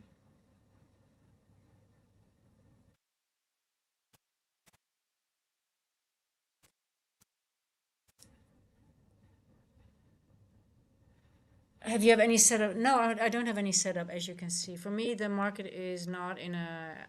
We're exactly at 50% of a dealing range, and we always say we don't dibble in the middle. And for me, there wasn't really a good setup to trade off. There was a good long though, to be honest, but I didn't trade it because I just didn't feel comfortable taking it, so I just wait. I feel comfortable waiting now, and I want to see what we're going to do. I'm favoring the shorts, but I want to wait for a good entry for a low resistance liquidity run to the short side, and I want more confirmation so I can get in my trade, have a very low risk, high reward, and then maybe get 200, 300 points out of the market. But London didn't give me the confidence to take that trade, because we already moved a lot in Asia, and literally we actually moved quite a lot in London as well, considering what we have already done in Asia. So that was also for me a little bit like, I could have seen us go into consolidation here as well. So that's why I wasn't really interested in the trade. But it did make a nice move. It didn't go straight away to that end walk that we expected it would do. It took a little bit of a detour and then had a very nice run here. Yeah, so for me, it's just like, so right now, no setup, and I'm also going to close the stream because it's already 6 o'clock. And yeah, I'm just going to prepare myself and watch 8:30 news and then New York Open, and then hopefully have more information what the 8:30 run did. But I'm favoring low distribution to the short size, but I'm just wondering how much more upside does it want. It might even go manipulate to the upside a little bit before, but I would really like it to see go lower. But hey, listen, again, anything can happen. Market's crazy. If we already have a monthly we already have the biggest monthly candle ever created. Well, it could go for 5,000 points. Who knows? But it's madness. ASAN, no, I'll go over gold after the markets are back to normal again. I skip gold for now. For me, gold is, you need to, if you're able to do good reviews on something, you need to have a close look every day and be able to keep track of it, to keep, otherwise it takes too much time to give a proper review, to be honest. But gold will come back in the but right now, I just skipped it because there was so much manipulation, so much time distortion continuously. And yes, it made a good move once in a while, but then again, it was very NQ is already frustrating to me, so I just keep it to one frustrating relationship, so to speak. And I'm having a hate-love relationship with NQ right now. So let's keep it at that for the time being. But gold will come back, definitely. Yes, it will be on the radar again. But now I won't be able to give you a good review because I just haven't been keeping an eye on it. And I will start doing it then. But it has to be on a daily basis and a few times per day. To be able to review something good, you want to know the levels and you want to know, understand the cycles that it's doing. And even now, for me, NQ is already... Right now, I'm just looking at NQ. Well, I'm not even trading NQ at the moment. Today, I haven't done any trading on NQ. I haven't put any trades on. One paper trade loss, which tells me that I should just stay put for now. I trade MNQ at the moment, but I chart on NQ, but I trade MNQ currently. So, but I prefer to trade on NQ when I trade MNQ as well. Yes. So that's it for... and sometimes I also even put trades on ES, but I also chart on ES and trade MES, if that makes sense. Yeah. But that's it, guys. Yeah. I'm just gonna watch what 8:30 is going to do. But then again, I hope that monthly candle makes sense. I just wonder if it really wants to extend more after already having the largest extension ever. I wonder if it wants a healthy pullback so we get a nice wick. And you know why they need the wick, right? The wick is necessary to manipulate the next month as well. So we still have a wick on the monthly, but I'm just wondering if they, uh, it's not too bad already. I mean, we have a nice wick already. How many points?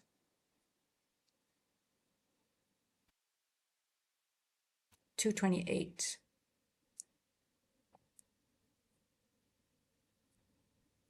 Yeah, so let's see what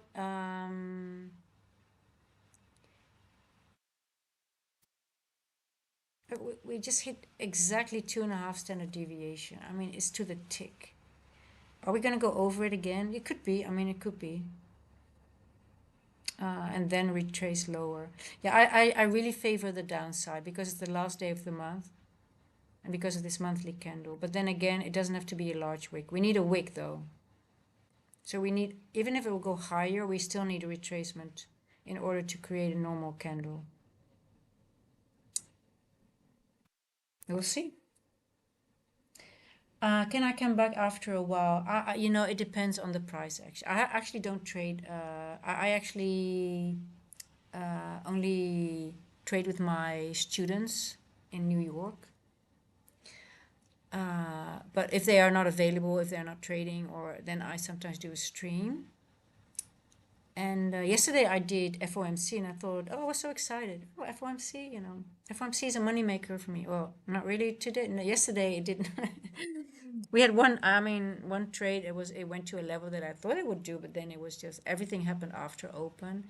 But I might do a stream. Yeah. I just have to check if there's no one of my students trading live. So I might do it. It might be interesting with the monthly, and if we get like, but I'm gonna keep a little bit of a. It's a maybe for now, but I'll make a stream if I do so.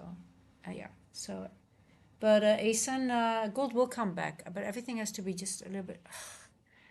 I I'm just really fed up with the large time distortion moments, especially in New York. It's most of the. It's just you need to have your trade on in a certain specific small amount of time, and then the rest is time distortion. So I tend not to look at the markets too long. Try to frame my trade in New York very, very early. And if I'm done, I'm done. I don't even try to tape read too much anymore.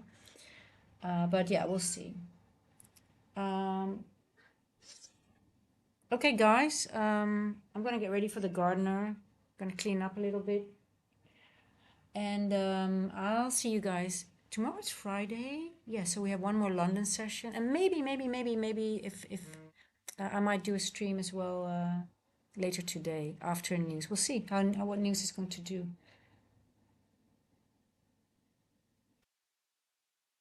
No, Asan, I just told you why. I'll do it maybe later today. We'll see. Hey, Mr. Chaos. Hey, we didn't do our gamble trade today, but maybe we'll do it later. I'll see you later, guys. I need to do some stuff in the garden. So I'll thank you for hanging out with me, and hopefully next week. I'm just being. I'm very tired lately. I noticed that I'm extremely exhausted. I don't feel it, but I can tell from the mistakes that I'm making the whole week, and I literally overslept today, which is something really weird. So I hope next week. I think it's because the weather has just changed so much and it's colder, and my body needs to adjust. I think that's an. It is. It's not very cold, but it's too cold for me. So hopefully next week everything will be better, but we'll see. Asan and Gold will be back, but yeah, I'm just sorry, my friend. I just don't want to talk. I just don't want to be in a situation that I have to make up or see things that I might give you wrong a wrong review and things like that. So I just don't trust my own analysis at the moment, if that makes sense, because I haven't looked at it for such a long time. So I just want to, if I do a review, I want to feel comfortable doing it and knowing, okay, I've been looking at it and I trust my levels and I trust what I'm, even though I can still be wrong. But at this moment, I'm like, oh my God, I just don't want to say something that might be wrong, and I see it when I, when we are off stream, like, oh my God, I said this, and then it was wrong, and then I gave you wrong information. So just forgive me for that, okay? So yeah, I just don't want to say anything that is incorrect. Yeah. I'll see you guys later, tomorrow, or maybe later today, and I might do a nap in between. So, ciao, ciao, my friends. I appreciate all of you. Ciao.